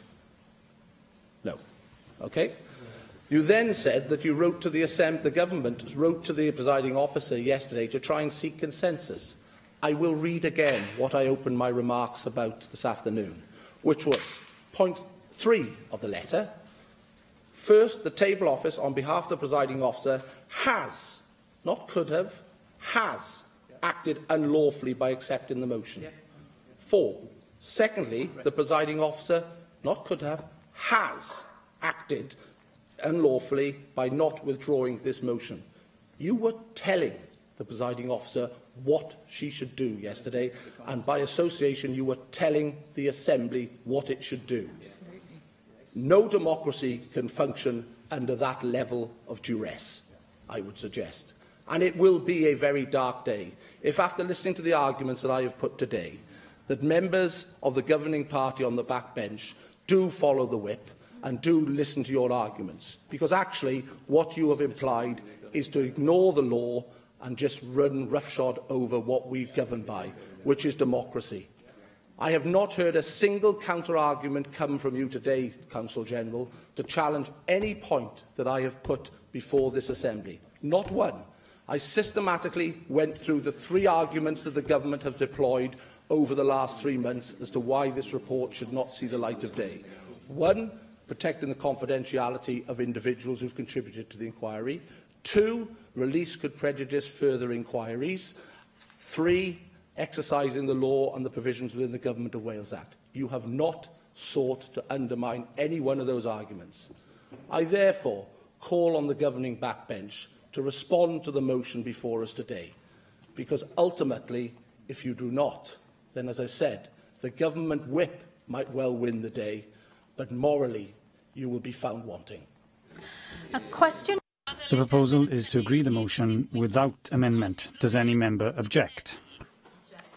Felly, I will therefore defer voting under this item until voting time. And the next item is the second Welsh Conservatives debate on a national school workforce plan, and I call on Darren Miller to move the motion.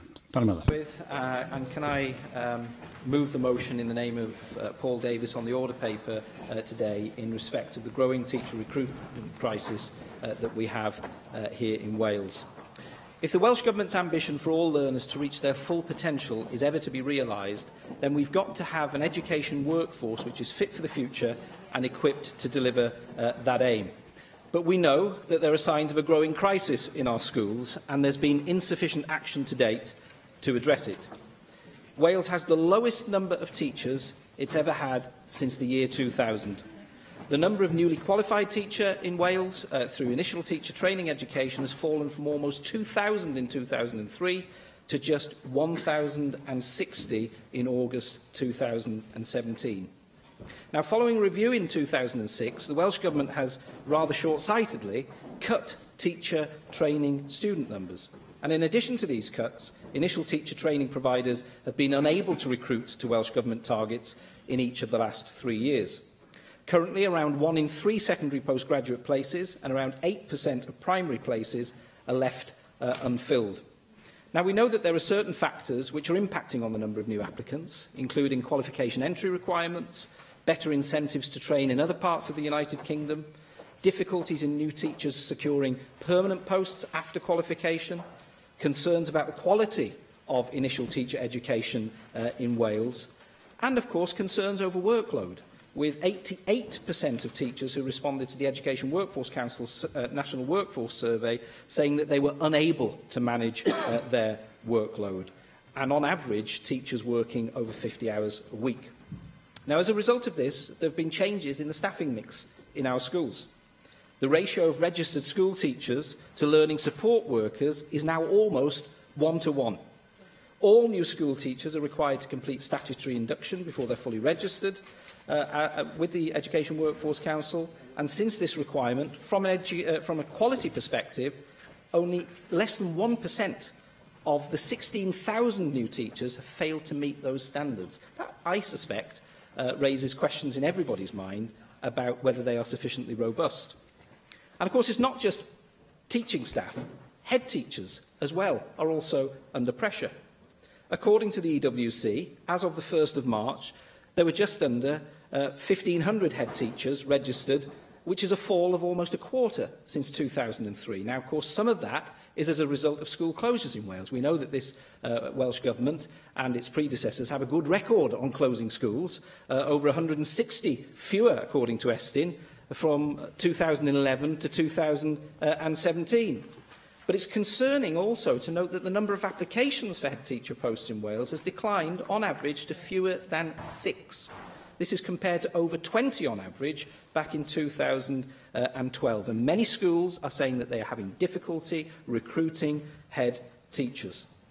And we know, again, that there are concerns about workload. There's concern about the lack of funding which is in place in Wales. There's a concern about the pace of change in Wales, in Welsh education, and the burden associated with managerial and administrative tasks when those heads are wanting support. And, of course, they raise concerns about the multiple layers of accountability that we have here in Wales. LEAs, the consortia, the Welsh Government, the governing body, expectations of parents. All of this piles pressure on head teachers and is leading to them not wanting to apply for new jobs.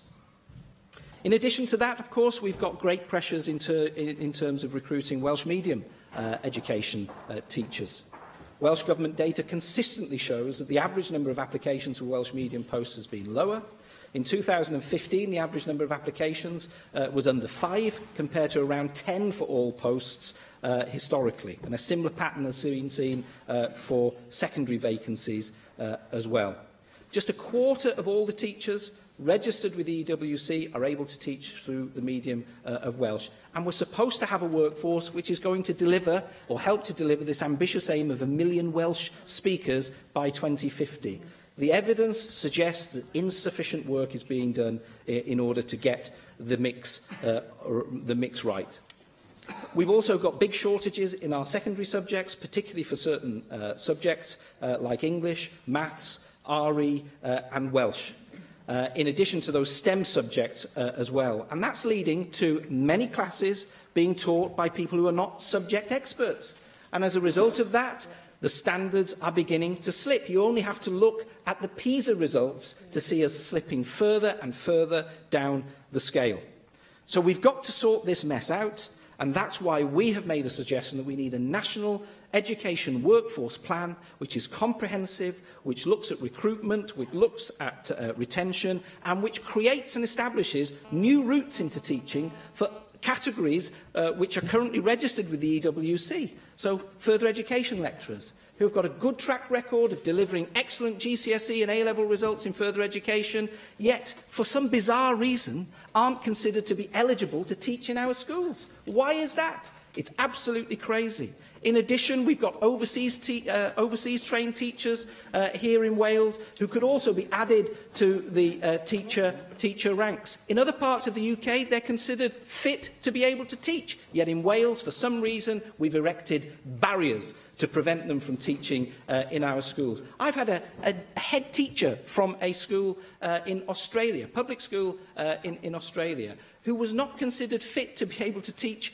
in Wales and has been lost to the education workforce here. It's not acceptable. And then, of course, we've got a wealth of talent in our independent schools and colleges who also should be considered fit to be able to teach in our schools without unnecessary barriers or induction programmes which are put in their way. I could go on, Presiding Officer, but time is short. I trust that people will support our motion this afternoon so that we can get this comprehensive plan in place and support the education reforms which we all want to see happen here in Wales. Thank you. I've selected 2 amendments to the motion. If Amendment 1 is agreed, Amendment 2 will be deselected. So can I call on the Cabinet Secretary for Education to move formally Amendment 1, tabled in the name of Julie James? I formally move. Thank you. Can I now call on Claire Griffith to move Amendment 2, tabled in the name of Rhys Map Iorwerth? Thank you, Deputy Presiding Officer, and thank you for the opportunity to contribute to this debate. And I'm very pleased to move Amendment 2 in the name of Plaid Cymru. And I will start by referring to a BBC report back in December that demonstrated that school budgets had declined by some £370 per capita for each pupil in real terms over a period of 6 years. Now, it's no surprise, therefore, that some of the teaching unions are warning, as the NEU did recently, there is a hidden financial crisis in our schools, and some would suggest that it isn't that hidden anymore. Estyn also, in its annual report, its current annual report, which was published some months ago, points to the direct impact of those cuts through highlighting that there are fewer qualified teachers involved in the foundation phase in Welsh schools now. And we know, of course, that what cuts to school budgets mean is job losses among teachers, and as we find in some of our work as a committee, is that they have to use other pots of money, such as the pupil development grant and so on, to try and narrow that gap. But what's happening, of course, because of these cuts, is that there is a loss of capacity within our schools. We're losing teachers, classroom assistants, who have to be made redundant because of the financial squeeze, and then naturally that places more pressure on the remaining staff. And it's no surprise, therefore, that the unions are also telling us that there is a workload crisis among teachers in Wales, and we've already heard reference to certain figures. And how can you disagree that the situation is unacceptable when the Education Workforce Council says that 90% of teachers say that they can't manage their workload within their current working hours or the agreed working hours? And as has already been mentioned, on average, full-time teachers work 50 hours a week. Part-time teachers work 35 hours a week. So what does that tell us? And how can we be surprised, as we referred in our amendment, that the 21,000 days lost through stress in 2009 has more than doubled to 52,000 in 2015, and also with increasing numbers of teachers leaving the profession prematurely, and with the responsibility for teachers' pay and conditions being devolved to Wales later this year, then the time has now come to look anew at how much time teachers have to carry out their responsibilities, to look at that balance between preparation time, teaching time, CPD time and training time. And I know that the Cabinet Secretary has started the process of looking at some of these areas, and I would urge her most strongly to take the opportunity to tackle these factors. So it's no surprise under these current circumstances that it's difficult to attract people to teaching when they see the situation of the profession as it currently exists. And we know that the targets in terms of attracting students to undertake teacher training are being missed. 2/3 of the secondary school teachers who we need are currently being trained. And therefore that means that there will be dire problems further down the line in terms of having adequate numbers in the teaching profession, and that's why we will be supporting the central demand of this motion for a national workforce plan.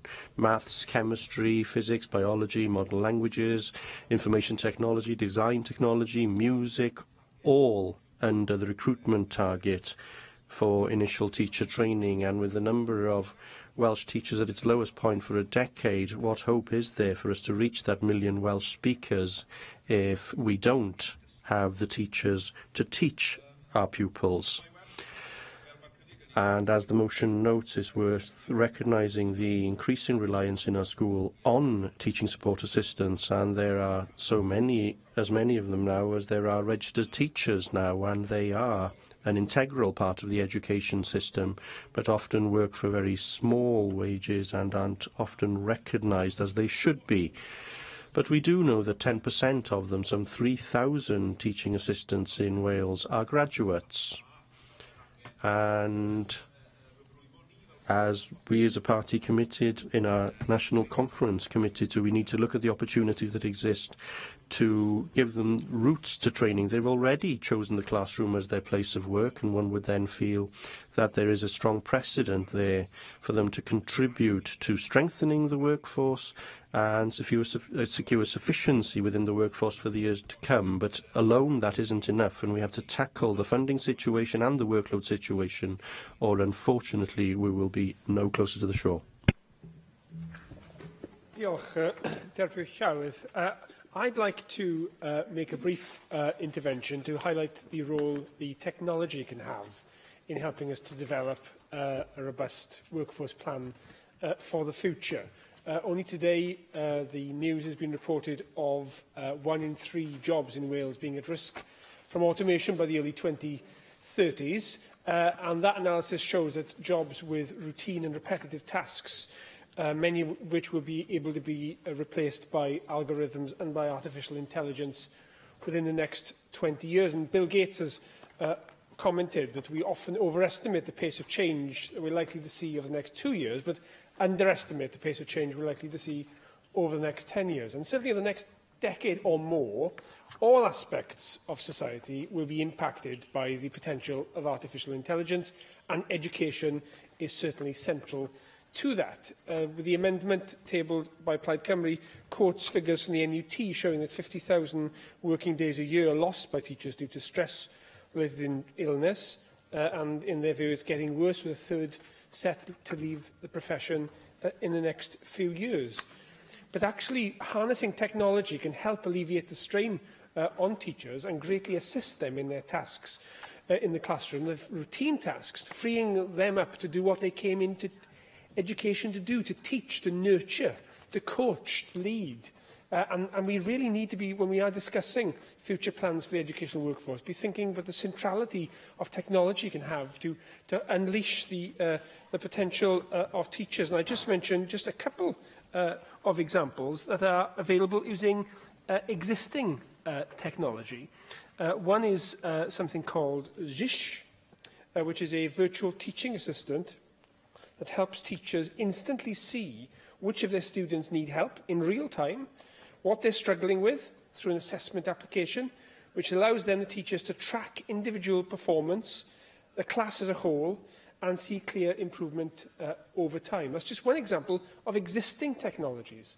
And as I say, with the pace of development we're likely to see through artificial development over the next 10 years, that potential will become even greater. So my plea to all members and to the government is to put technology at the heart of their thinking about how we can support the teaching sector so they don't feel overburdened by stressful, repetitive, dull tasks, and actually can be freed up to do what they came into the profession to do. Diolch. Thank you. Gareth Bennett. Diolch, Dipper Llywydd, and thanks to the Conservatives for bringing today's debate. We in the UKIP group agree that there is a problem with both recruiting and retaining teachers. To some extent, the issues relating to this problem are common to both England and Wales, but there are also some issues which are peculiar to Wales. In some ways, the Welsh Government has made life harder for itself in terms of recruiting teachers because of an over-reliance on particular qualifications. Yes, we need to ensure that we have the right people entering the teaching profession, but we also know that you can't measure things, and certainly you can't measure people, by qualifications alone. Now, we have an Education Minister who has frequently made the sensible point that we can't just look at statistics all the time. We have to look at everything in context. We have to see the broader picture. And I think we can actually apply that mindset a little to the recruitment of teachers. So hopefully the Minister will apply her own maxim to this issue. In our view, an over-reliance on qualifications means that many life-experienced people, some of whom at least would be suitable for the classroom, can't get into the teaching profession because they don't have the relevant qualifications, and it will cost too much time and expense for them to retrain. We could actually relax the rules a little to make it easier for people to retrain. Now, looking at today's motion in a bit more detail, we support the idea of the Welsh Government and the Education Workforce Council working together to develop a school workforce plan for Wales. We would add the caveat that there needs to be input from people who have experienced problems in entering teaching or who entered the profession and then left it prematurely, so that any such plan is tailored to the needs of suitable potential teachers who have been unable to get into teaching or remain in teaching. We want to make it easier for schools to recruit teachers, and we think that a lot of common abilities are obviously going to exist with college tutors and with teachers at independent schools. So it should be made easier for this group of people to get the required accreditation so that they can bring their skill set into the school classrooms. The Conservatives also mention a route into teaching for teaching assistants, or TAs. I've raised the issue of TAs in previous questions to the Education Minister. I think there is sometimes a problem with TAs in that once they've been on the relevant courses and have got their qualifications, they find that they've theoretically moved up a level, but they don't automatically get upgraded to that status in terms of their pay. And we end up with TAs of a certain level not being able to get jobs at that level. And that leads to some of them becoming cynical and wondering if they were only sent on these courses so that the companies or organisations running these courses got something out of it, rather than the people who were being trained. TAs can be a valuable asset to a school. Sometimes they could be effective as teachers, as some of the already qualified teachers, I mean, but they lack that basic thing, that piece of paper that says they have a certain qualification. So I think a career path for TAs which allowed them to enter the teaching profession more easily would be a very good idea. So we support the Conservative motion today. We also agree with the Plaid amendment, because as Plaid states in their amendment, we do also have to look at the churn rate in the teaching profession, and I'm sure they're right to link problems with staff retention to the stresses of the job. In our view, this stress could be caused by many factors, but there are some which are quite common, including class sizes, and we agree with what the Education Minister has said in the past, that we do need smaller class sizes. We also need to get away from too much of a focus on targets and assessments. Ultimately, when you have too many of these, they just become an objective in themselves. In other words, we end up with teachers training pupils to pass tests and exams rather than teaching them something useful. So a final point is that it would help matters no end if educationists now spent some time thinking about writing curriculums that, rather than being totally focused on getting pupils to pass exams, actually sought to teach those pupils something useful. Diolch yn fawr iawn. Thank you. Mark Reckless.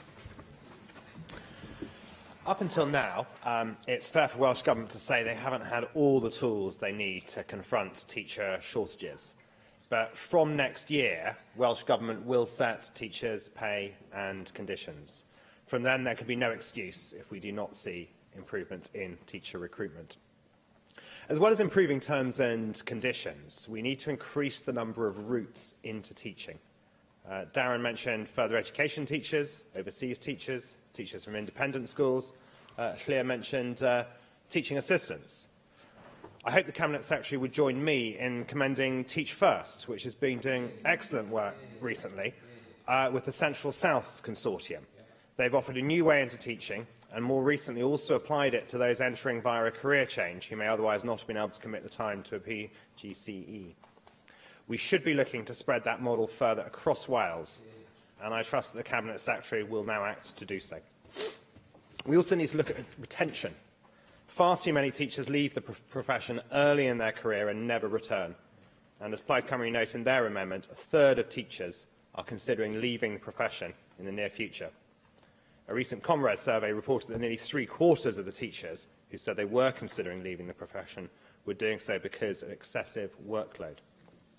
Now, the Cabinet Secretary has ambitions, I understand, to reduce class sizes to 25 for infant classes. But how on earth is that achievable in an environment where we have the strains and failure to recruit the quality and quantity of teachers we need? I mean, will it be these teachers are just taking more classes because there are less pupils in class on average, or where is the money coming from? Perhaps we could see a higher proportion of what is kept in Welsh Government or within the local education authorities going down to the schools to support teaching directly.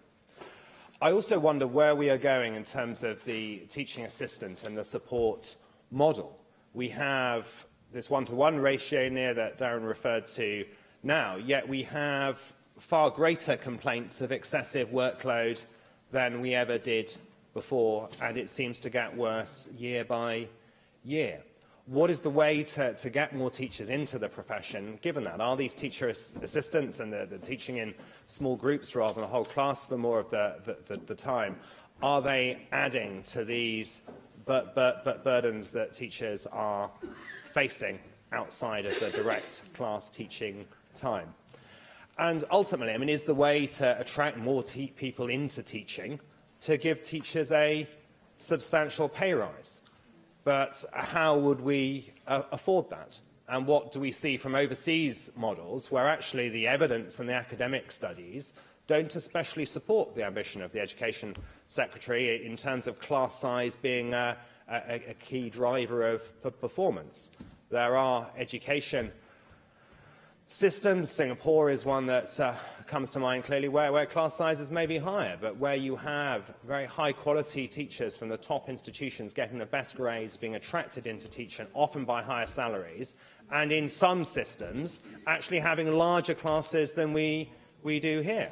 I don't present that as my model I give for the future, but I ask the question, is the way to attract more people into teaching the Education Secretary's focus on reducing class sizes to 25 infants, or is it a focus on paying top, higher quality teachers as much as we need to get them into the profession, even if that means that we don't have the profusion of teaching assistance and support that we have seen develop, but doesn't seem to have reduced the complaints from teachers of excessive workloads, which continue to increase in volume. The Commonwealth Survey also suggests that one of the positive actions that could be taken to keep more teachers in the profession is more professional development and more opportunities to enter leadership roles.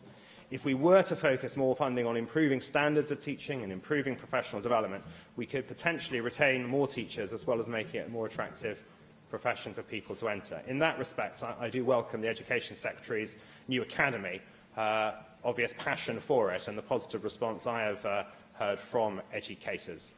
It is imperative that the Welsh Government uses its new powers over terms and conditions and takes the action needed to arrest the crisis in Welsh education. Thank you. Can I now call the Cabinet Secretary for Education, Kirsty Williams? Thank you very much, Deputy Presiding Officer. I'm really sorry this is only a half-an-hour debate, which means I only have 4 minutes to sum up, because there are some things that I agree with very passionately what members have said this afternoon, and there are some things that I vehemently disagree with this afternoon. And Gareth, can I be absolutely clear? There is intrinsic value in children leaving our schools with examinations and qualifications that allow them to go on to something else. Our education system can be about more than that, but to say that we're not doing a useful thing for our children in getting them to pass tests, exams and to attain qualifications is not one of them. And we have to, I have to say, Mr Reckless, see education in the cultural context in which it's delivered. And I don't think there are many parents in Wales that would want to see the effects that there are on child well-being in many of the countries, including Singapore, that you have talked about in the education system here. Indeed, I had a group of parents. A group of parents went recently to the Far East to look at education methods in the Far East, and one parent said to me, whatever you do to improve the situation in Wales, please do not subject my child to what we saw when we visited those countries. So we have to see education in the cultural context. But does that mean we can do better? Of course it does. And you know that I am determined to do better, because it is this government's national mission to deliver a reformed and successful education system in Wales for its young people. An education system that is a source of national pride and enjoys public confidence. And I recognise that above all else, it is the quality of teaching that transforms young people's lives, and therefore it is essential that our reforms support a sufficient supply of high-quality, well-qualified teachers to underpin our national reform journey. And our teachers of tomorrow are absolutely integral to our national mission, and I've made it very clear of my commitment to attract and retain more highly qualified graduates into teaching, because our young people, your children, my children, all of our children, deserve nothing less. And that's why all teachers in Wales need to be qualified, unlike other countries, such as England, where the use of unqualified people in our schools is growing at pace.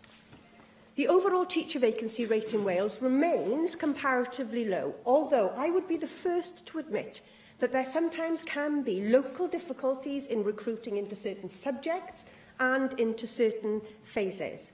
Now, Plaid's amendment states that the recent National Workforce Survey showed that 34% of teachers said they were considering leaving the profession. That is a matter of fact.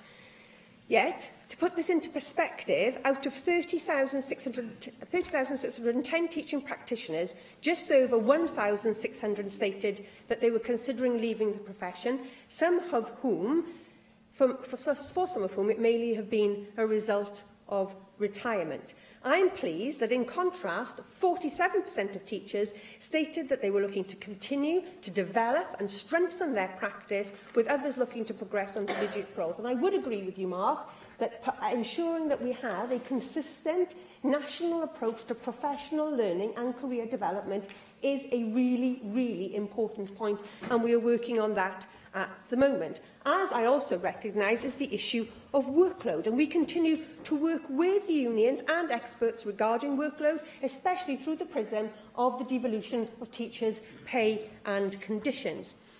With regards to recruitment, Deputy Presiding Officer, in October I announced an improved priority subject incentive scheme and a new incentive scheme targeting Welsh medium postgraduates to address some of the complexities that we face. Many of the points raised this afternoon are already in train. The Teacher Recruitment and Retention Advisory Board, which I have set up, is reviewing international evidence to consider how we support people into the profession, or those wishing to enter into the profession through alternative routes. That's people who are wanting to change careers. That is indeed foreign teachers. It's indeed upskilling people who are already in the education workforce but want QTS. But when I do that, it will not be at the expense of lowering down standards. I am determined to maintain a standard that requires people to go into the profession. We wouldn't be saying some of these things about the medical profession, would we? We wouldn't accept it for that profession, and why would we accept it in this case? But there are ways in which we can find new ways for people to find themselves in classrooms if that is their calling. Because I want teaching in Wales to be a first-choice profession so that we can attract the very, very best. And our reformed initial teacher education offer will ensure that more people will want to train in Wales and will give them the very best start to their careers. These reforms enable the profession to take a central role, delivering and leading change, as well as creating a stable, high-quality system that enables institutions and individuals to flourish. And it will do exactly that, Gareth. Our teachers will be intrinsic to the development of our new curriculum. They will be at the forefront of that. I have established the Leadership Academy, which will continue to work with Welsh Government so that the leaders and leadership are supported to enable the objectives of our national mission, supporting existing head teachers and nurturing those who want to go on to lead Welsh schools. The Academy will engage with leaders, identify international evidence and create a network for collaboration to help inform the profession and make a difference to young people.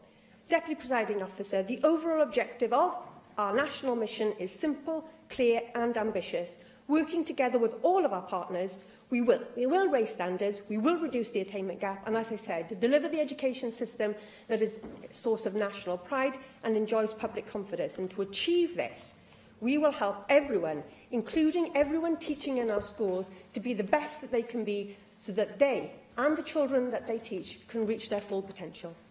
Thank you very much. Now call Darren Miller to reply to the debate. I know I've got very limited time, so I just want to refer, if I can, to the Cabinet Secretary's comments. I heard what you had to say, and I acknowledge that some work is going on in the Welsh Government to try to address this problem, and I'm pleased that you at least acknowledge that we have a problem, even if you don't acknowledge that it's a crisis. What baffles me is that when you were in opposition, you took forward a comprehensive piece of legislation on the nurse staffing levels, which required a national workforce plan and effort. Why are you rejecting a national workforce plan for our education system, for our schools? Exactly. Why are you saying that you don't want to work with the EWC to develop one? Because that's what you're doing by trying to vote down our motion today. It just doesn't make any sense. You say that the quality of teaching is what matters, and you're not prepared to dumb down on the quality and have unqualified teachers in our classrooms, and yet that's precisely what we've got. We've got people who aren't qualified to deliver English lessons, and yet 20% of our English lessons have people who are teaching those lessons who are not qualified in English as their specific subject. 17% in maths, 27% in religious education, and 23% of teachers who are in Welsh lessons aren't qualified to deliver in Welsh. So the reality is that what you're saying is supporting a system which continues to have people who are not qualified to deliver those specific subjects in those areas. So listen to some common sense. Let's have a national education workforce plan. Let's make sure that you work with all of the stakeholders to develop it. Let's look at these new routes into the teaching profession for learning support workers, for people in FE and people who are qualified by experience. Let's take some examples internationally, both good, bad and indifferent, in part of that learning process, and make sure that we have an education workforce which is fit for the future. Thank you. The proposal is to agree the motion without amendment. Does any member object? Therefore, we defer voting on this item until voting time. Item 10 Item 10 on our agenda is the UKIP debate on the Women Against State Pension Inequality campaign. I call on Caroline Jones to move the motion. Caroline. Diolch, Dipra Llywydd. I'm pleased to move this motion today, tabled in the name of my colleague Neil Hamilton. I have to declare an interest at the outset, Dipra Llywydd. I am a woman unfairly affected by state pension age changes and one of the women against state pension inequality. In 1995, the then Conservative government introduced a new Pensions Act, which would have raised the age of retirement for women to 65, the same age as men, by 2020. This would have given women at least 15 years to change their retirement plans, 15 more years of savings to help meet the shortfall in their pension funds. However, the Conservative Lib Dem coalition government changed these plans. The Pensions Act 2011 sped up the changes, meaning that women's state pension age would increase from 63 in 2016 to 65 in November this year, and on it goes. The Act also stated that both men and women's state pension age should increase to 66 by 2020.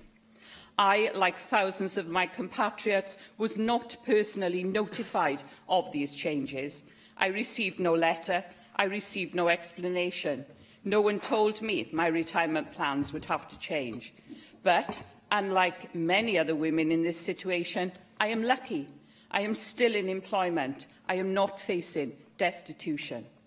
Sadly, many women have been badly affected by these changes, and I have heard of at least one woman who took her own life as a result of the financial black hole she found herself in. No one should be treated this way. No one. Nobody disagrees that men and women's retirement ages shouldn't be the same. However, these changes shouldn't have been introduced without decades of notice, years to plan and time to make additional financial arrangements. As it stands, the changes to women's pensions were introduced too fast, too haphazardly. I only learnt of the changes via an offhand remark made to me one day, and my situation is far from unique. Women are being made to suffer because of a lack of foresight and planning by successive UK governments. Women are being made to suffer because of the Tory and Lib Dem pursuit of austerity. And women are being made to suffer because of Labour's mishandling of public finances and their failure to repeal the 1995 Act. I ask those Labour politicians who support the WASPI movement, you were in government from 1997 until 2010. Why did you not take action then? Unfortunately, we can't correct past mistakes, but we can mitigate the effects those mistakes are having on women born in the 1950s. Our motion before you today calls for a bridging pension that supplies an income until state pension age which is not means-tested. Compensation for the absence of a bridging pension to those women who have already reached their state pension age. Compensation to all those who have not started to receive a bridging pension by an appropriate date, which would be sufficient to recover lost monetary interest. And compensation to the beneficiaries of the estates of those who are deceased and failed to receive a bridging pension. This is not too much to ask, and I hope that members here will support this motion today. I hope the Welsh Government will fight the WASPI Women's Corner, and I hope that the UK Government will see sense. There are things we can do here in Wales without waiting for the UK Government to acknowledge the pain and suffering the policies have created.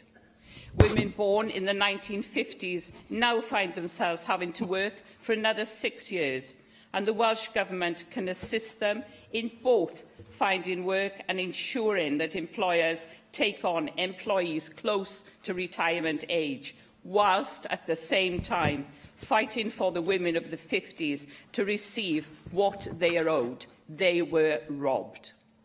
I have been told of numerous examples of women being denied employment because of their age. A lady contacted me and stated, "I'm 62, receive no pension as I was promised. I'm rendered unemployable due to my age. I'm destitute and depend on friends and family." And this should not be the case, but I doubt it's not unique. We have to encourage employers to see benefits of employing people in the final years of their working life. These women will bring with them a lifetime of experience, a wealth of knowledge and a work ethic forged through decades of hard graft. I urge the Welsh Government to do all they can to encourage employers to invest in WASPI women, to work with employers to ensure that there is meaningful employment for those forced to work longer, but who are also fighting to survive and want what they are owed. And I urge members to show their support for WASPI women by supporting this motion before you today. Show your support for WASPI women by telling the UK Government that it is unacceptable how these women are being treated. The pension changes wouldn't have had much impact on women in their 30s and maybe 40s, but have had a devastating impact on women in their 50s and 60s. The UK Government clearly don't care about the impact these policies are having, as evidenced by their blank refusal to roll back the changes. It is now up to each and every one of us here today to ensure the impact these changes are having are mitigated, that the people have what they're entitled to. I don't want to see any other woman forced to make a choice between living in destitution or taking their own life. These women have worked hard for decades. They shouldn't be facing poverty in retirement. They should be receiving the pension they were promised for decades of hard work, and no government should have the right to break these promises and put these women in poverty. These women planned their retirement according to these promises, and these promises were broken, and no one has the right to take the money from these women. And worth noting, some women were, after 43 years of hard physical work, unable to work physically anymore, and now left and without their pension. So we have to act. The Welsh Government has to act. The UK Government must be forced to act. And I urge you all to support the motion I've put before you today. Thank you. I have selected the 2 amendments to the motion, and I call on the Leader of the House to move formally Amendments 1 and 2 tabled in her name. Formally. Thank you. Vicky Howells. Diolch, Deputy Llywedd. I want to welcome the opportunity to discuss this very important issue today. Decisions made at Westminster by an out-of-touch and uncaring government have had a terrible impact on millions of British women, including an estimated 200,000 women here in Wales. The WASPI women, those who have contributed all their lives to our country, have been effectively abandoned. For many of us, those women are our friends, acquaintances, close family. The women we see all around us in our communities on a daily basis. With the recent news on the Windrush generation, it seems that the breaking of the social commitment that has bound our country together for decades is the sole ambition of the Tories in Westminster. However, it is precisely because it is UK ministers who have caused this problem, and indeed in a spirit of justice and fairness, we need to take urgent remedial action. That is why I am supporting the government's amendments today. The best outcome from today's debate for WASPI women will be that we send a clear and incontrovertible message to Westminster that what UK ministers have done is wrong. We should all be familiar with what has happened in this case. Legislation from 1995 set out an intention for women's state pension age to increase to 65 by 2020. Ian Duncan Smith, who boasts of being able to live on £53 a week, whilst in reality claiming nearly £100 in expenses for a new stapler, forced through these changes. His Pensions Act 2011 accelerated the timetable, bringing the change forward to November this year and putting in place a further rise to age 66 by 2020. His promises for transitional arrangements were not kept. And who were these transitional arrangements for? They would have helped the millions of women born in the 1950s who now face the pushing back of the age at which they expected to claim their state pensions. Pensions that they have paid into all of their lives, worked hard for, contributed to. What is worse, these changes were made with little or no notice, forced through without time to make alternative plans. So now WASPI women have to work for longer, or indeed find new employment altogether. Evidence from Age UK has showed the challenges for those in physically demanding jobs having to work for longer, the additional stress, strain and ill health. Whilst changes to state pension age may offer no personal challenge to Prime Minister Theresa May, that is not the case for most other women, especially those working in physically demanding roles, as, for example, carers, cleaners or in retail. Moreover, there are challenges around workplace skills. I've been told of the barriers facing one WASPI woman from my local area. Having retired on the basis of misleading DWP information, she needs to return to the workplace now, but is having no success. As she says, I can't use a computer, and who wants to employ an exhausted, unskilled 62-year-old? A further complicating factor is that many of these women are also trapped with a double burden: unpaid caring responsibilities for grandchildren, spouses, or perhaps even their own elderly parents take up too much time and energy. In short, retirement plans have been shattered with devastating consequences. These words come from the Women Against State Pensions Inequality campaign. The only positive to have come out of this is the way that those 1950s women have fought back so impressively, organising and campaigning to highlight the injustice that has been done to them. Many AMs will have met campaigners and been impressed by their resolve and their courage, especially when this is a role that many of them never expected to have to play. I recently spoke at an event to mark 100 years since the 1918 Representation of the People Act in Cynnon Valley Museum, and I was joined on the panel by the coordinator of a local WASPI group. She told me about the range of profile-raising activities they undertake, but also the practical, albeit less glamorous work that they do supporting their peers by helping them complete technical forms and limitless paperwork and providing friendship and support. As we celebrate the centenary of women gaining the vote, it is good to see the spirit of the suffragettes still alive. In 1918, the UK government extended the franchise to recognise women's campaigning and practical work during the war. The duty is now on the UK government to make changes, to put in place the transitional arrangements this current generation of women worked all their lives for, to give them back their dues, their hope and their future. Thank you. Nick Ramsey.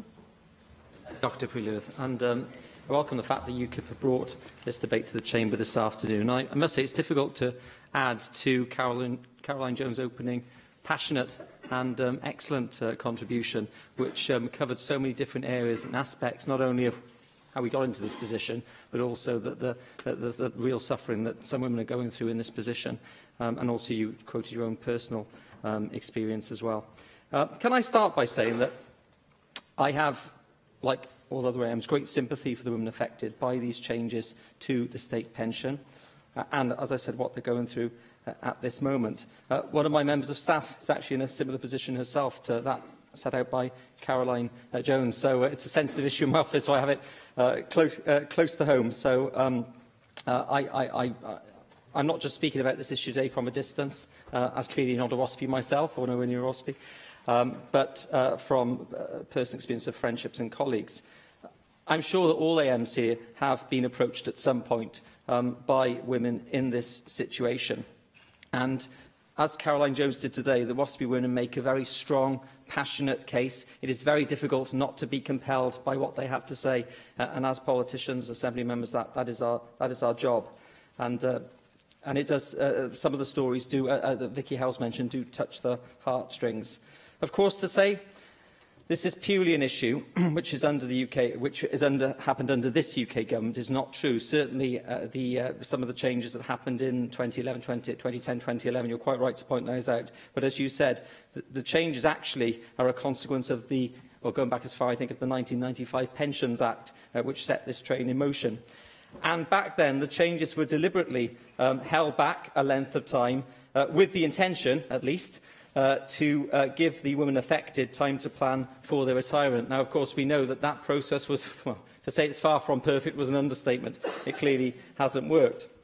And whilst it is a Conservative government in power at the moment, of course, this has happened under a number of governments. It's happened under a coalition government. Going back to the 90s, it was a Conservative government. Of course, the Labour government in between. So, along the line, there has been a successive failure of effective communication between UK government and the WASPI women, and that is regrettable. But as you said, Caroline, it's difficult, not always impossible, but it is difficult to correct past mistakes. And so what we have to do, as Vicky Howell said as well, is see how we can best support those women. Now, this isn't a devolved issue.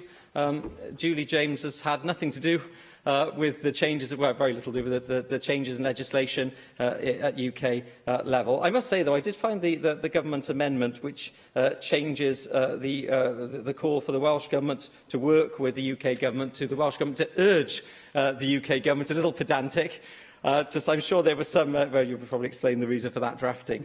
But I think that the public would not mind, Julie, if the Welsh Government, even though it isn't a devolved responsibility, was actually working with the UK Government in this instance. We do have two governments, as we know. We've got the UK Government at the other end of the M4, as Plaid are often keen to point out, and we have the Welsh Government here. So I think that there does need to be cooperation. Even though the levers of power on this are in Westminster, I think that there does need to be a concerted effort here to get the UK Government, I will say it shortly, to get the UK Government to review the situation.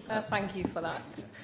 Can I ask then, in that regard, what interventions you have made as Welsh Conservatives and representations to them around this matter?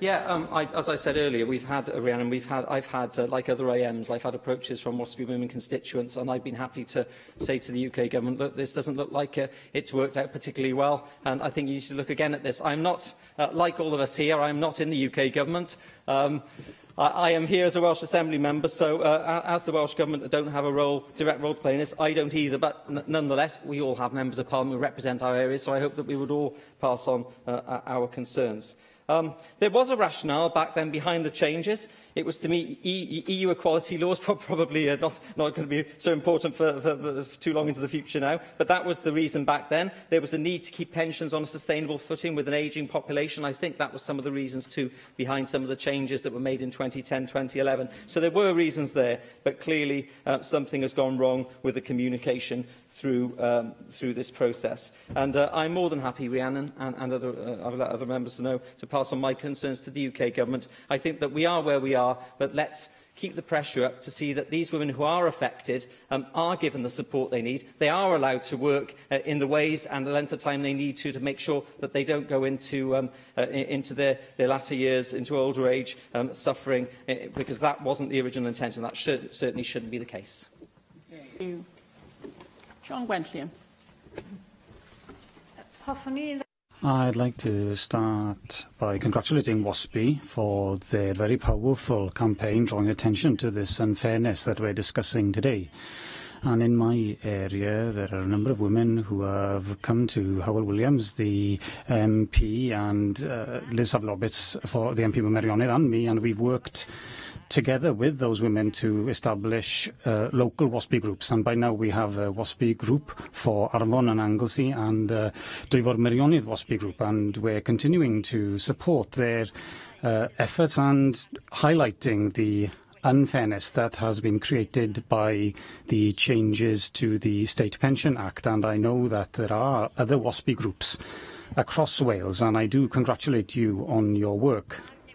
The changes are a concern for millions of people across the UK, and there are more and more becoming aware of the impact. Not everyone still is aware of the far-reaching impact that this can have on the lives of women and their families. And it's important to note that Plaid Cymru does support the principle of creating equality in terms of the state pension age. There is no reason why it's expected that a woman would retire younger than a man would. That's not appropriate or relevant in an age of equality. And there is no opposition to the principle, therefore, but I do object strongly to the process that has been adopted to drive this change forward. And what we need is a transitional period that is fair for every woman who has been born in the 50s and who has been affected by these changes. The timetable as it stands doesn't give time for women who are affected to plan for their retirement, for the reduction in the pension, which is unlike to what they were planning for. And that's the message I hear time and again from the women that I work with in our local group in Arfon. And could we wait a moment or dwell on a moment on the situation of women generally? Women in Arfon and in Wales will be struck particularly hard by these changes. People live longer in England than they do in Wales, and income per capita is lower than it is in other parts of the UK. And on top of that, women in Wales earn less on average than the men of Wales, nearly £5,000 less. 25,000 is the average salary for men and 20,000 for women, which is a great inequality. And while we do welcome the treatment of women equally in terms of the state pension age, we need to treat women equally in all areas, in the workplace, in terms of salaries, and in terms of life opportunities or life chances. It's interesting to see that the Westminster government is quite willing to drive forward the equality agenda when that suits them, and when it does mean cutting the welfare budget. But what are they doing about equality generally, in terms of the general deficiencies? And what are they doing in terms of developing other aspects of equality and getting rid of inequality? And with all due respect, could I ask UKIP, what kind of emphasis do they place on equality generally for women? It's easy bringing this kind of issue before us, which suits them, but how about this issue generally?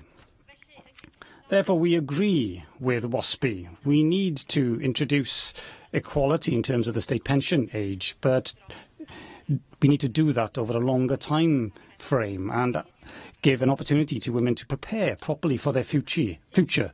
These women deserve to be treated fairly, and I will close with this. I have a case in my constituency of a woman who was born 24 hours too late, and now she has to work 2 years and 3 months longer. That wasn't her wish, but that's what she has to do. And that's not fair. And Plaid Cymru has called consistently for transitional arrangements, and a bridging pension and compensation would go a long way to ameliorate that situation and to make a much more acceptable situation. But remember, Plaid Cymru is also determined to ensure genuine equality for women across Wales in every area. Thank you very much. Thank you. Michelle Brown. Thank you, Deputy Presiding Officer. A betrayal lies at the heart of the situation WASPI women find themselves in.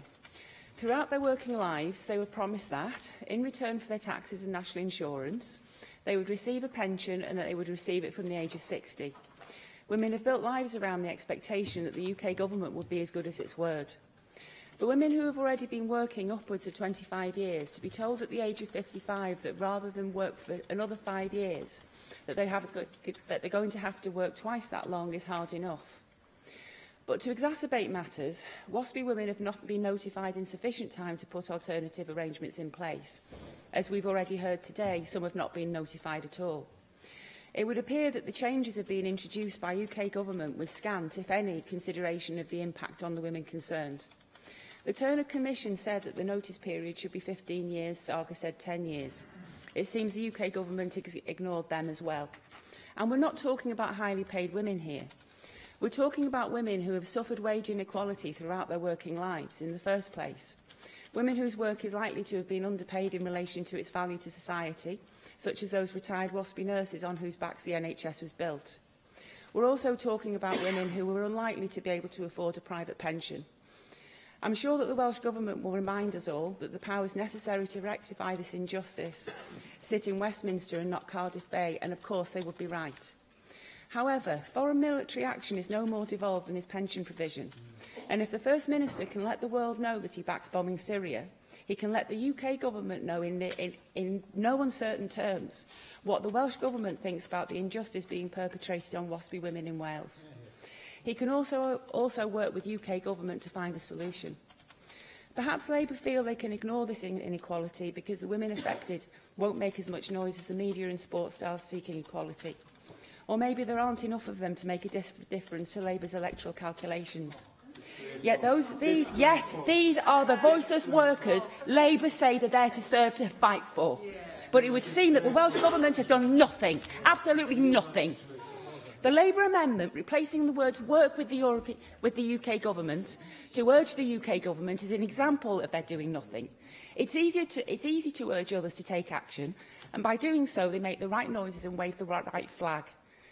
But if you want to help the WASPy women of Wales, you have to be prepared to take action yourselves. The only thing my party can do in this place for WASPy women is to propose this motion and lobby.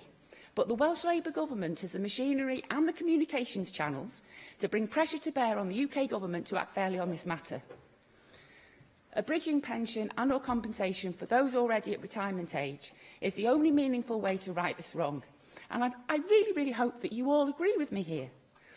Compensation to the beneficiaries of affected estates, I'm sorry, I'm really wound up about this, is unquestionably the right thing to do. As I said at the beginning, WASPy women have been cynically betrayed by their government. And finally, whilst I appreciate that the Welsh Government cannot legislate itself to rectify this wrong, Welsh WASPy women are looking to the Welsh Government to go to work on the UK Government on their behalf as hard as they're working to achieve other, more international goals. Anything less is simply not enough, and I urge all members to back this motion today. Thank you. Thank you. Dawn Bowden. Diolch, Dr Llywydd. Like Sian Gwenllian, can I start before making my contribution by paying tribute to many colleagues, both inside and outside of politics, over a considerable period of time that doesn't actually include UKIP, quite frankly, that have been so actively involved in the WASPy campaign seeking justice for these women. There are so many aspects of this. Will you take an intervention? Will you take an intervention? No. There are so many aspects of this sorry business that I could talk about.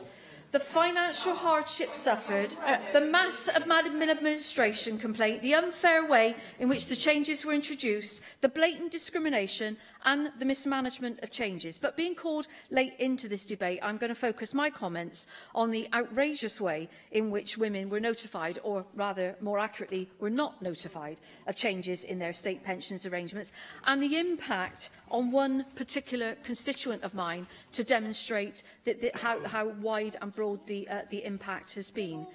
Like other members, I know I've met women who've told me that they were given little notice by the UK Government of this life-changing decision, and indeed, as we know, some were never notified at all. Because in March 2011, the Government stopped writing to women affected because of further changes that were in the pipeline, and they did not resume writing to women affected until January 2012.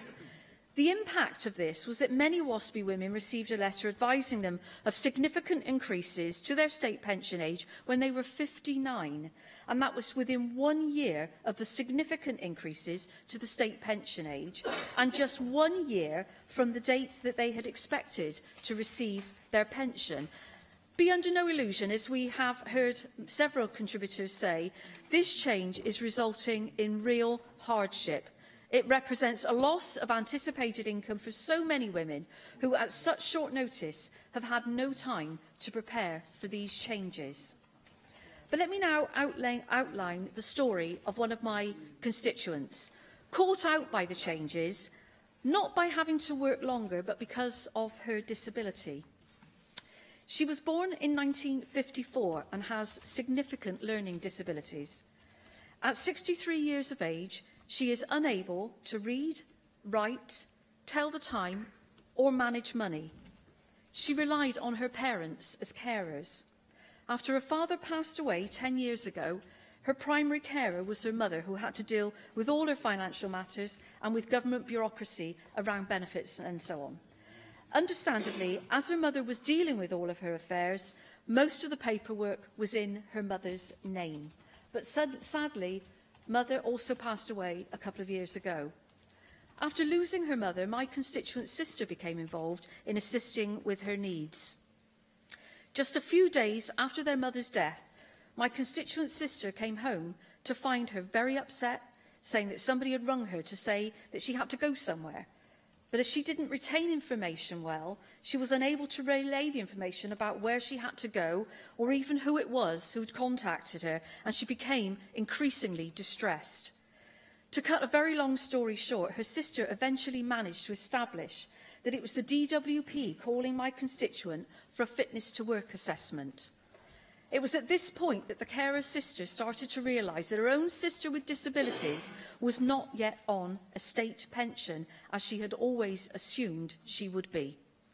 Of course, if she had been on a state pension at 60 years of age, the DWP wouldn't have been calling her in for a fitness to work assessment.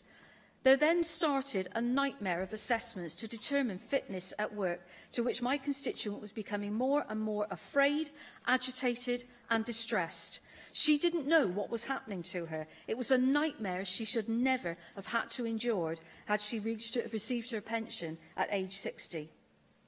So although it was eventually accepted that she was not fit for work and her benefits changed accordingly, she is still not old enough to receive the state pension. And at a time of great emotional distress, having lost her mother, her constant companion, her only friend and her primary carer, and having never lived independently, within a matter of days, she was having to deal with government bureaucracy around fitness to work, all because she was at an age where women were no longer in receipt of the state pension and no one knew about it. Goodness knows what would have happened to her if she had not had a sister who stepped in to take over that caring and supporting role. Now, this is just one example of the many difficulties caused by the change in the state pension age. A change that, for my constituent, neither she nor her family knew about and therefore had no plans or provision to deal with. It came about because of a lack of care in communicating the importance of these changes and what the financial impact on many individuals would be. And all of this compounded by the UK government not being prepared to resolve the situation by introducing fair transitional arrangements to see these women, unprepared for such financial hardship, into retirement. How can that be right? Winding up, please. How can that be just? And how can we not support the women in this campaign? However we got here, it is the responsibility of all of us in whatever we can do to put this injustice right. Thank you. Jane Hutt.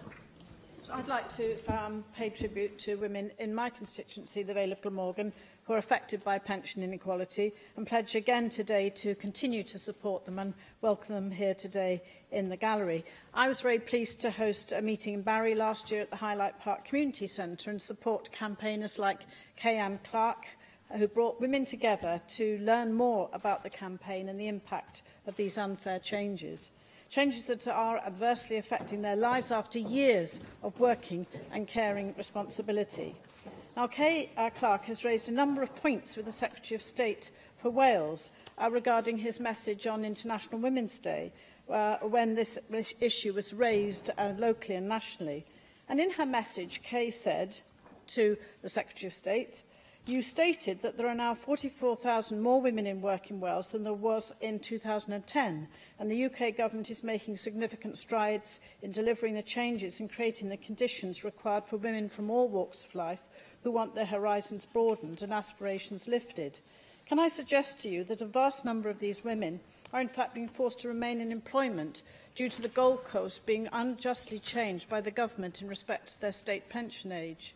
You also mentioned that right across Wales, men and women alike will take part in impressive programmes of rallies, concerts, workshops, conferences and performances to send out the message that continued awareness and action is required to ensure that women's equality is gained and maintained in all aspects of life. The aforementioned rallies to which you refer were primarily organised to protest to the government about the unfair treatment of women with regard to state pension changes. You will be aware that WSPI had arranged one of these rallies, and after finding out on social media about this rally, many organisations joined us in the city centre to inform the public about the gross injustice inflicted on the 1950s-born women. Although they had many commitments on that day, a large number of politicians came to speak at our rally. Would the member give way? I thank the member for giving way, and could I draw to her attention the meeting that was held in Cardiff North, which was organised by the MP, Anna McMorran, when women queued along the roads leading to the Whitchurch Rugby Club because the strength of feeling was so great.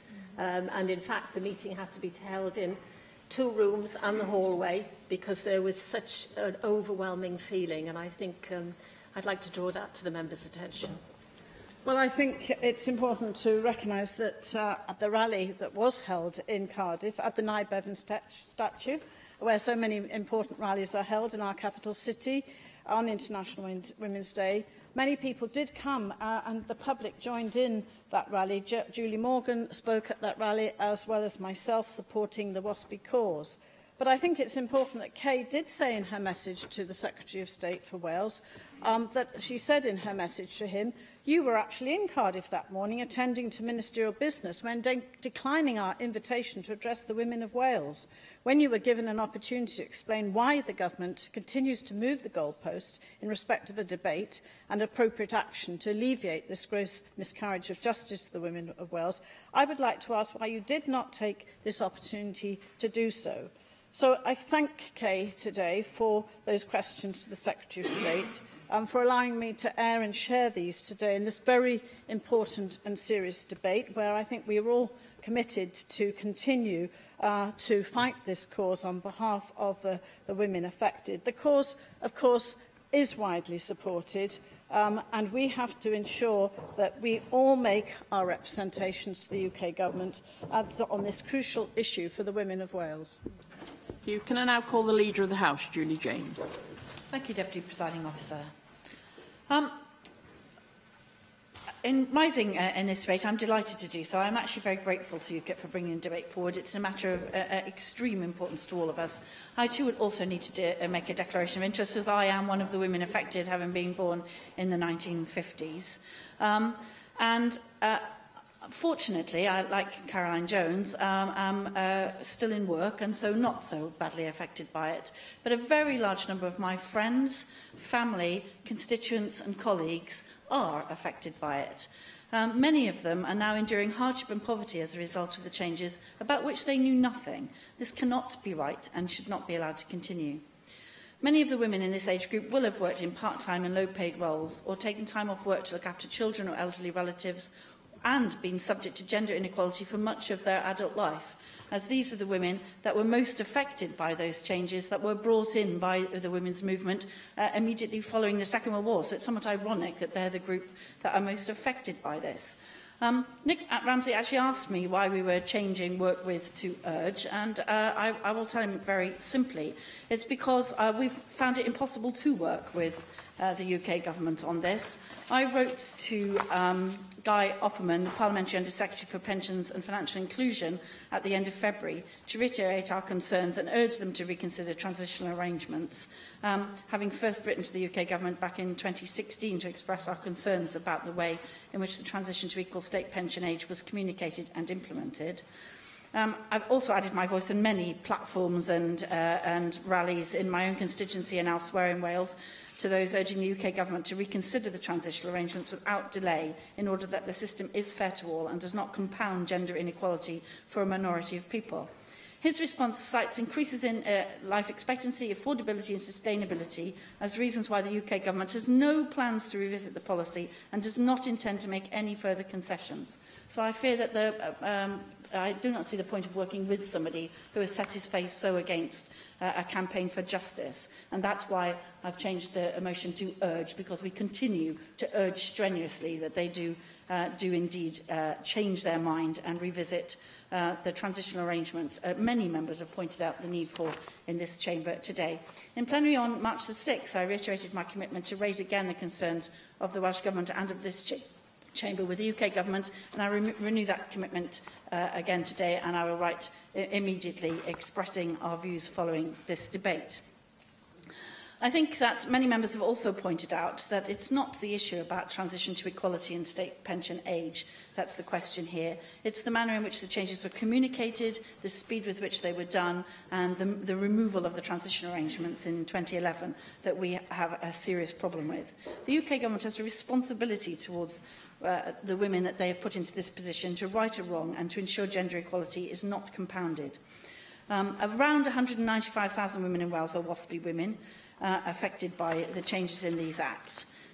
And I think many members have also pointed this out as well. But there is some really heartening stuff here as well, because as Jane Hutt and Sian Gwenllian and many others have pointed out, it's amazing what the accomplishments of this group of women acting together have achieved already. From getting the message into the mainstream media, the crowdfunding campaign which raised over 100,000 in 3 weeks, the formation of groups all over the country, and being instrumental in the formation of the all-party parliamentary group on state pension inequality for women. As a result of their campaign, women from across the country have submitted complaints of maladministration against the Department for Work and Pensions regarding what they see as inadequate communication of changes in the state pension age. Progress on the complaints submitted to the independent case examiner has been very slow, but last November the legal firm hired by WASPI had a breakthrough when the Parliamentary and Health Service Ombudsman stepped in and agreed with the independent case examiner that it will directly streamline the process in future. And just mention that in the chamber, just to demonstrate the sheer strength of the campaign and the campaigning behind it. Julie Morgan, in her intervention with Jane Hutt, mentioned the queue of women outside the meeting organised by Anna McMurran, and we've had similar experiences as well. Very strong feelings have been aroused by this, quite rightly so, because it's an appalling injustice. There have been numerous debates in the House of Commons, unfortunately not binding on the government, and Carolyn Harris introduced a private members' bill in September on behalf of the all-party parliamentary group, which is calling for a review of the situation, and in particular to undertake costings for the compensation scheme. Its second reading has unfortunately been postponed, but they have got an online consultation inviting groups who campaign on this issue to respond. So if anyone knows of a group that hasn't responded, please urge them to do so. I know they've had over 100 responses so far. They're going to be presenting the results of that survey on the 25th of April, and the point of it is to seek to identify a solution which large numbers of members can support and which can inform the private members' bill, and which this government will also be seeking to support in any way that we can. Just because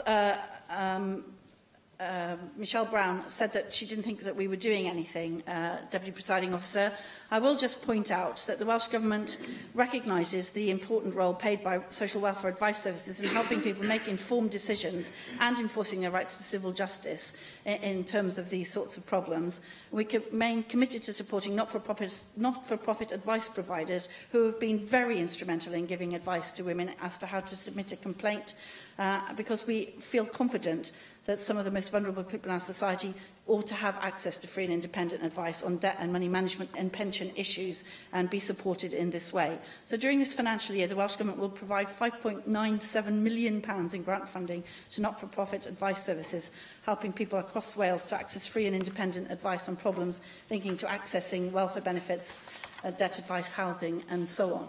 And the reason I point that out is because a number of members linked quite rightly the issue of the WASPI women's injustice with the issue of poverty and women living in poverty.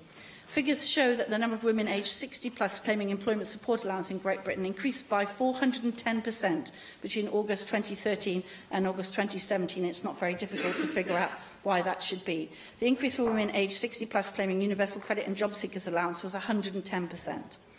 Data compiled by the Institute for Fiscal Studies in its 2017 report Can't wait to get my pension, the effect of raising the female state pension age on income poverty and deprivation, found household incomes for women aged 60 to 62 had fallen by around £32 a week on average. The reduction is similar in cash terms for richer and poorer households, meaning that while the average drop in proportional terms is 12%, the decline is significantly larger on average for low-income households, a 21% drop than for higher-income households, where it's around 4%. So all the evidence suggests is those who are already around the poverty line, who have already seen the largest income losses as a result of the impacts of the welfare reform compared to other income groups. I spoke earlier, Deputy Presiding Officer, in the Chamber in answer to some questions about unintended consequences of numbers of policies coming together and having a much bigger effect than was intended. And we will be making that point again to the UK Government, because its rollout of universal credit, the way that it's reacting to job seekers and the way that it's reacting to the transition to personal independent payments, combined with the increase in state pension age, is having a most unfortunate cumulative effect on a large number of women in Wales, and it's right that we point that out. Universal credit has been now rolled out to 8 local authorities in Wales, with Denbighshire going live in April. The DWP have, I'm pleased to say, amended the rollout schedule to include more time for the full Welsh language online system to be available. But it does mean that the women caught in this position are also caught in the transition, which is very unfortunate indeed. We remain deeply concerned about the fundamental flaws of the system, and we're very disappointed that the UK Government is persisting with the rollout, despite ours and others' calls on them to halt the rollout and address the number of issues, of which this is one that should be addressed as part of the rollout.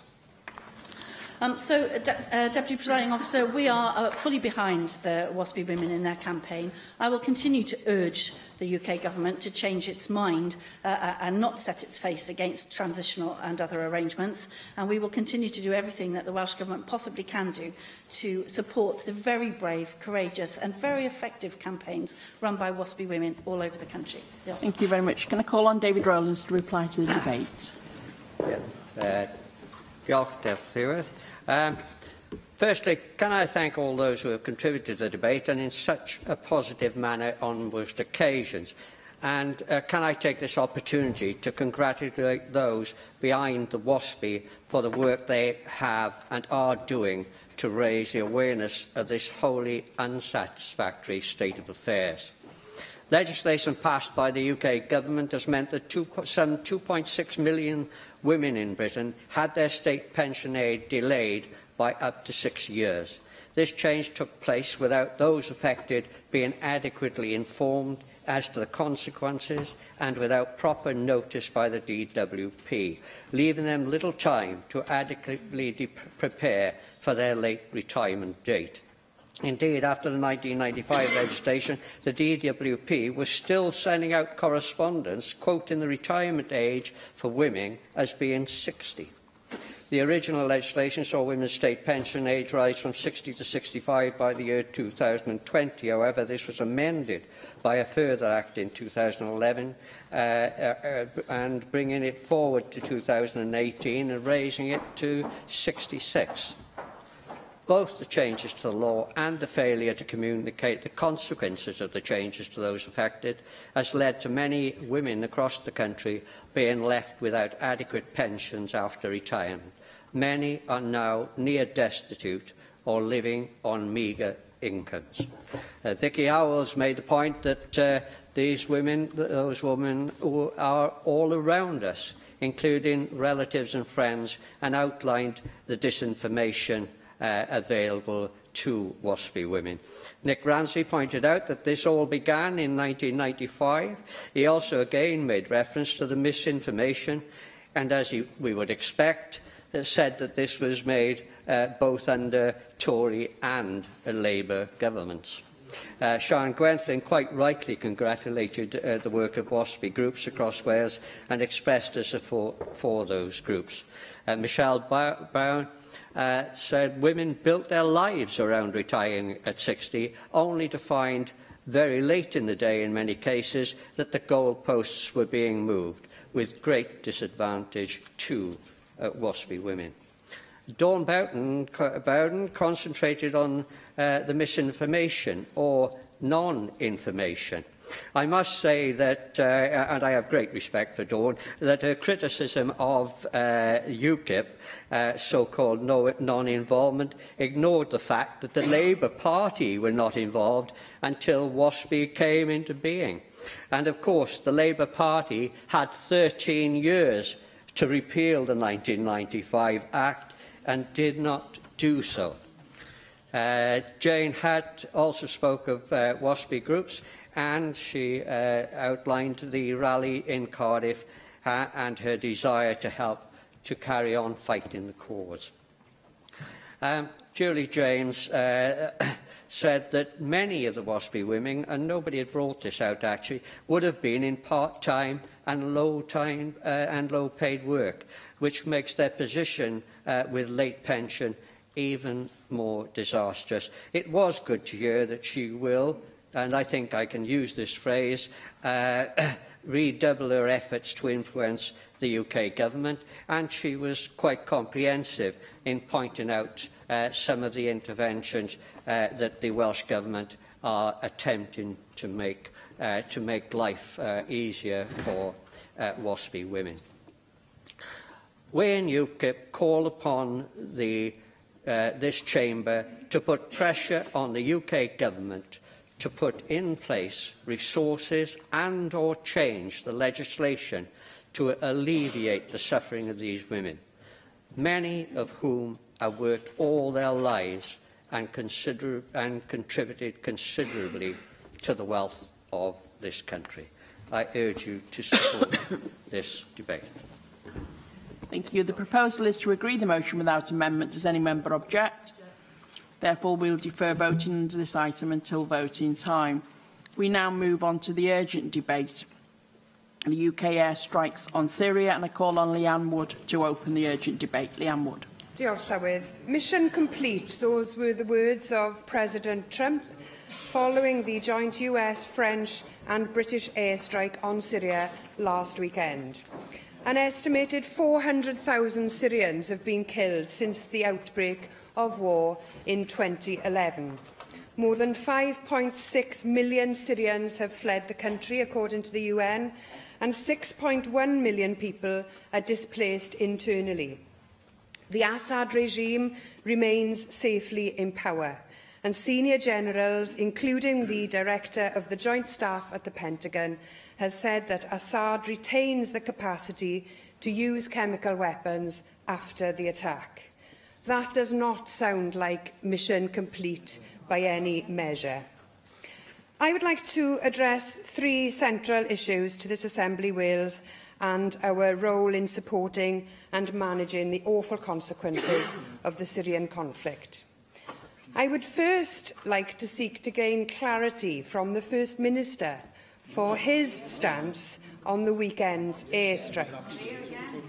Secondly, I would like to discuss the material and financial cost of the attack, before moving on to discuss how we can redouble our efforts to offer a safe haven to those dealing with the fallout from the Syrian civil war. Before I move on to my speech proper, I'd like to reiterate my disappointment that members of the Labour front bench felt that this was not a significant enough issue to warrant debate. Failing to support Plaid Cymru's calls for a debate on this issue is not only disappointing but bizarre, considering their colleagues' calls for greater parliamentary scrutiny on this issue in Westminster. Yesterday, in First Minister's questions, I asked the First Minister a straight question. Does he stand by his statement of support for the military intervention in Syria? His answer was typically evasive. Without a single vote being cast in any of the UK's parliaments, on Saturday morning, the First Minister gave his support to the Prime Minister and her decision to join the American-led bombing. I wanted to give the First Minister another chance today to answer that question. Without any parliamentary approval, does the First Minister stand by his statement of support for the Prime Minister and her airstrike, as she claimed it was in the British national interest? And knowing now that the airstrike has not mitigated the Syrian regime's capacity to use chemical weapons or change the course of the conflict, does he still support the action? But he's not here for this debate. I very much hope that this will be brought to his attention and that he is able to answer these important questions in due course. Tokenistic strikes do little to help desperate Syrian people who do not need more bombs to be dropped, but a solution to what is a political crisis and a human tragedy. War is an expensive pursuit. Of course, for some, it is profitable. To see the shares of companies like BAE Systems rise at the prospect of further conflict shows the vile corporate structures that underpin the defence establishment. British Typhoon and Tornado aircraft launched 8 Storm Shadow cruise missiles. According to a 2011 parliamentary question, each one of these missiles cost £790,000. A crude calculation shows that we are looking at in excess of a cost of £6.3 million for the single strike undertaken on the weekend, and this excludes the costs of the planes used to fire each of those £750,000 bombs. When money is needed to pay our WASPy women a fair pension, the coffers are empty.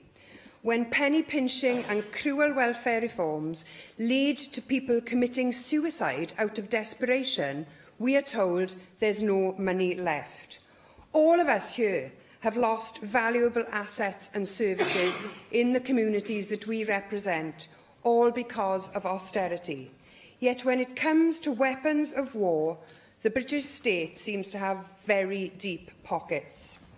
It is shameful that Westminster can claim spending millions on bombing foreign countries is in the national interests, while homeless women and men are told that there is no money to house them. I'm ashamed to say that Wales's record on Syrian refugees remains disappointing. And by dropping bombs on this war-torn nation, the British state may well be making more refugees at the same time as it's refusing to fulfil its existing obligations.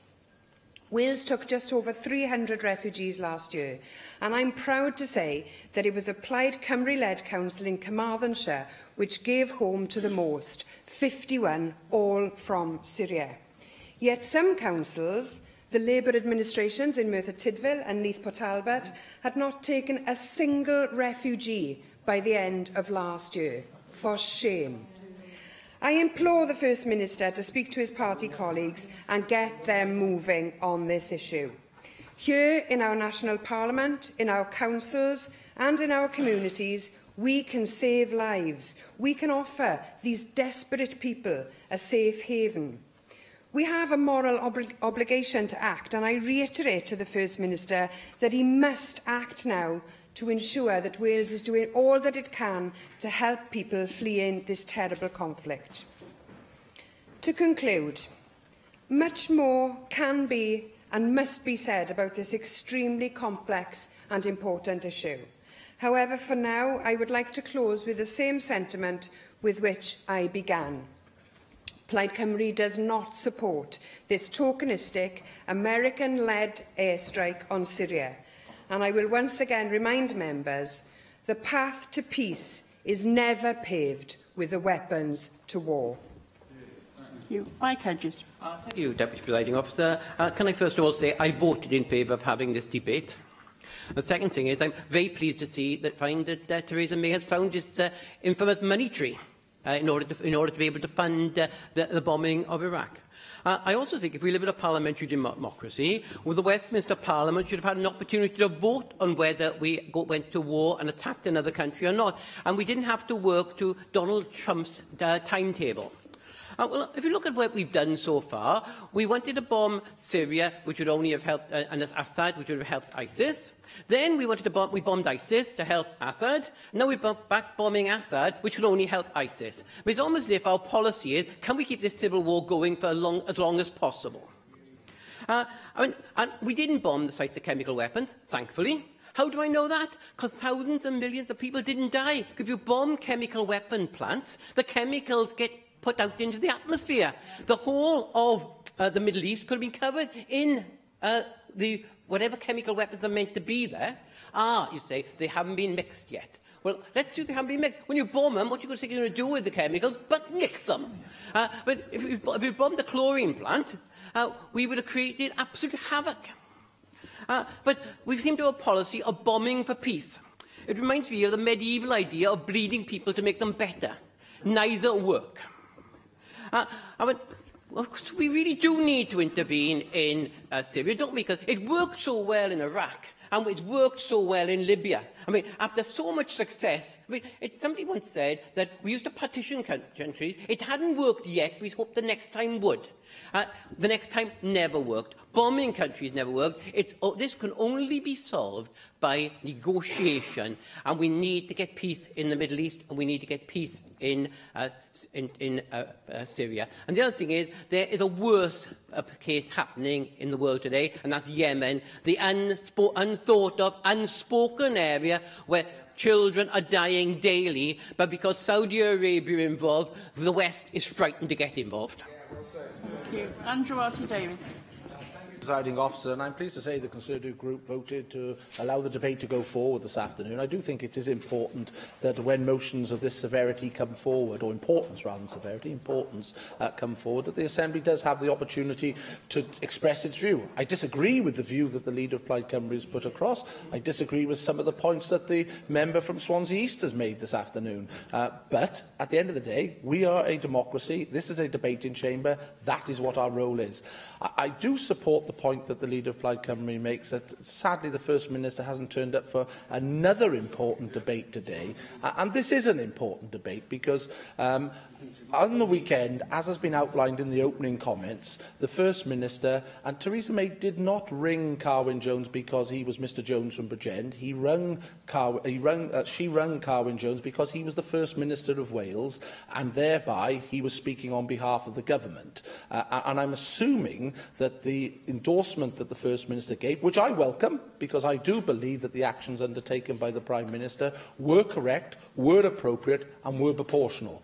But I go back to the point about the First Minister giving that endorsement, and his endorsement was, I offered my support to any intervention, and those were his words that he made, so therefore he was obviously speaking on behalf of the government and the government vote here today, I assume. And I welcome that support, I do, but it would have been good to have heard from him here today as to his arguments and his points why he was able to give that support, because there are colleagues in the Labour Party, Joe Stevens for example, and the leader of the Labour Party in Westminster, who legitimately have made a point that they don't believe that the actions were legal.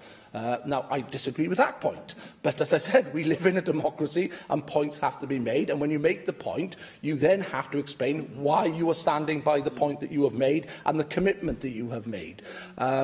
And so, as I said, from the Conservative benches, we voted to have the debate this afternoon.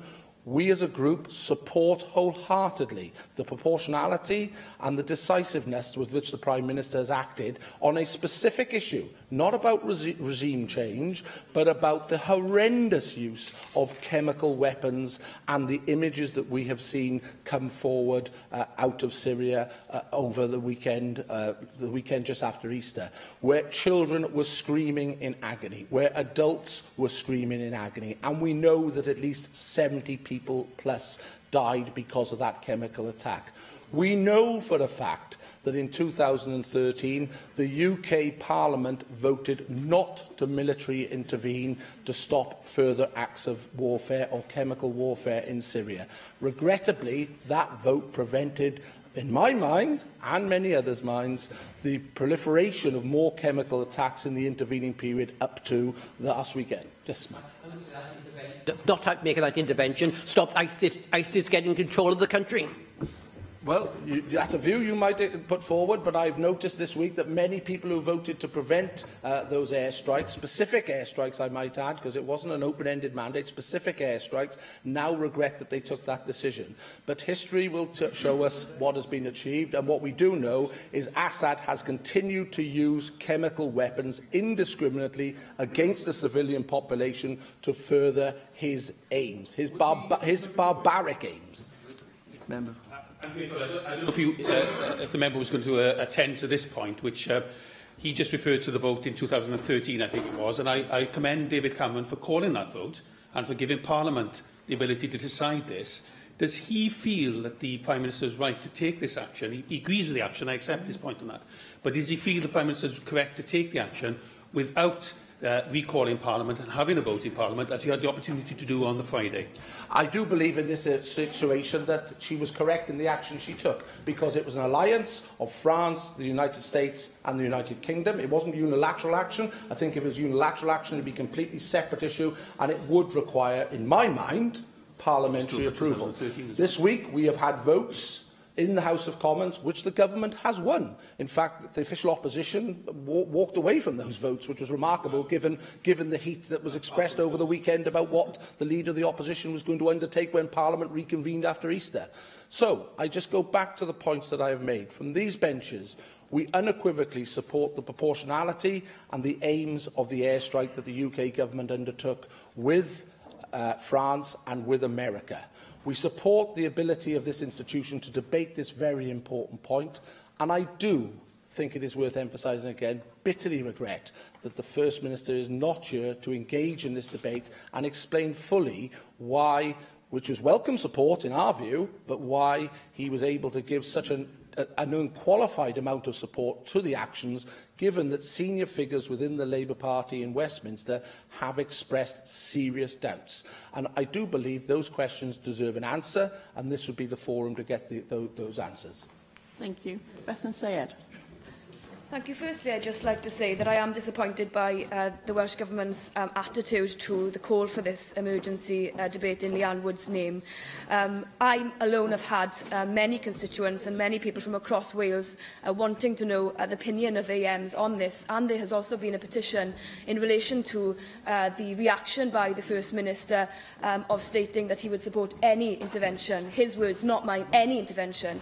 And I think when a First Minister of a country, a nation, makes those comments without consulting us as a parliament, then that is a very dangerous attitude to take. But I'm not surprised in the last few days that he has made that call. I'm also surprised because I asked the same Cabinet Secretary today about what she was doing in relation to Syrian refugees. And that is an important part of how we deal with this particular crisis. For example, there are currently 5.64 million external Syrian refugees. Of these, only 500,000 are residing in refugee camps. There is a funding gap between donations received and donations required of over £2.1 billion to provide proper humanitarian care.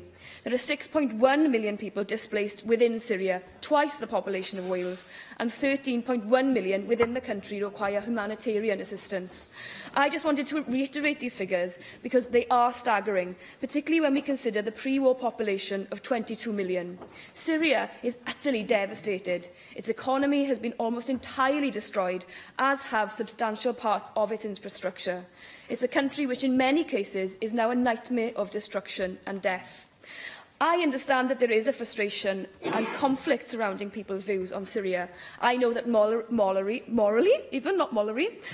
people feel that there should be a response to the use of chemical weapons by the Assad regime. But that should be done with diplomacy at the heart of it. I feel we should be focused on the consequences also to military action for the people of Syria and what it means for those people residing there and those who are made destitute as a result of war. Given that the country is in such a state of destruction, I fail to see the humanitarian benefits long-term of military strikes. We have seen no strategic plan by the Prime Minister as yet and no exit strategy. Even if the military strikes were carefully targeted, more missiles flying over the heads of Syrian people, more explosions, more possibilities of reprisals as a result, the more and more they find themselves at the centre of world tensions between global and authoritarian nuclear powers. We should also be aware that the Russian Federation, now firmly entrenched within Syria, the threat of military action from NATO countries is now not a realistic long-term deterrent in my view.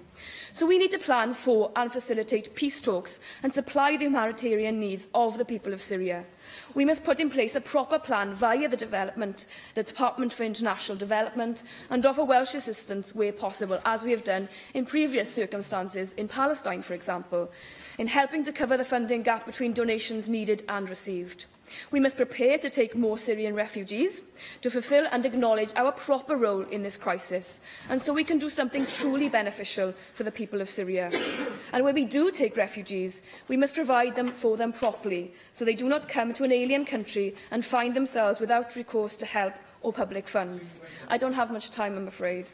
It's something that I have always noted, that those often most keen on a march to war for various reasons, particularly those gripped by British jingoism, are often those least keen to help those who are on the receiving end of military action.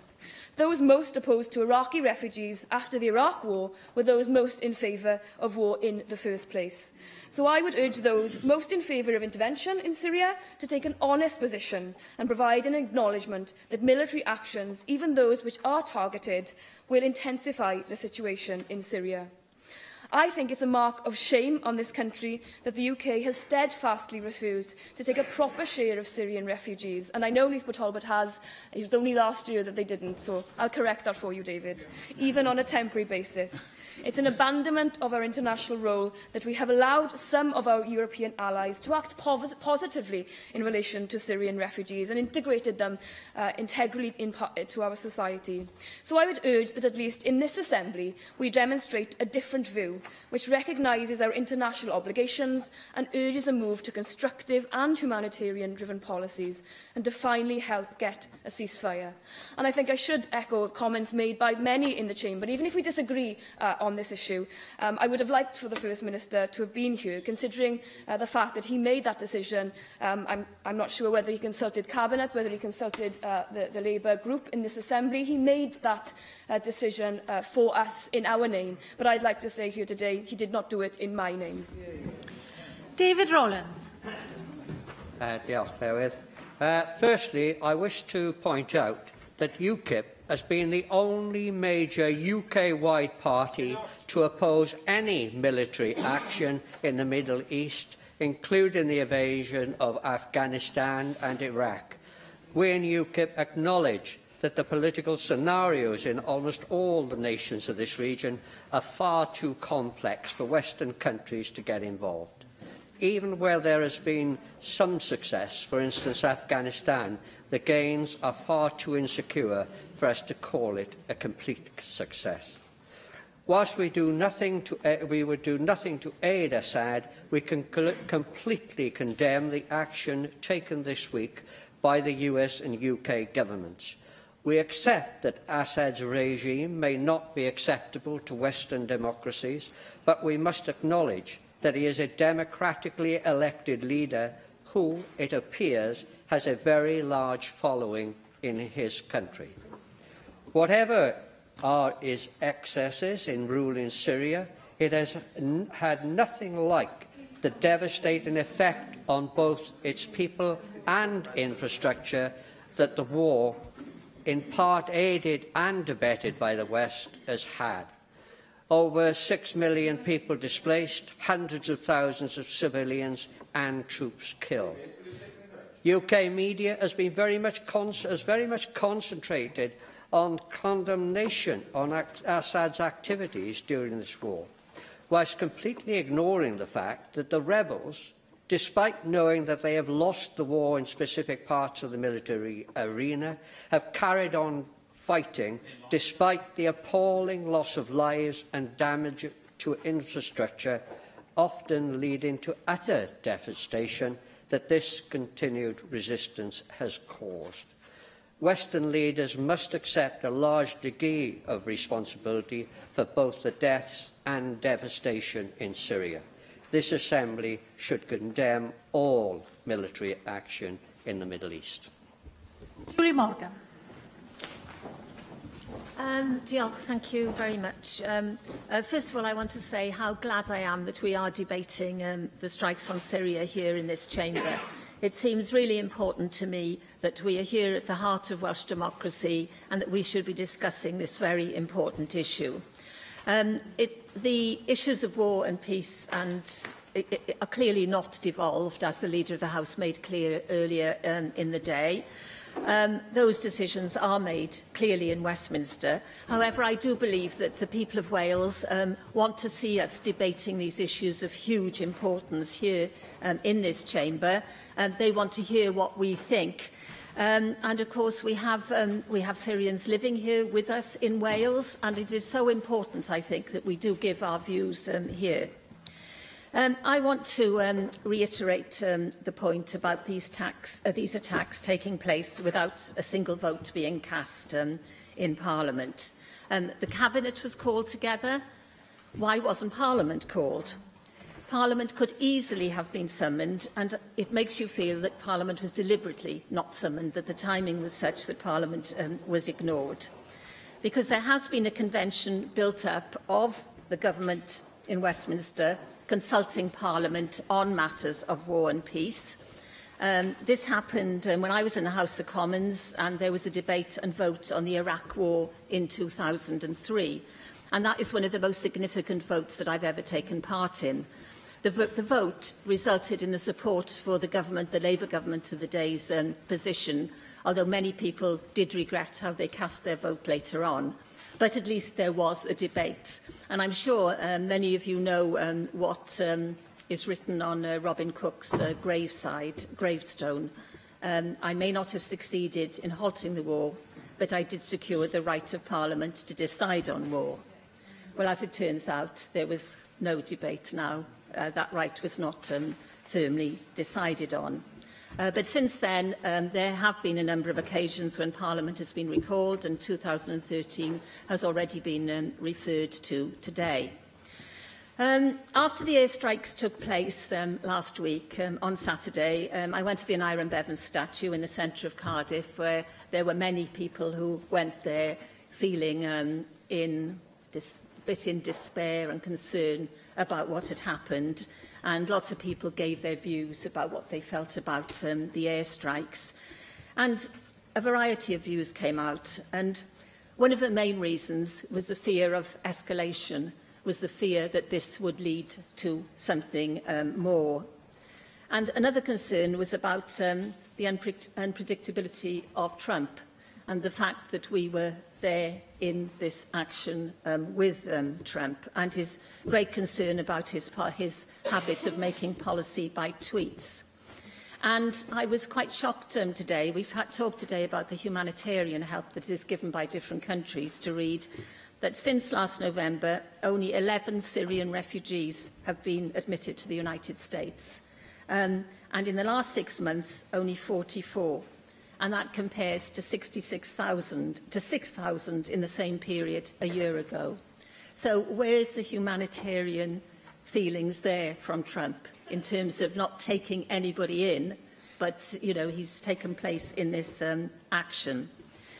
And today, lots of people have mentioned about the Syrian refugees coming to Wales. We certainly, in terms of the UK government's action, I feel that we could have taken many, many more Syrian refugees. And I also think it's a huge matter of shame about the lack of action over unaccompanied refugee children after the Dobbs Amendment was passed, that we have, you know, sadly let down all those unaccompanied refugee children. So the fear of escalation, I think, is one of the major concerns about this action. And I think it's important to note what the United Nations Secretary General said, because, of course, he said the use of chemical weapons is absolutely abhorrent and horrendous. I know we all absolutely agree with that. But he said, I urge all member states to show restraint in these dangerous circumstances and to avoid any acts that could escalate the situation and worsen the sufferings of the Syrian people. I don't think there can ever be a military solution to this problem. A diplomatic solution is difficult, and we know that it's been tried, and it is very, very difficult. But we must continue to pursue a diplomatic situation, however difficult that must be. This is such a complex situation that airstrikes by themselves, bombing in this way, will never result in peace. Dai Lloyd. Diolch yn fawr, Llywydd. Thank you, Llywydd. I'm pleased to participate in this important debate, and I'm grateful for the opportunity to state my dissatisfaction with the decision taken by Theresa May, taken without consultation with members of Parliament in Westminster. May I pay tribute, first of all, to the powerful leadership of Leanne Wood in this debate, and also congratulate Mike Hedges and Julie Morgan on their wonderful contributions this afternoon.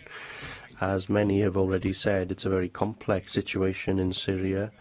We've all seen the appalling images of suffering in the country, and this latest suffering is piled upon years of cruel war in Syria.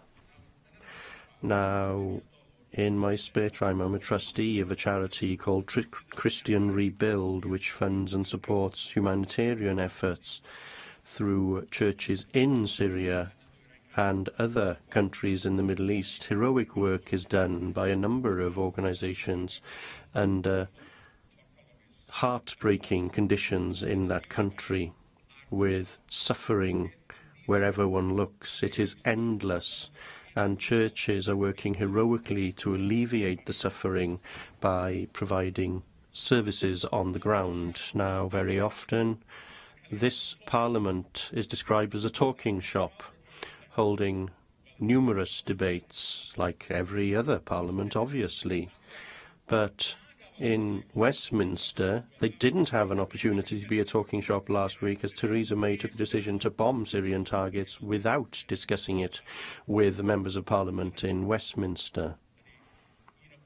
And that is one of the main points of this debate this afternoon, as well as the intervention of our First Minister in that decision, or the lack of intervention, perhaps, because it is a complex situation on the ground in Syria, just like the complex situation in Yemen, where Saudi Arabia is promoting destruction there without any criticism from Westminster. So to conclude, we do need to pause and think of a long-term future for Syria, as others have said, using diplomatic means. Thank you.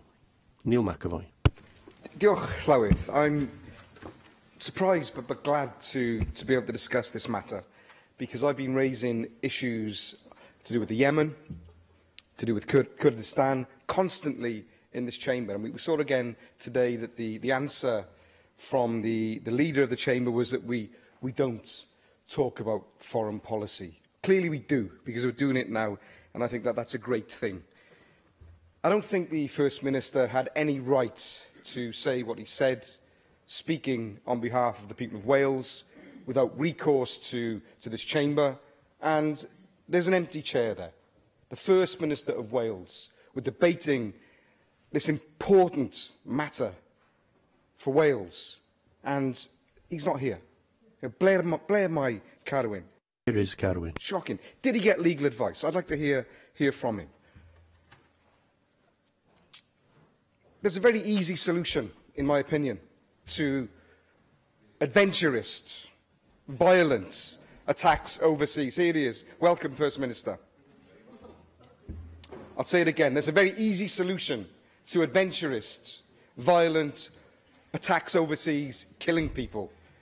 What we need before any military action is taken on behalf of the people of these islands is a decision by a sovereign Welsh Parliament, a decision by a sovereign Scottish Parliament, and a decision by a sovereign English Parliament. If we had sovereign parliaments in these islands cooperating, sharing sovereignty on defence, then I'm sure that these awful decisions, which result in death and destruction abroad, would simply not be made.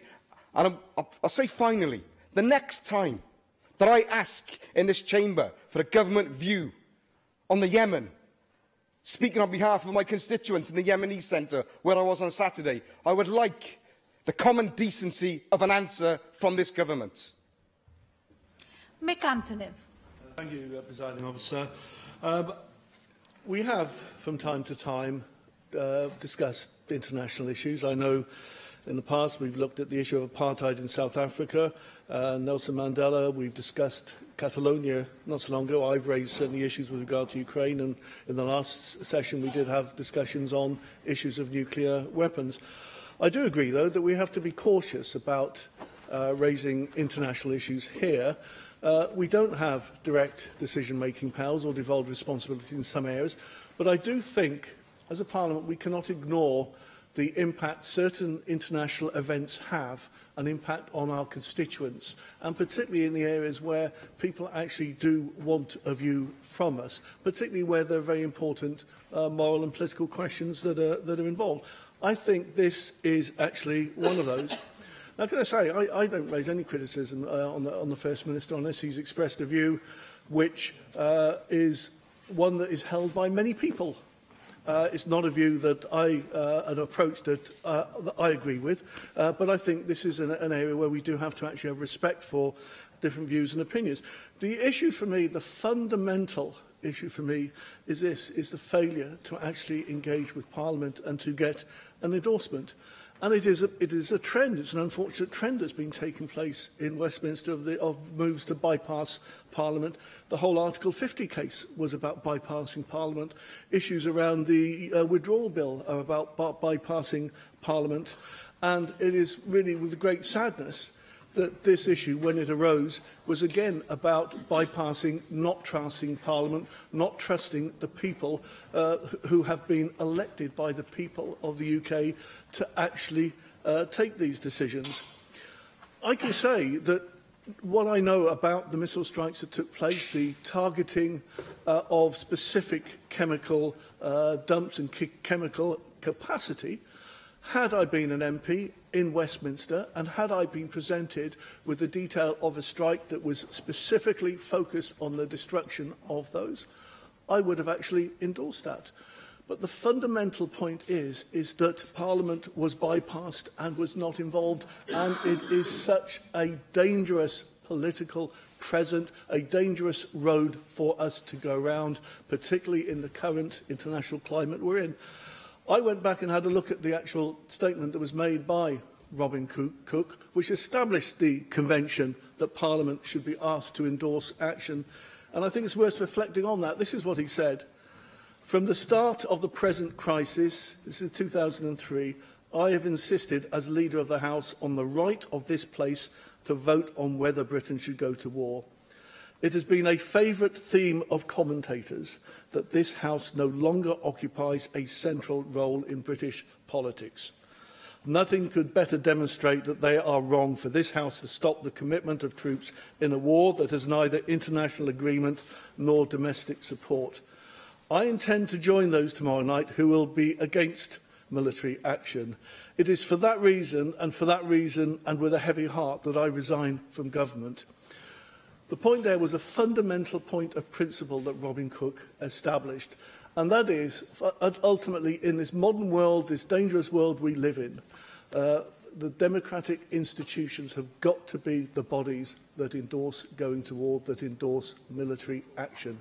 And if we move away from that, we go down a very, very dangerous road. And what does it say about democracy if the actions of a Prime Minister are based on I cannot trust the people who are elected to take these decisions by the people of the United Kingdom. Therefore, I will use an outdated prerogative in order to take action. It undermines and pours contempt on our democratic institutions. It was an act of cowardice by the Prime Minister, and that is why she was fundamentally wrong and why there is so much anger about not the decision, not what has actually happened, but the decision and the way it was taken in the fact that the voice of the people of this country was bypassed.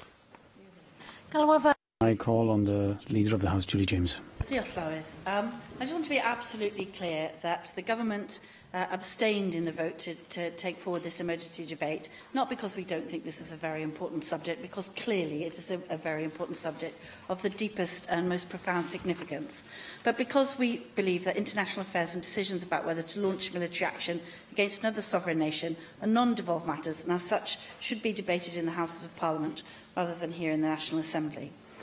As this debate has demonstrated, there are a large number of passionately held, strongly held, morally held views on this basis, and they are held across the chamber, and of all of their variety has been demonstrated in this debate today. We are glad that members had the chance to do that, and that's why the government abstained in the Assembly making the decision. I'm very pleased to have heard everybody's views on that matter, but our position formally remains that it's not for this government to comment on the actions of another Parliament, and that the proper place to debate these matters is in the Houses of Parliament. I call on Simon Thomas to reply to the debate. And I'd like to thank all members who participated in this debate. It's been a serious debate, and I think the tenure of the debate, those who supported the action and those who don't support the action, has reflected well on the Assembly and the need to debate these matters on our hand that are before us. Can I just start with the government's view, just to get that kind of hair out of the way, in a sense? I can't believe we're told, just after we've debated WASPI, that we're not here to debate things that are matters for Westminster. You know, I really cannot accept that. And hearing the passionate speeches, I wasn't in the chamber, but I was outside watching, from some Labour members in favour of women's pension rights, and then to say we're not here to debate Westminster issues. It's completely impossible to accept that. And the government over the last few weeks has really disappeared up its own tail in its legalistic arguments around these matters. It's a serious point, if I rather didn't use quite the right language to get it across. It's a serious point. The First Minister himself has got a bit of a history here. He's here for the vote. I note he wasn't here for the debate. But we have a First Minister who is prepared on weekend after weekend to appear on the media to make points that are important to the people in Wales, whether it ranges from the sacking of a cabinet minister to a response to a strike on Syria, and then tries to avoid any scrutiny in this chamber on why he took those decisions, how those decisions were taken, and doesn't present himself to answer questions about that. I think it's... well, he's welcome to intervene on me now. He's welcome. You are here every Tuesday. Of course, we all here every Tuesday. But we're also making the more general point that you hear and you spoke up in favour of the Conservative Prime Minister's actions in Syria, and we would expect you to be here to tell us why you did that. And I think a lot of your Labour members would expect you to tell us why you did that as well. It's not that we are the people who hold you to account about this. We are here on behalf of the people of Wales. And when the UK government commits finances, as Leanne Wood put out at the start of this debate, commits our troops and men and women in the armed forces from Wales potentially, risks homeland security by taking offensive action abroad, which is a point that Jeremy Corbyn has made time and time again, then surely that affects us here in Wales. And we're right to debate that. We don't decide these things, but we're right to debate them because we send a message back to our constituents, who, as has been raised by several members, Bethan Sayed and Mick Antonov as well, I think, made this point. Several constituents contact and say, where's your moral fibre? Where do you stand on these issues? You may not always please constituents when you're an Assembly member dealing with Westminster issues, but they want to hear from you. So from this chamber, we send back those messages, and we send back either our support or not, as the case may be. I think that what is well, the two themes that have emerged from this debate. First of all is the issue of whether Parliament should have been recalled to decide this. And the convention that Robin Cook so powerfully, and I was with Julie Morgan, as was Adam Price here as well, in Westminster when he made his resignation speech and when he made that famous convention. But as Mick Antonov has set up, as reminded us really, conventions are the very strange things in British Constitution.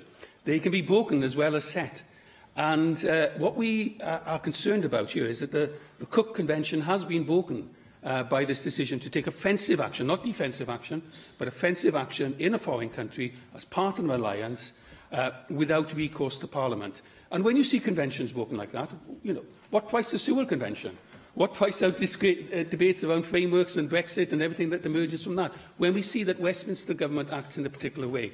So there's that issue that I think has been very strongly put forward. And then there's the action itself.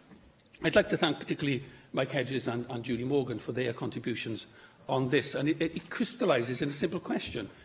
Do we today feel the civilians in Syria are better protected, better looked after, have a safer future following this strike? An intervention, sedentary position, as it's called, says possibly they are. I don't accept that, but it's an argument to make. But I think the majority view in here, I sense, would be that we don't really accept that. So we need to ask, what is this offensive action being taken for? Well, it's really been taken for geopolitical reasons. It's been taken to support Trump, to look like that we are in association with Trump. When that dead hand of Trump went on to Theresa May's hand and he led her down the garden path, that's where it started. This thought that we have to associate ourselves with a very erratic American foreign policy. Now, whatever you thought of the neocons in Iraq and Afghanistan, and I didn't think much of them, in a second, if I may, I didn't think much of them.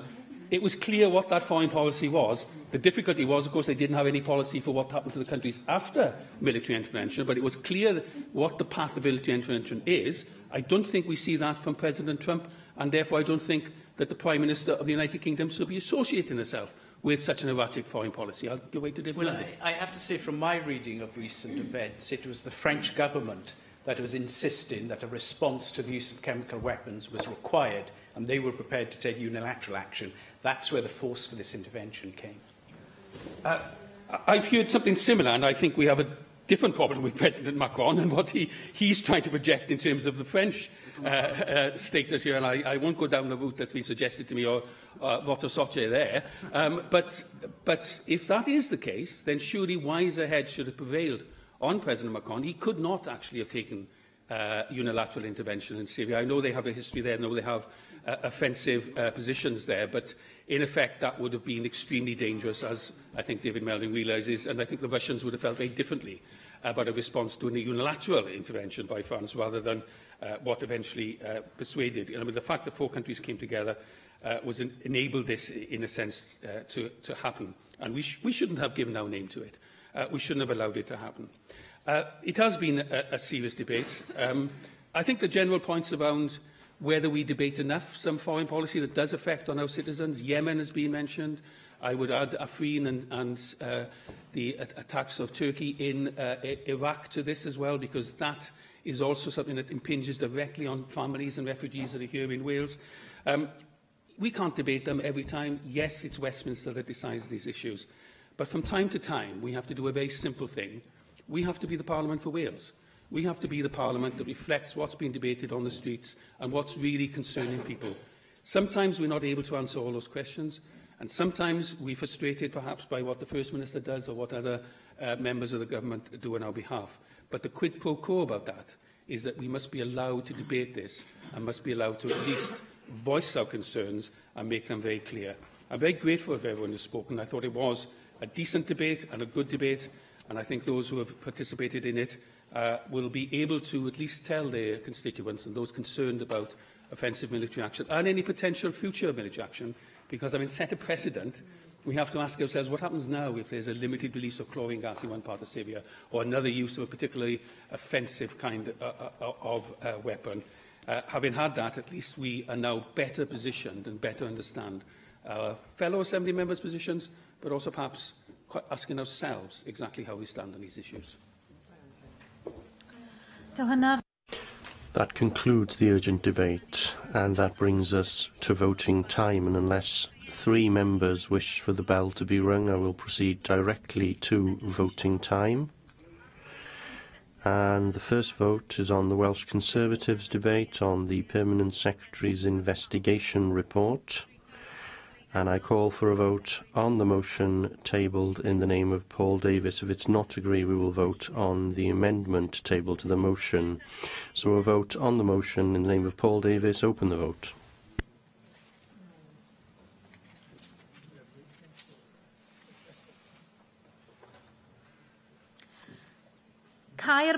Close the vote. In favour 26, 1 abstention, 29 against, and therefore the motion is not agreed. I call for a vote on Amendment 1, tabled in the name of Julie James. Open the vote.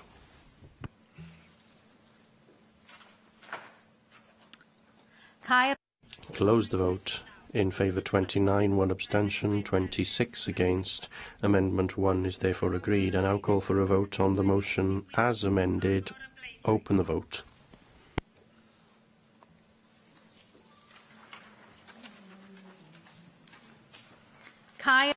Close the vote. In favour 29, 1 abstention, 26 against, and therefore the motion as amended is agreed.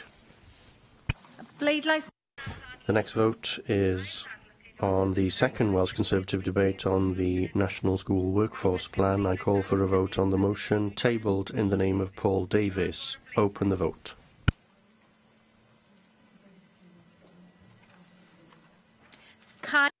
Close the vote. In favour 26, no abstentions, 30 against, and therefore the motion is not agreed. If Amendment 1 is agreed, Amendment 2 will be deselected. I call for a vote on Amendment 1, tabled in the name of Julie James. Open the vote.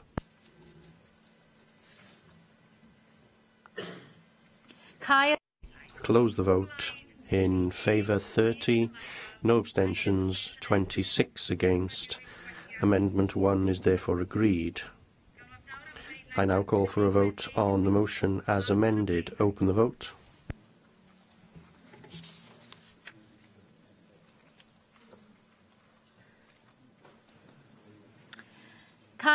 Close the vote. In favour 30, no abstentions, 26 against. The motion as amended is agreed. The next vote is on the UKIP debate on the Women Against State Pension Inequality campaign, and I call for a vote on the motion tabled in the name of Neil Hamilton. Open the vote.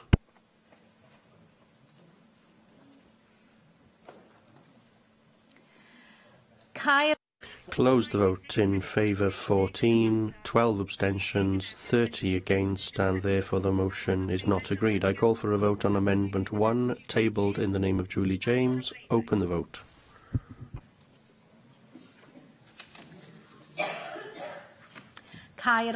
Close the vote. In favour 39, no abstentions, 17 against.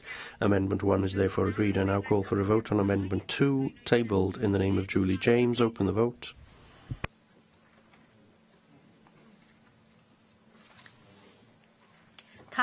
Close the vote. In favour 32, no abstentions, 24 against, and therefore Amendment 2 is agreed. I now call for a vote on the motion as amended. Open the vote.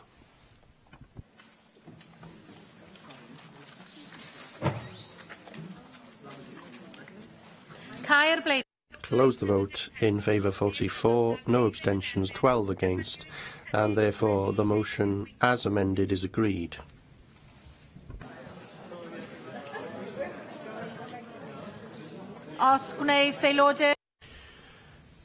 If members would leave the chamber quietly if they wish to leave the chamber, we have one item of business remaining.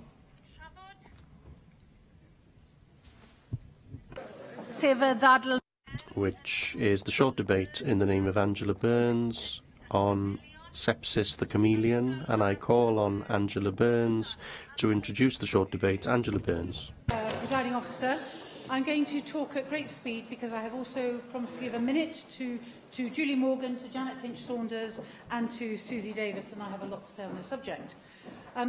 It was a bank holiday weekend, less than a year ago, when Rachel knocked on her flatmate's bedroom door in the early hours of the morning and asked her to take her to hospital because she felt very ill.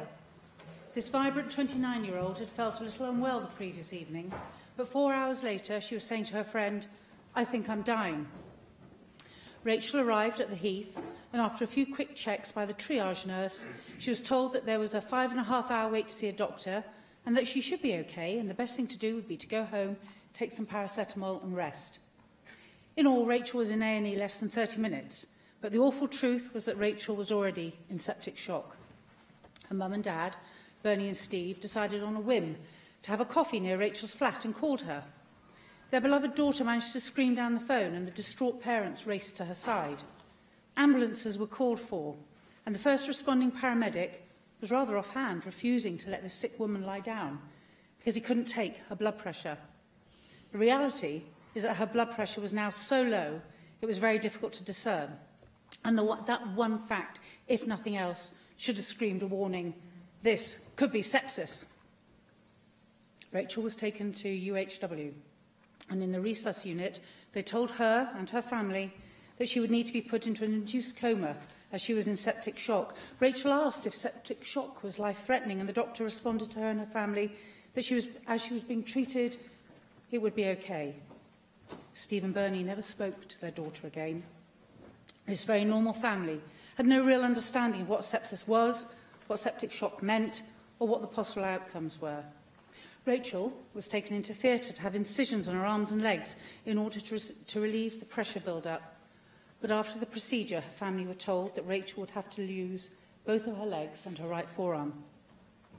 By then, they had learnt how other sepsis survivors, like Jane Carpenter, a nurse at the Royal Gwent, had coped with the loss of 3 limbs, and so they felt that agreeing to this surgery would still give Rachel the chance to have a good life, and that she would want to fight for that.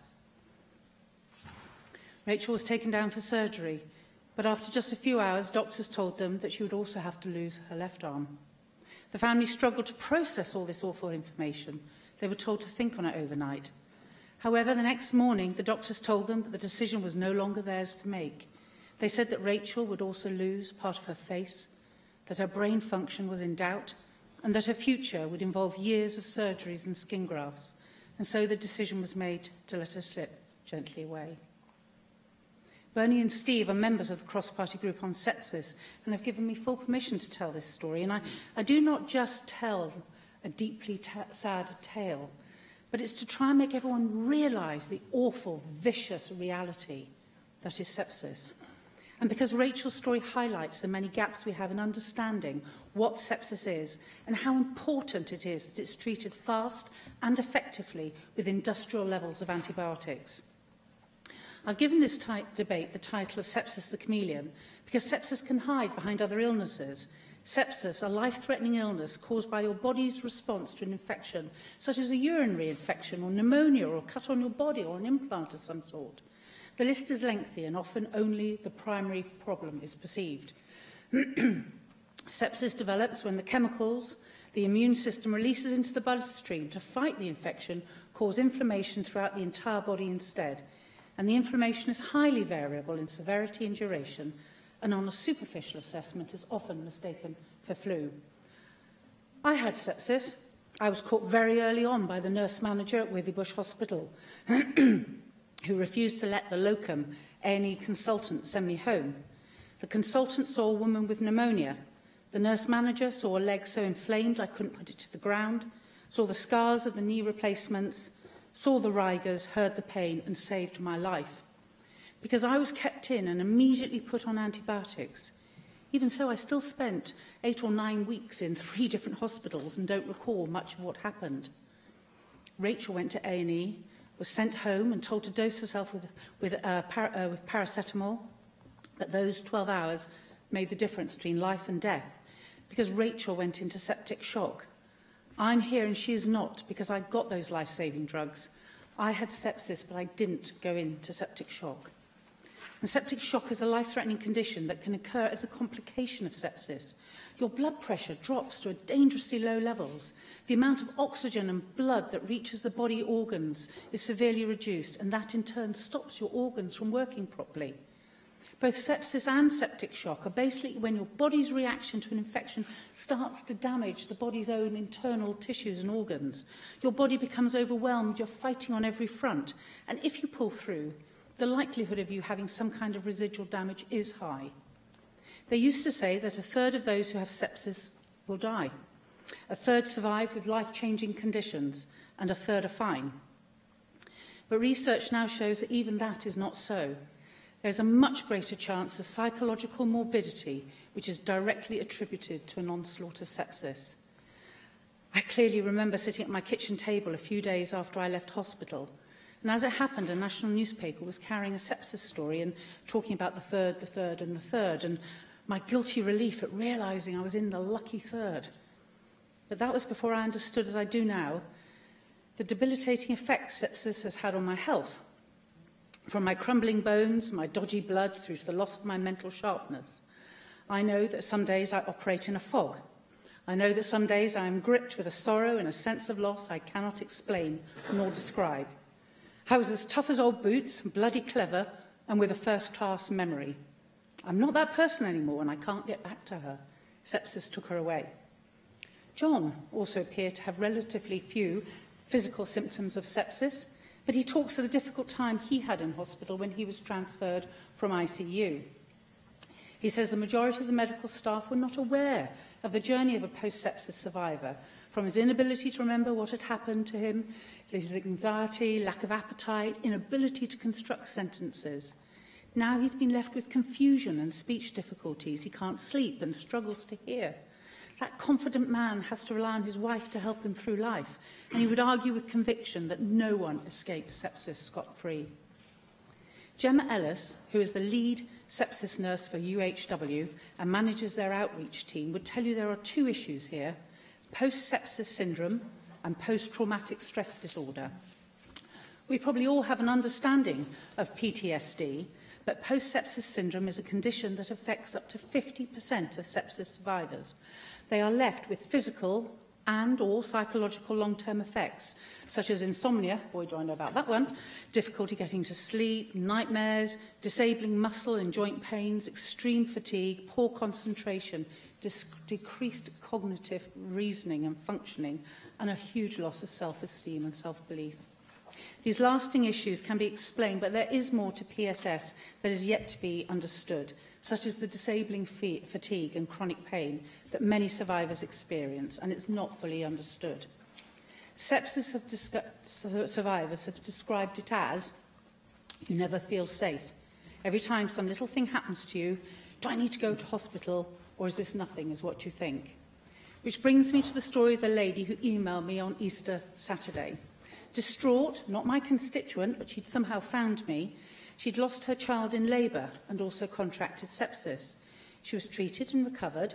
9 weeks later, Easter Saturday, she felt very, very unwell, had the same set of symptoms as before, and was terrified it was sepsis again. Reading her account is shocking. Not only was she rebuffed by A&E and out of hours, but there was no recognition that it might be sepsis again, and above all, no recognition of the trauma she'd been through and her mental state. I'm in contact with her still. She didn't have sepsis, but she was very unwell. What a situation when an ill person turns to someone like me for help on an Easter weekend because she was told to go away and get a grip. And this is a very small excerpt from her emails. Doctors said it was found quickly before it could do any damage, but I can't help but think, what if it's back? I don't even know what I want from this email, but knowing you've been through this yourself, maybe you could help reassure me. I don't know much about sepsis. Doctors didn't really explain much, and Google has all sorts of stories. Thank you for taking time and reading my email. Cabinet Secretary, this sums up for me the real lack of awareness of what sepsis is in the general population. The enormous gaps in the knowledge base and understanding of a great many in the medical and caring professions. My sepsis was 3 years ago. Rachel's was last year, and this lady's experience happened at Easter, 11 weeks ago. What has changed? Yet there is a greater awareness amongst some, and I do recognise the intent of the Welsh Government, but on the ground, changes and training are slow to happen. There are some dedicated teams leading the charge in most health boards, but neither I nor others on the cross-party group are convinced that this effort is able to make the changes we need. These teams are being supported enormously by the Sepsis Trust, which is led in Wales by Terence Canning, who also has first-hand experience of losing a loved one because of sepsis. I appreciate that the Welsh Government are seeking to help sepsis survivors by signposting them to services and putting in place self-management plans, but sepsis survivors need far more dedicated support than that. I mentioned the indomitable Jane Carpenter earlier. Having survived the trauma of losing multiple limbs, she and her husband then went through all manner of hell trying to get support so they could carry on living in their family home. Social services simply didn't understand the issue. Adaptations to her home had to be fought for, and Jane describes a punishing means-tested system. The reality is that their marvellous network of family and friends have paid for almost all of the adaptations that Jane needed to carry on with the new normal that is now her life. There are actions that can be taken, and I pay tribute to the Sepsis Trust for the work they've put into pushing this agenda forward, but I'm calling for more action by Welsh Government. I know there are cost and staff implications, but a public awareness campaign and much more training of everyone from domiciliary care workers to consultants is vital. This picture shows NHS England encouraging ambulances to display the Sepsis Trust "Just Could It Be Sepsis" poster. We could do something similar. The Chief Dental Officer in England has agreed to mandate sepsis warning posters in English dental practices. Can we do the same here? The cross-party group survey of general practice showed a woeful lack of recognition and understanding. Can we run a campaign into general practice? Cabinet Secretary, we also need to have post-sepsis clinics and an understanding that sepsis is a major illness with significant impacts on people. We need to support survivors and families and the bereaved in a much better way and involve other public services such as housing and social care. The NHS works in close collaboration with charities such as Tenevus and Macmillan in delivering support for those with cancer. The NHS could work in just such a manner with organisations such as the UK Sepsis Trust. Will you undertake to look at that? The Sepsis Trust are working on a national sepsis registry in England, with a place at the table for NHS England, NHS Digital and the UK Sepsis Trust, amongst others. And here I know that Dr Paul Morgan is leading on developing a sepsis registry for Wales. Could you update us on progress? Because if we can get reliable data, we can target NHS resources more effectively. Can we look at other models that the Sepsis Trust are already engaged with and see if any are suitable for Wales? And finally, Cabinet Secretary, with one voice, we all ask for a properly funded public information campaign in schools, in mother and toddler groups, in care homes, doctors' surgeries, anywhere and everywhere. Because we all need to ask, could it be sepsis? Julie Morgan. Thank you, and I'd like to congratulate Angela on obtaining this debate and for her powerful and moving speech. And I'd also like to congratulate her on setting up the all-party group, the cross-party group, and for the work of Terence Canning, who is a constituent of mine from Land of North and who first made me aware of this issue. The point that I'd like to raise is the effect on the families of people who have sepsis, because this is such a sudden, such a devastating illness that families can be thrown into total upset, total confusion, and their whole lives turned upside down. I've met some of the people that Angela referred to in her speech and saw the catastrophic effects on their lives. So I'd like the Cabinet Minister, when he does respond, to say what plans there are to help whole families cope with this devastating situation, and also to help cope the people who have lost someone through sepsis, because again, that's a very sudden and traumatic event. And Angela has vividly described the effect on the individuals involved, and what is it that we could do to help people who are also bereaved by this cruel illness that is sepsis. But I also support the call for more awareness, because I don't think enough people yet recognise sepsis when it does occur. We're out of time, but I'll take two very quick contributions from Janet Finch-Saunders and Susie Davis. Josh Lerwith, and again I'd just like to endorse and pay tribute to Angela for just a contribution there that covered so many aspects of sepsis, and daily we're reading now of how brutal this disease is and how people are still very much unaware.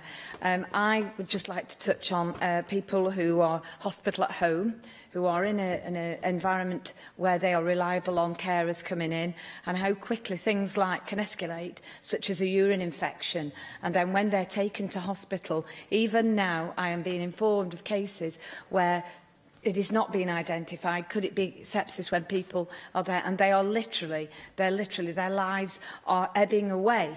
Sepsis is a horrendous thing. And one thing is that once you've had sepsis, it is a fact that you can never ever think that it leaves its mark on you, and it can come back at any time when your CRP levels are up, any time that your resistance is low. So this is really an important debate here tonight, and it's one that I wholeheartedly support Angela Burns on.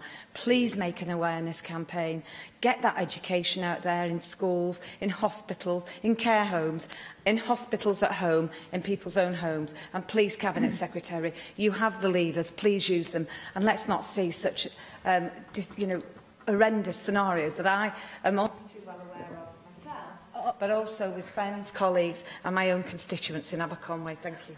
Susie Davis.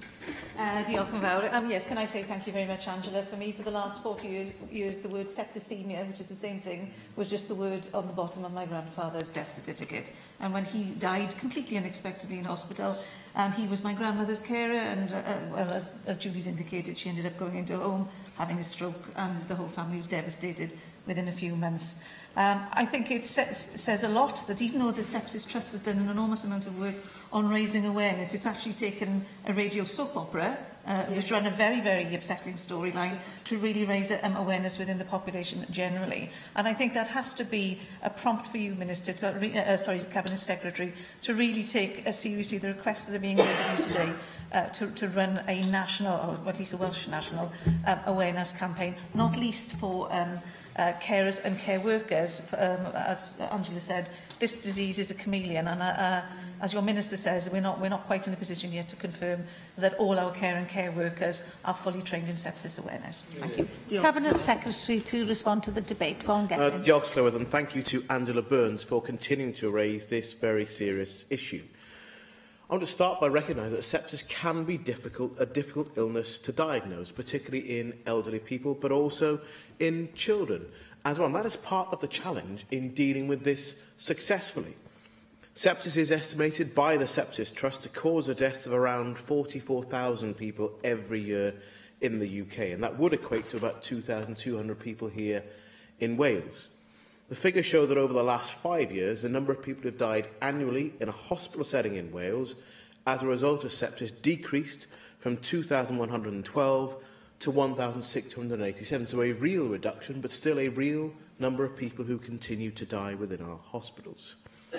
The number of incidents of sepsis in Welsh hospitals in the same period actually increased from 6,950 to 8,313. So that does show there is a greater awareness of the illness, with more people being diagnosed, but the percentage of deaths is decreasing. But sadly, not all of those deaths will be avoidable, but we can be confident that a number of them are. That is why, since 2013, the Welsh Government has, together with the NHS, made the reduction of the avoidable harm and mortality caused by sepsis a high priority for NHS Wales. I well remember on World Sepsis Day, when I was a Deputy Minister at the time, and Mark Drakeford decided that he would do an event on World Sepsis Day to try and raise awareness, to raise the profile of the condition within the service. Now, we do recognise, frankly and honestly, there is always more that needs to be done to combat what can be a deadly disease. But I do want to recognise some of the progress that we have made to tackle this life-threatening condition. To be fair, Angela Burns has recognised this as well. We should be proud of the fact that we are seen as leading the way in the UK in making sepsis recognition and treatment a top priority. Our fight to combat sepsis continues, and a huge amount of work has been done since 2012, when we were the first country in the world here in Wales to implement the National Early Warning Score System known as NEWS. That should ensure the early escalation of patients who are seen to be deteriorating. And that simple step should ensure that we're using a common language throughout NHS Wales to communicate about deterioration and sepsis. And news and sepsis screening has been introduced in all acute clinical areas, in the Welsh Ambulance Service Trust, and in many community and primary settings. We should be proud of the fact that in Wales, news has been standardised in all of our hospitals since 2013. And the main vehicle for that change here in Wales has been the active participation of health boards and individuals in the 1,000 Lives Improvement Service Rapid Response to Acute Illness Learning Set, commonly known as RAILS, and I'm glad they have an acronym at least within the service. But it's clear there's still lots of work for them to do, but they're a hugely important part in helping to try and drive system-wide improvement. Because we have to continue to try and live up to the recognition that we received in 2016, when the progress that NHS Wales had made in improving the treatment of sepsis was recognised by an award from the Global Sepsis Alliance in the Best Governments and Country category. But as with all things, we can't assume that progress is obvious, easy and inevitable. We have to constantly review what we are doing to ensure ongoing improvement. There is always more that we are able to do in keeping learning and improving, and peer review is an ideal and important part of that. And the RAILS programme involves peer review of the management of acutely deteriorating patients, and it's been developed to enable each health board and trust to develop a proper plan to improve the acute deterioration services that they have.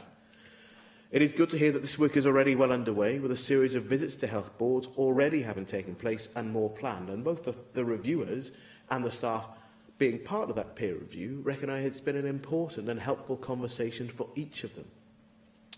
Recently, the Public Service Ombudsman commended the 1,000 Lives work around peer review, and he acknowledged the impact that that work is having on improving services and saving lives. And other issues are underway, including the work on the development of a sepsis registry that Angela Burns referenced. But the results of a trial in the Cwmtaf sepsis 6-box study suggest improvements in patient outcome associated with the use of that box. That includes reduced mortality and ICU admissions and a significant reduction in news at 24 hours, which is an important marker of patient recovery. And I am seriously looking forward to a further evaluation of the trial results so that final conclusions can be reached, see if we could and should roll that out across the whole country. And I want to try and address the difficult question of a public awareness campaign. I say it's difficult because I understand completely the case that is made about wanting to raise broader public awareness in the hope and the expectation that would save more lives. The practical problem and question for me is whether the money and the resource we'd put into a public awareness raising campaign would deliver the outcomes we want in having improved outcomes for people. Would you take an intention? Yeah, I will have this.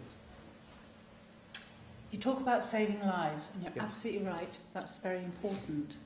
But actually the thing about sepsis is the destruction it causes to the people who do survive it. And so if you can get into a hospital quicker, then you are less likely to lose your limbs, you're less likely to have your brains basically scrambled by the sepsis, you are less likely to be left with debilitating long-term conditions. So when you talk about the fact that the deaths have gone down, which is great, when you talk about the fact that you're seeking to improve it, I would say to you that there are still way too many people who present to GPs or to hospitals with symptoms that are not recognised quickly enough. So even though they go on to live, they live with such catastrophic consequences that their lives are completely changed. I really do recognise the case for wanting to raise broader public awareness, but there are times you have to look people in the eye and say, I'm not sure the case is made to do that. And that is an honest reflection on the advice that I receive, on the effectiveness of awareness-raising campaigns across a range of conditions. And it's the reality of what, in part of my job, involves a fairly regular number of people who want the health service to conduct individual condition awareness-raising campaigns. And on a range of pretty common conditions, actually, with large numbers like the sepsis, with serious conditions as well. And I always have to consider not just receiving that advice and in making choices, where is the greatest gain to be made? Where is the greatest health gain to be made? And I actually think that part of our challenge is that I think at this point, most of the evidence points to raising awareness amongst our health and care professionals will help to identify symptoms at an earlier stage. We want more consistency, and then more consistency in not just the identification, but then in the treatment and the support that people receive.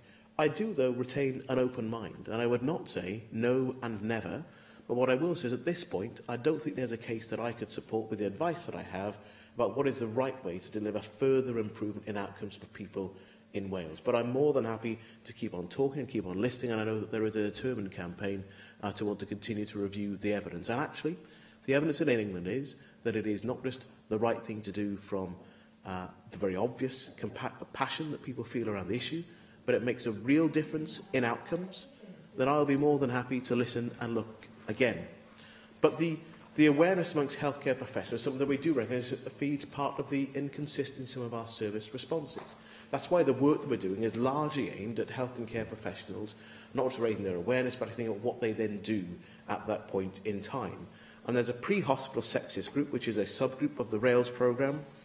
That's been established, and it draws together a variety of stakeholders to plan for improving practice in the outside hospital environment. And a number of projects initiated from that work include collaboration with GP clusters about acute kidney injury and sepsis improvement, how to advise the out-of-hours and 111 groups on adopting news and sepsis screening in a non-hospital setting, introducing sepsis and acute kidney injury tools in district nursing and in intermediate care teams, and collaboration with the Deanery here in Wales on clinical placements for GP trainees. And the standardisation of best practice has led to similar standardisation in training methods and the curriculum. Rails Online is a modular e-learning tool developed by Abertaurborough Organic Health Board in collaboration with and funded by 1,000 Lives Improvement. And that is available to ensure that all NHS Wales staff, including medical and healthcare students, will be able to access the same level of training. And data on the uptake and the pass rate for that module to date has already shown 477 passes of one of each of the 5 modules. There is, of course, always more to do, but there are staff who are accessing it. I see on my regular visits around the hospital sector, as well as outside hospitals, there is a raising of awareness amongst our staff about sepsis and an awareness of it and of its consequences. But the information gathered from this will feed into the data gathered as part of the ongoing peer review process. I am pleased that we have a very good working relationship with the UK Sepsis Trust, who are a member of the Rail Steering Group. We have a shared ambition to raise awareness and improve the response to sepsis. I was very happy to be invited by Angela Burns, as chair of the new cross-party group, to attend the meeting in March, where I had the opportunity to hear firsthand some of the personal stories of those directly affected by sepsis. Much like the story that you opened this debate with, and of course your own experience as well. Because I do know that sepsis does carry a terrible cost, not only in terms of mortality, but as you and others say, the effects that survivors have to carry with them. And it is therefore important to listen to sepsis survivors to hear how often they have to cope with physical and cognitive challenges that again have been set out within the debate. And that can radically change their life.